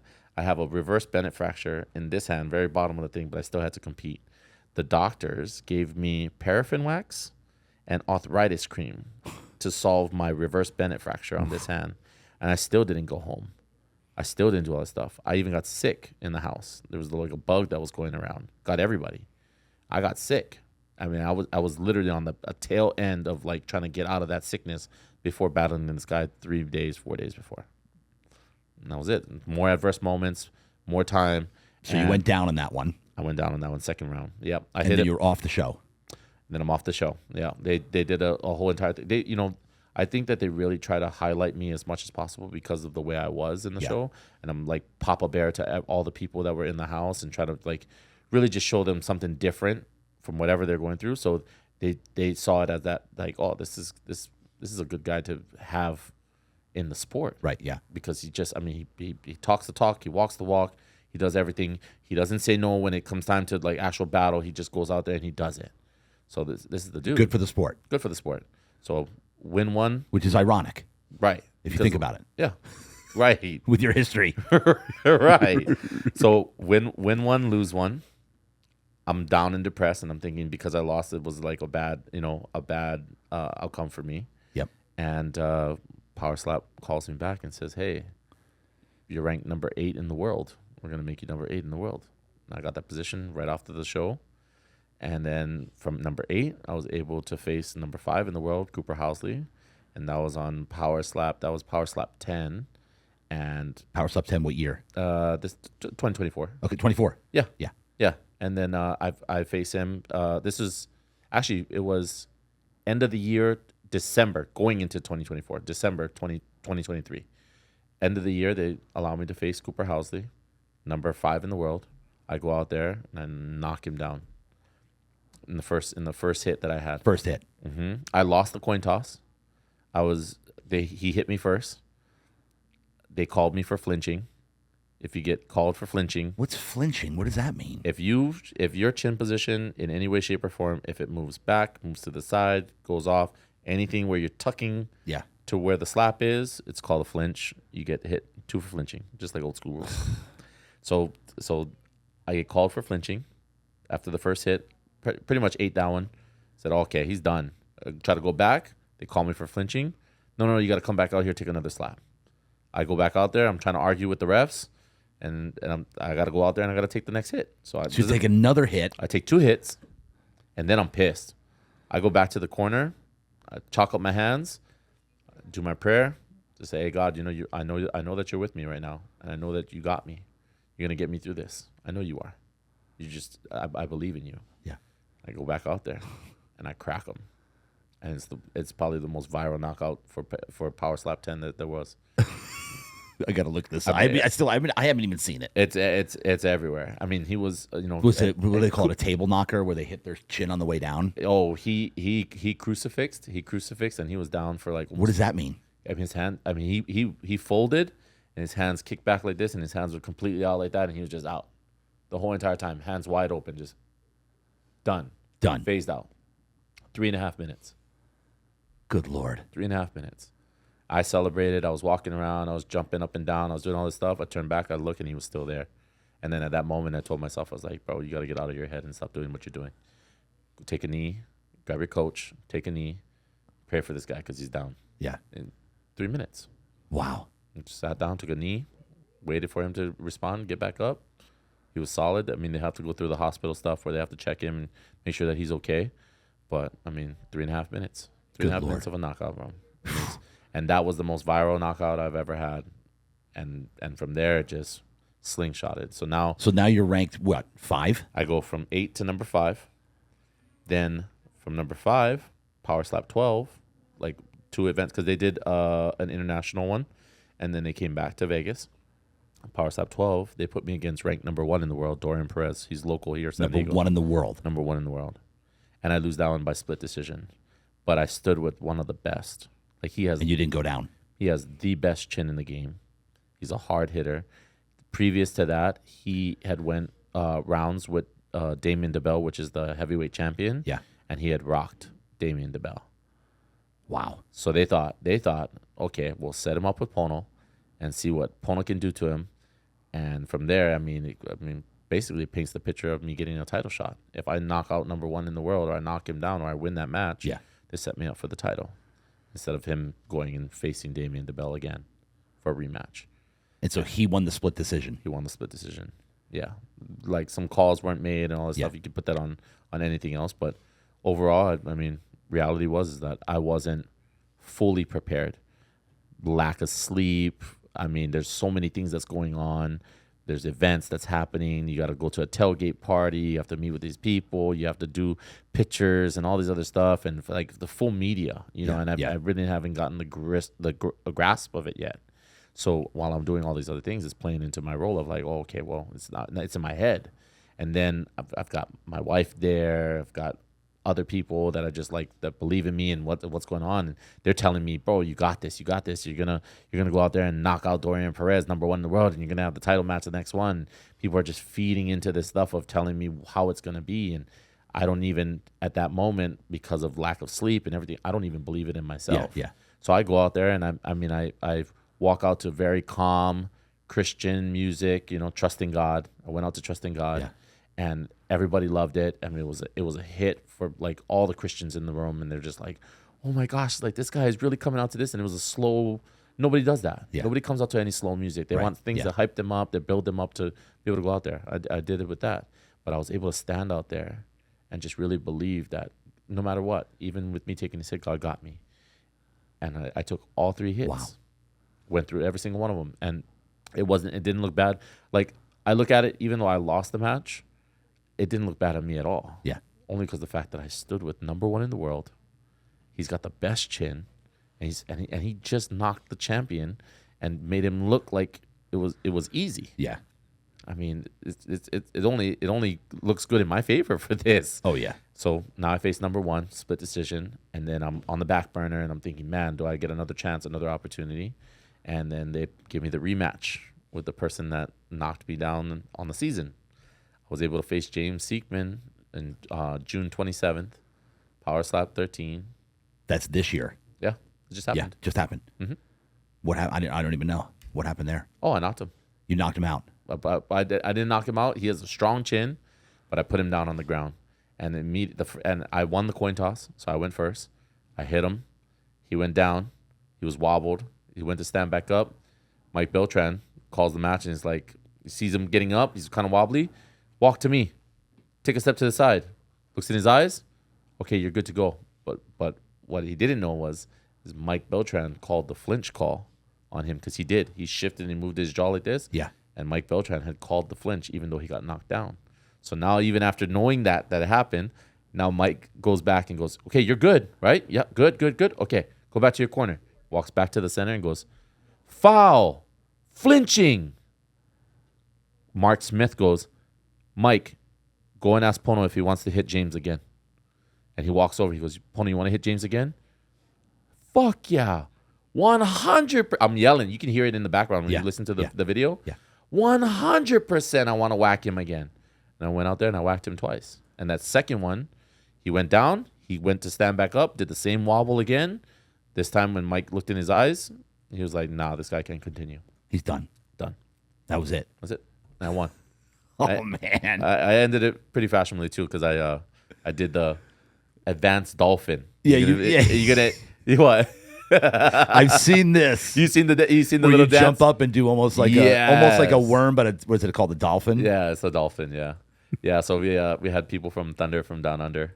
They had the show there, right? Yeah. And they came in, and the social media team thought it was a great idea to have them come and teach us moves and do all this other stuff. And they thought it was amazing that they see a 65-pound dude, just launch it into air and do this like dolphin move, like a regular dolphin, just to jump up and land. Yeah. And then the guy, being the way he is, he's like, "Oh, wow, you did that pretty easy." And it's like, well, if you could do that, you could do the advanced dolphin. He doesn't even say advanced dolphin. Advanced dolphin, and then he just does it. He just runs up, jumps, does the twist, does the dolphin, and I'm looking at him and like, do that again? Did it one more time? Okay, I got this. I just boop, boop, and I did it. And they're like, wow, this guy's amazing. And everybody else tried it, and they couldn't do it. I seen you do this, dude. Social media team was like, AJ, she was like, you do this, after your win, you're going to go viral. Yeah. It's like, just let you know. Yes. You do this, it's going to be amazing. I said, okay, I got it. And I stopped myself. Like midway through the march. I was already high kneeing it. Bum, bum, bum, bum. And I was like, wait a minute. Yeah. Advanced dolphin. Yeah. Wham. And I hit it. I seen this, dude. I did it like 2 or 3 times, So it was pretty amazing. I've seen it, dude, because it takes a lot of balls for, dude, you're that big to even to have the guts to do something like this in front of millions of people. Right? Yeah. Yeah, something different. All right, so we are so far. We have gone. Holy shit, bro! Oh man, let me ask a couple questions here. So now it makes all sense, by the way, because I'm like, who in the hell would ever want to do something like this, slapping each other? Now I know someone like you, like there's like a normal person. I don't think there's any normal people that are volunteering to do this. There can't be. They all have to have some form of a history of just craziness. No, not true. Not true. Because I can't imagine. You've got a champion at the the welterweight division, 170, Blackburn. That, I mean, regular Joe. He wasn't doing MMA. He wasn't doing any of this stuff. He applied to an ad. Hey, do you think you could take a slap? Yeah. Boop boop boop. And he got in. It's that simple. And he's the champion now. All right. So where do you go in from here? Where do you go from here? Like, you're ranked number 4. Mm-hmm. What's your next match? Have you been called yet? Do you know when it's coming? Yeah, so not the actual setup of like who I'm actually facing, but they give you the opportunity. So right now there's going to be 3 matches that are happening. 3 events that are going to be happening in October. Yeah. So October 3rd is going to be at Fontainebleau, Las Vegas. That's your next one. Well, not the next match that I actually have. Okay. Then they have October 24th, which is in Abu Dhabi. Yep. So they've already gone international with everything. And then they have at the very end, probably around Halloween, which they haven't announced. I think they haven't announced yet, is Saudi Arabia. They've got word of it, but I mean, it's going to be 3 back-to-back events. Yeah. And, obviously I wasn't targeted for the October 3rd one, talking to Erica and saying, hey, like, do I have another opportunity to be able to go out there?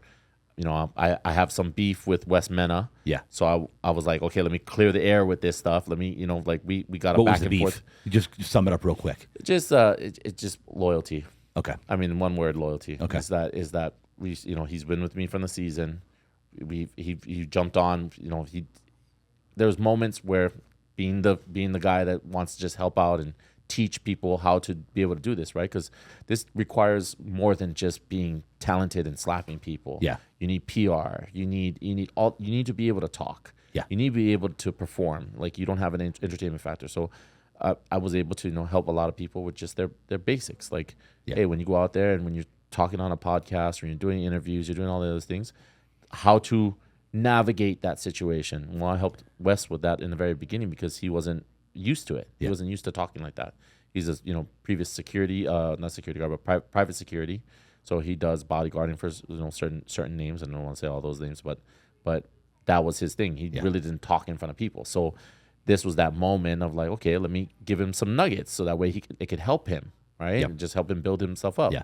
Well, he went from there to now. Remember, we talked about Crazy Hawaiian from before. He went into jumping on that because Crazy Hawaiian was competing in the international cards, and Wes Mena is competing on the same international cards against like Devin Jenkins and somebody that I've faced before, and another UFC person that was coming in that they we're painting him as the next guy to go into the UFC, Awa. And I was with him with those ones, being like on the phone, telling him, "Hey, bro, look, do this." Try to coach him through things. Yeah. And then when he met Crazy Hawaiian did the same exact thing. Try to coach him through all this stuff. So in that mix of how everything was going on, there is words exchanged, feelings, emotions, all the other stuff about where you're talking about the future of Power Slap and the future for myself. I'm trying to create something completely different that nobody's ever seen in the Power Slap game ever, because it's so fresh, it's so new. Yeah. And people have tried to attempt to do something like it, but they fall short, obviously, right? Not either consistency, not disciplined enough to be able to get to that moment where they can make this really grow. And I just have that mindset of like, now I have that mindset of how do I put all these pieces of the puzzle together to make it worth it. So anyway, our beef became something where he's talking to Crazy Hawaiian about how I'm trying to teach other people. I don't care. Yeah. Like if you're in the heavyweight division and you're about to face me, guess what? I'll help you. I'll teach you. I'll teach you how to slap. I'll teach you how to do all these other little things. I'm not going to teach you everything, but I'll teach you. You know, I don't care. It doesn't matter to me, because at the end of the day, it's the person inside of you that's going to make the real difference. That's right. If you can go out there and not perform well just because of the person that you are. Right. But I mean, I'm the dog, so I know already. Like, I bring a different type of. I could teach you everything there is, but if you don't have the dog in you, correct, yeah, don't have a chin on you, you're gonna have a hard time. Yeah. So I mean, I'm just open to teaching a lot of people, and that's what really helped me build the relationships with a lot of people from the season 3, from the people that have been in the game, our veterans in the game have been doing it. Like, I don't get any bad feedback from anybody just because of that. So, how far do you? What's your goal with this? I mean, take it to the top. Take it to the top. Me and my wife have opened up a management agency. Originally opened up a management agency called Heavy Hitters Management, and I obviously I'm the striker, so I can't do the managing. Yeah, I have to do one thing only. Right. So, and my wife has already been in this industry before. She's been with the UFC before. She was a producer for the Ultimate Fighter show. She's done Total Combat. She's national marketing director for Seas Candy. She's just got a lot of. Will you the down arrows, hit the down arrows till it's quiet? Nice. Cool. She's got a lot of experience in the game. She's older. So you open up a management company. Open up a management. Is this going to manage other hitters? Power Slap Strikers. So they originally started off with Power Slap Strikers, and now just recently we've made a merge with a company called Full Scope Management, Sean Chase, and we've became partners. Yeah. 50-50 all the way down the line. My wife being the manager of Heavy Hitters, him being the manager of Full Scope.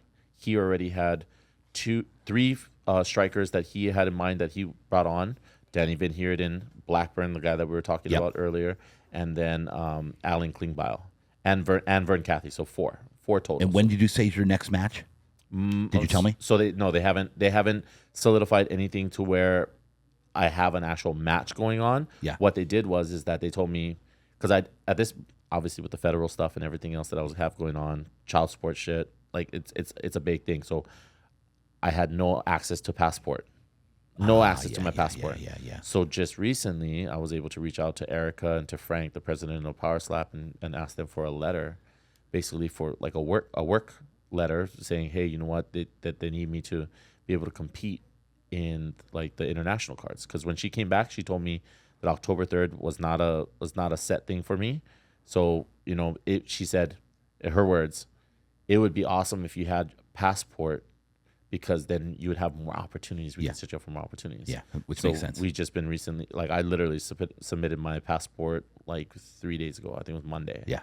And put that through and then expedited it. So it's going to come back in 1 to 2 weeks. I've sent the letter that they gave me to be able to give to the CSEA, the Child Support Agency, to try to lift the clearance. So that way it's for work only. It's not for vacation. It's not for anything else. It's for me to have a match. So it's already kind of like said without being said. Yeah. Hey, we need you to get your passport. Yeah. You get your passport, you got better opportunities. Okay, cool. Yeah. So now we're in the process of getting the passport, so that way they can send me out to either Abu Dhabi or send me out to Saudi Arabia and be able to battle. And I'm popping all over the place. So when you're in the stance, are the feet forward, out to the edges, because you can't move them, you can't pivot? There's a box. There's a box. Just like how we're looking at this thing right here. There's a box on the. And on what's the floor. strategy? Wide stance. So you have power, like Yeah. as wide as possible. You got to generate power traveling up the kinetic chain. It starts from your feet all the way up, and your hip rotation. It's just like any rotational sport, like golfing or baseball. Yeah.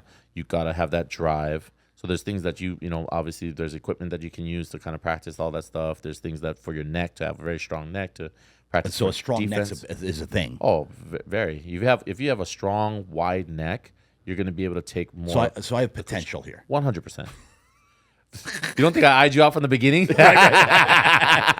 got a neck, bro. Dude, I'm telling you that. But those are the things. Like if you have somebody that has a more skinnier built, even in a bigger body, a heavyweight division, and they're like, it doesn't make sense to come in because you have the heavyweight division going from 206 all the way to 265. 266 is your last. Yeah. Do you have to drop threshold. weight to get to that? Oh, now I do. Yeah. But originally I was walking in like 250, even on 245. Yeah.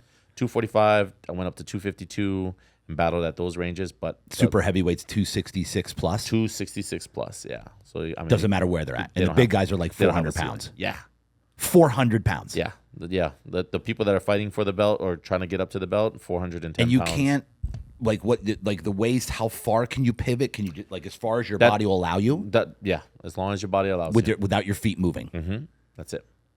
And then how you said you kind of lead a little bit with the palm, right? Because the chin is slanted. So you don't lead with the palm because they'll call it for palm striking. Yeah. Obviously, like the old school Bass Rutten type of just draw with the palm itself. If they see any motion where your hand is in this angle, fingers are back, palm is going forward, they're gonna call you for a foul. Definitely gonna call you for a foul. Your hand has to hit their face simultaneously. It has to be your fingers, it has to be the mid of your palm, and it has to be the palm itself, all at one time. Yeah, all so at one time. Almost flat hand. And then that's how they want you to hit. Okay, so here's what I'm dying to know. What do you do with your teeth? Do you clench your jaw? You have a mouth guard. So do you clench? Mm-hmm. Yep. Or do you let it? You don't let it loose. You don't let. No, you don't want to do that because then it could. Oh, shatter it. Because I mean, against a green person, they probably don't want to understand that. Yeah. They'll know it. It's common. It's like almost like common sense, fighters' common sense, right? Like, oh, if you leave your jaw loose and open like that, I mean, you're more susceptible to getting knocked out because of where the placement of the hit is. Right. So green people won't understand it as much, but if you've already been kind of in the game, you've had. I mean, I give you two matches. Yeah. You should already know, like, dude, you don't. So let your jaw loose. So keep a real you clench as tight as you possibly can. Yeah. Yeah. And when you do that, right here, the little muscle sticks out. Correct. That's okay, right? Because then, yeah, that's fine. And so this now, going into the sport, knowing the odds of getting concussed are, I would say, what 100%. It's just a matter of when. Yeah, 100%. 100%. Yeah, guaranteed. So how long? It's gonna happen. It's gonna happen. Yeah. Regardless, it's gonna happen. Even in a daze where you're still able to respond. I mean, overall trauma to the head, repeated hits. I mean, it's gonna do damage to you. This is CTE in the making, 100%. Like, are you taking this into consideration? For sure. Like, okay, I don't think I should go into sport more than this long. Otherwise, I'm gonna be stupid. Yep, that's it. Same thing like I do in the casino is the same thing I do with this.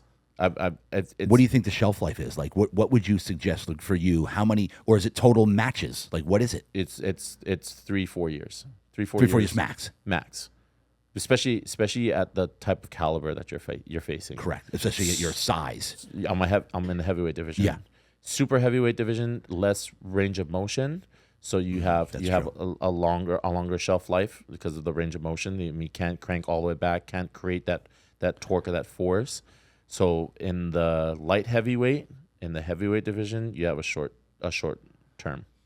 You can't go that long without taking that kind of damage. Good Lord. Anything else lower than that, middleweight, welterweight, lightweight, you're gonna have a longer shelf life because of the fact that like it's typically, and we have people that generate a lot of power, and even like the champion Robert Trujillo in the lightweight division. I mean, this guy maxes out twice his weight. You know what I mean? Like he's strong. So I mean, he'll do damage to somebody that's 155 or but very skinny build, tall, lanky. Doesn't mean if he's tall. I mean, this guy's short. He's like 5. I don't know. I don't want to doubt him like that. But 5'7", 5'6". I give him some leeway. But he's short and stocky and strong. So I mean, he's got all the build for the champion. Like, so he's championship material. So heavyweight, you're thinking 3-4 years max. And that's the 4-year mark if you finish guys early in most matches. Correct. Right? Because that comes down to it. Correct. If you're going 3 rounds per match, you're done. Yeah, and the shelf life for you will extend if it's that specifically. You win the coin toss and finish early. First hit, you'll go longer. Yeah, no damage to the hands, no damage to the wrist, no damage to the shoulder, no damage to the elbow. How many guys are breaking things in the hands all the time? Yeah. I mean, I mean, sometimes people don't say that they're hurt or they're injured. Yeah. Just because the fact that they know that they'll get shelved. Right. Okay. If he claims that his hand is broken, shelf him. Yeah, shelf him. He's going to be gone for like 6 months. I mean, they want you to be truthful. Exactly, totally. But it's for their protection. But what's your confidence level? You're going to win the title. Oh, it's coming. It's coming. 100%. 100%. Yeah. I mean, who do you predict? Written in the stars. It's written in the stars. God's plan. Yeah. God's divine plan. That's the only thing I believe in. That's the only thing I believe in. Like I'll have those little times where there's like self-doubt and self-things just because I can see what kind of product is at the top of the line. Yeah. And Damien DeBell is nobody to take lightly. Like he's doing it for a reason. He's got 5-6 titles. Like crazy. He's been able to put people down fast, quick, in a hurry. Whether it's first round, second round, he knocks people out. Is he the heavyweight? Who's Damien? Damien's the guy. He's the heavyweight champion. He's the reigning champ right now. Reigning champ. Yep. Wow. He's got 5-6 titles. And I love that you're setting up your management company, so you've got plan B, plan C once you become the champ and that reign ends or your career ends and you've got your management company. I like it, dude. Yeah, but that was the 2-year, 3-year plan, 4-year plan, right? I'm only going to be in here for a short term. How do I stretch this out? Yeah. Well, it's by coaching. Yep. Managing. Yep. Sponsorships, getting people on the right line. Because when it makes sense to everybody that they can survive within a sport that is only based off of you winning or you losing, you got to figure outside of the box. Other stuff like branding. And a brand. And that's part of it. Like being able to go out there and being able to, do interviews, do podcasts, speak the right way, just really deliver properly. So that way you appeal to the brands that are out there that really, believe in your story, believe in what you're about to do. Yeah, the story. And where you're going to go, and that's and your comeback story, dude, this is remarkable. Yeah, it's different. This is insane. Yeah. You're fresh in. Mm-hmm. Like you said, you're only 2 to 3 years in of actually like being responsible. Yeah, exactly. being an actual like an adult in a way, somebody that has some kind of responsibility. Yeah. 37. 37. And I've been competing since March 2023, so it's already over just close to 2 years now. Wow. So it's quick. And the turnaround is fast. Like if you're really good at if you check all the boxes, you're gonna go someplace fast. Oh yeah, and you're gonna go far, because they need that in the sport. Yes, they need that in the sport. People that can talk, people that can. That's it. Yeah, that's why they also have training camps. They've been able to introduce people from like NXT wrestling and people that have different aspects dialed in already. That they go out there and they perform. They're like, oh, yeah, and they're doing their dances and doing this. They weren't getting that from all the people that were in the sport. They were getting people that were just going out there and trying to get knock somebody or try to survive. And at the end of the thing, there's no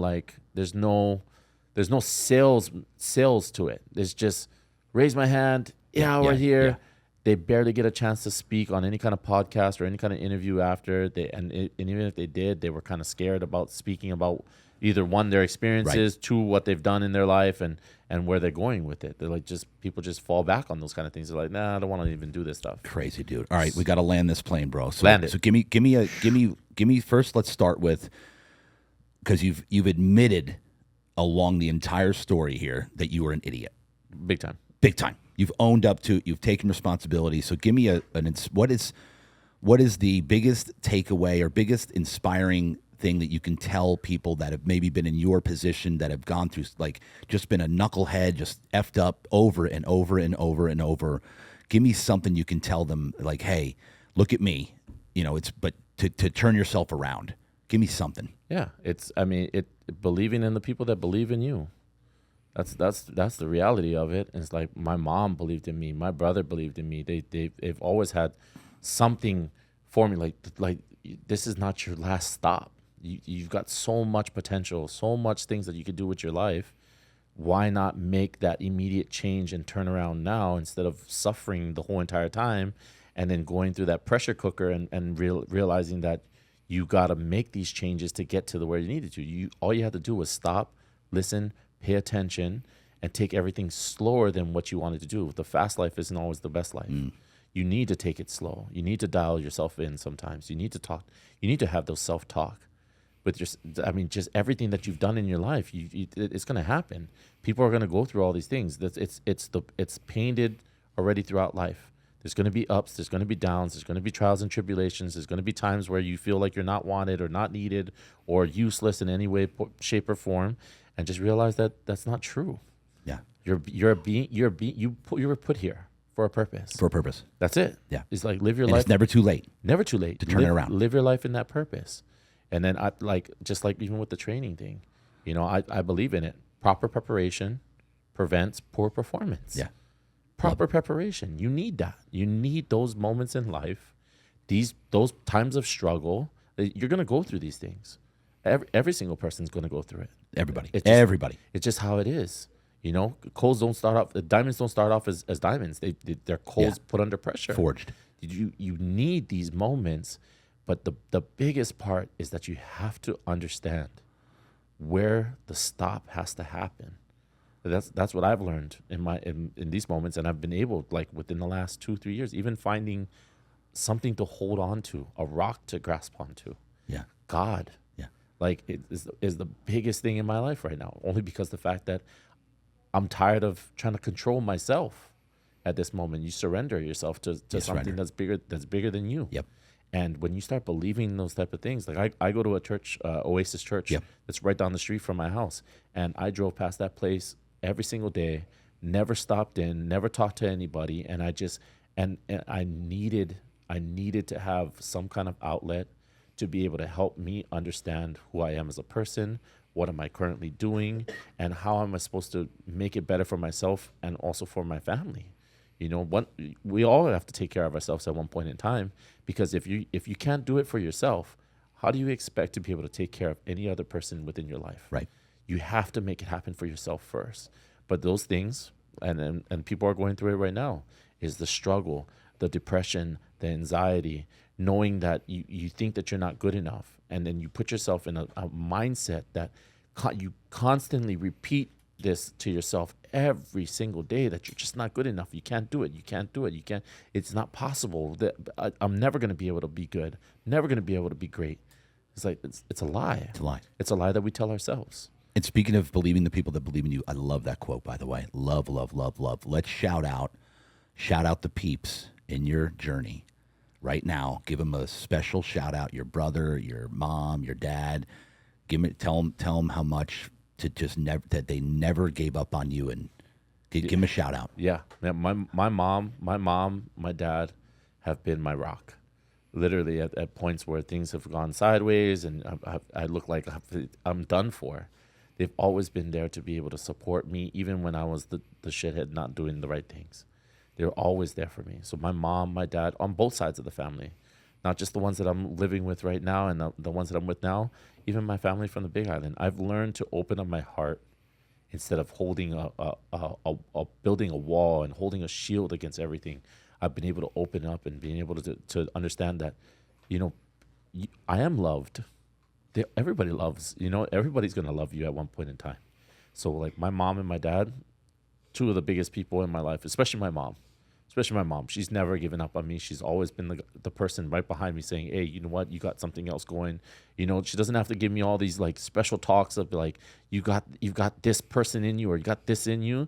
She just literally just believes in everything that I do. And even in all the chaos and all the stuff that I've done in my life, she's always been there to say, hey, you know what? You still got this.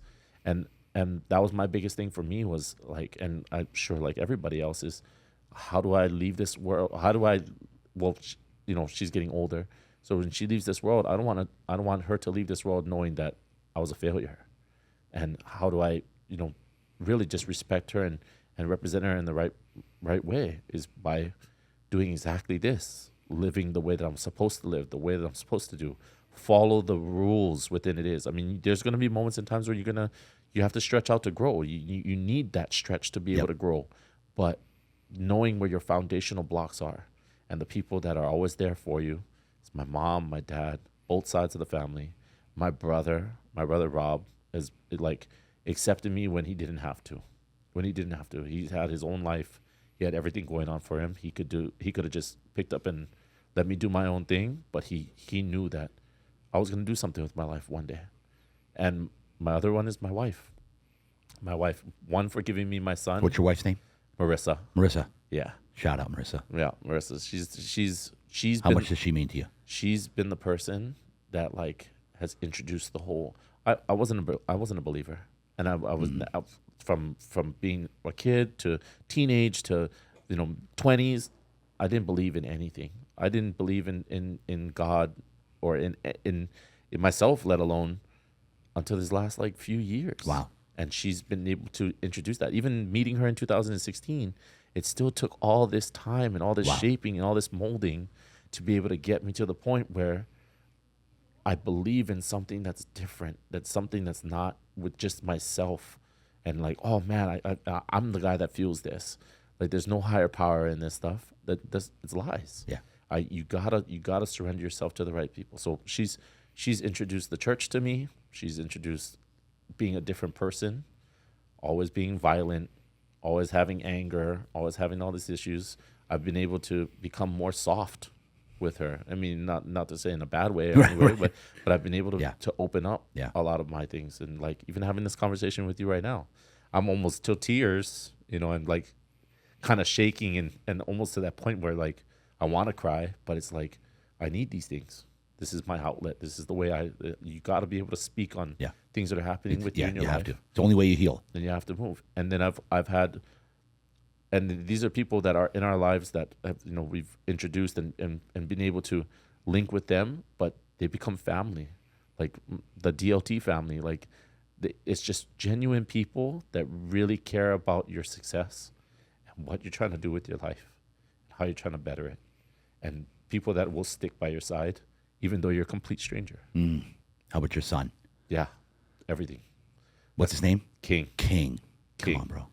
And in the beginning, because of the loss with my daughter, I had a rough relationship with my son because I was still chasing the love that I lost when my daughter left when she was 3 years old, when we split and all this stuff's happened. I haven't seen my daughter since she was 3 years old. And just recently with the power slap stuff, that has given me the platform to be able to go and reach out. Like, when I first did the season, in my mind, that's all I had.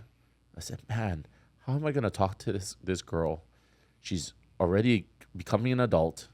She's living with her mom. The mom doesn't like me, and like, there's no phone call. There's no text message. There's no online chat. There's no Instagram. It's like, I can't reach out to her. How am I going to do this? How do I reconnect with my daughter and have her back in my life? And the power slap. And I always thank Frank and I thank Erica for giving me the opportunity, because it's opened up the door. Her friend saw me on Instagram. Yeah. And said, hey, you know what? I know your daughter. That's my best friend. Wow. Made that connection again, so that way I'd be able to talk to her. And she's been, and it hurts me, because it's like all this time and all these years that I haven't had her in my life. One, I got to try to mend all these broken promises and all the things that have happened. And then 2, I don't know what's happened to her this whole entire time that she's been living her own life since she was 3. She was a baby. Anything you want to say to your daughter right now? Like, Yeah. My daughter's name is Sensi. Sensi? Yeah. And I loved her from day one. This is just it's always been my main focus, my main goal, even with all the stupidity that I've been doing.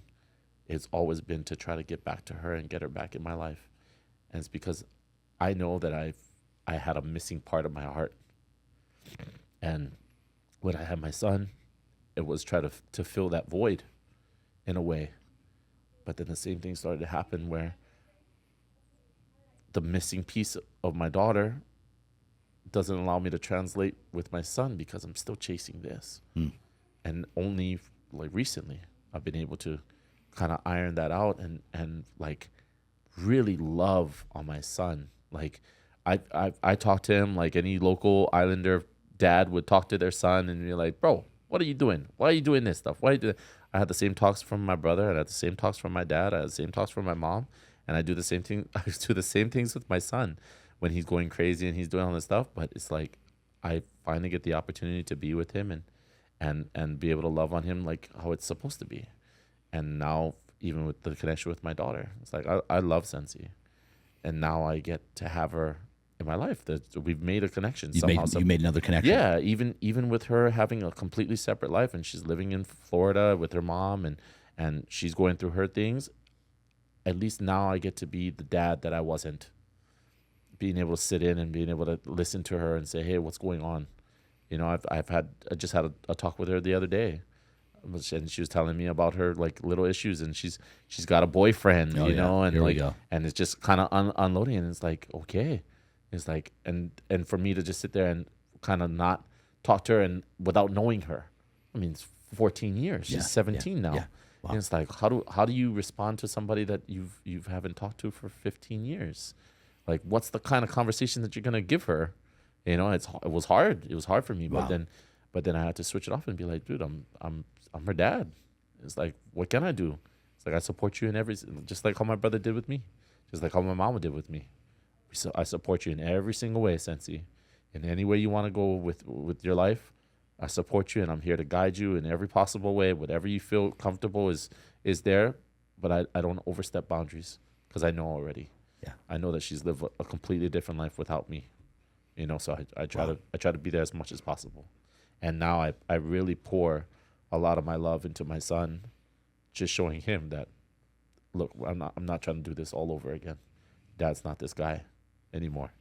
We're trying to change life. We're trying to make things happen. We're trying to push this whole entire thing with this platform and really grow this thing so that way you guys get to live the best life you guys want to live, you know, and we get to really be a family and open up the time, freedom to be able to be together and have all these experiences together instead of it being where it's always hustle and bustle and we're not really getting the time to really link as a family. Yeah. Family time is the most important thing now. 100%. What is your main why then? Is that would you say that's your main why? That's my main why. Your main why, no question. Yeah. Just I've always been a people pleaser at one point in time, so I just want to be able to see my son grow up to be a better person than I was, better man than I was, you know, and it starts with me. I have to give him all these examples that I can't paint the picture for him that paint a picture for him one way and then act completely different Correct. on the other side. I have to my actions have to match my words. Because kids they're not going to hear what we're saying, bro. They're going to watch what we're doing. That's it. However we model for them. That's it. Whatever life we model, the relationship with your wife, how much respect you show her, how much love you show her. Yeah. They're going to see it. Yep. Bro, man, this was powerful. Long journey. This was a long one. This is the longest one I've done in a while. And that's saying a lot. Yeah. But, bro, this was powerful, man. I'm so honored that God brought us together through epic fighting, by the way. Yes.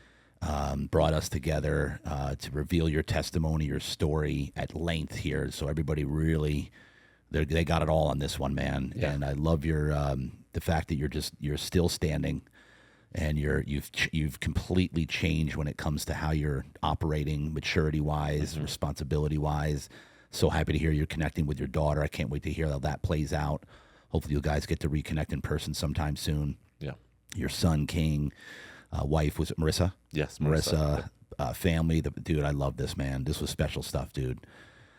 It's been an honor, been a pleasure.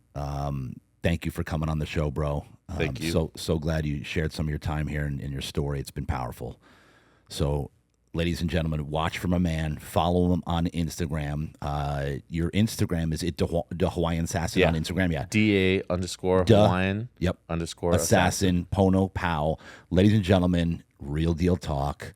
The Hawaiian Assassin, about ready to take it all the way to the top. That's it. My man. Let's go. That's a wrap. Real Deal Talk.